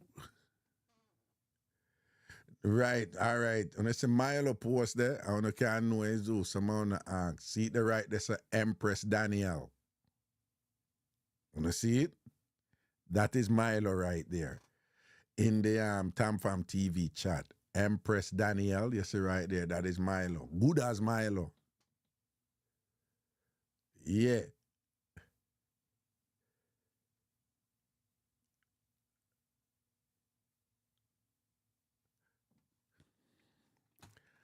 Man, I got so much work to do tonight.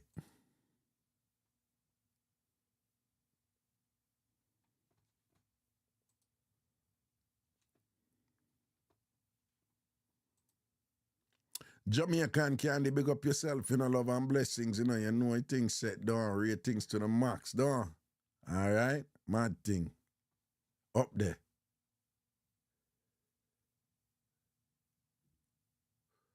Boom, bam, bam, bam, bim, bim, bim, bim, bim, bim, bim, bim, bim.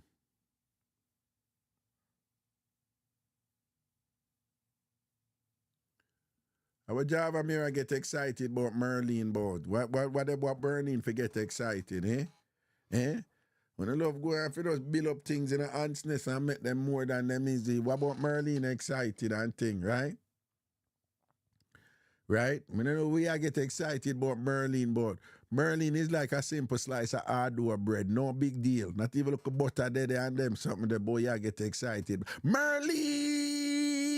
What that for? Eh? Eh? Christina Brown Sugar, CBS, we have to go finish your work, yeah, Raga. Don't tell me go finish it, but finish what I want to finish. Java me, go be the dirty kid. Java, me say, from a buy the shower something there, me I tell you, man, me shower turn up. Me I tell you, me just like that something there, me like them, you know, when me get one bossy house and all them thing there, you know. Sham Sweetness, Raga, give Java my number. Lock and seal, will be done. Right after the show done, me I go do that. So, well, they don't, Java have your number yet, Sham. What kind of slackness that? Nah, man, Java, if you have your number, Sham, no worry yourself. I'm going to give you when the show done, you know. Rami, and big up yourself, you know. Ratings, you know, me G. Everything is everything. So, Sham Sweetness, they are big up Empress there. Yeah, Empress Danielle, right? That is Milo. And all no, some people didn't know who Milo was already and thing, but I don't know nothing personal or whatever. I mean, she not hide or nothing, but there are people who use certain names here, for example, but I know that are them names, so. And it's a reason why them do it. Them no need to tell me. So if I see them use certain names, so I know them name. I just know some of it just when I do the show, me only call them by the name where them use here. So, for example. Right? So in general, you know what me hate? Me hate when I have somebody call me and say somebody give them a number. Somebody who me know I'll give them a personal number. It's the worst thing you could have done. Like, who does that? Or another thing, another thing I like, don't call me and then say, oh, me have somebody who want you to talk to. Don't do that. Don't do that. Because I know some don't mean nothing about it, you know. I don't know enough people do it, a few. But don't you talk to somebody and something come up and because you have my personal number, you have to say to the person, I'm going to call him now. And you get caught up in that moment there. And you call me, and then me now on cue, me must talk to somebody whom I don't know. Somebody who you know and you enjoy, whatever, but whatever reason you no, him, I have him number, I can't call him now. And then you call me. And, yeah, talk to that person. Yeah. Me not like them some of them, you know. Me not like it, guys. Me not like when me I run up in or something and me don't know who me I talk to. It doesn't matter if you and the person cool. I don't know the person. Me don't know whatever, you know. Don't put me in a position. You understand? He says, she me eat them something, then me not do them thing there to people. The people that want out there, me not putting them out there. You understand? Enough people deal with me about enough things where enough for public consumption. You understand? And people want to maintain them privacy. And not because they make me know a certain thing, it means that me I go put them out there or whatever. You understand? See? So if you hear me call up some people name, I'm this and that, me know some them people that know what me I do. And me can't call them name. But so someone I say, yo, wait, who she is and whatever and thing like that. So I'm telling her she in the chat, but me not gonna tell her no who she is unless she give me permission. But you know, she say it. See,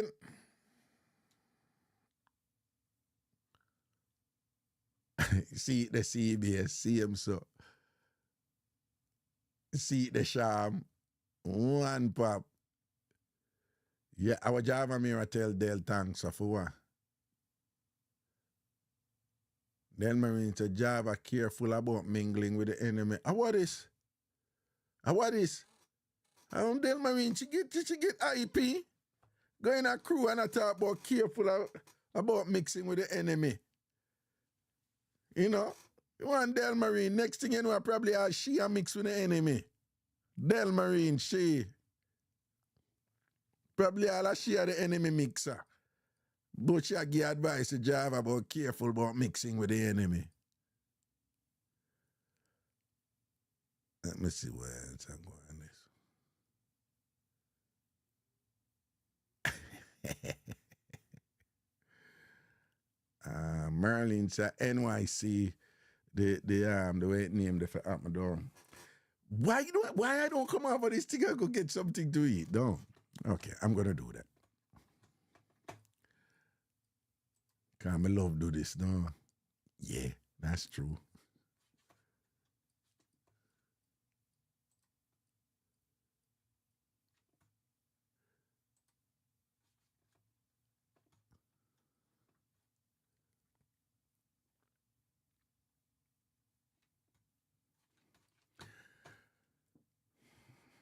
Okay, people, I'm out.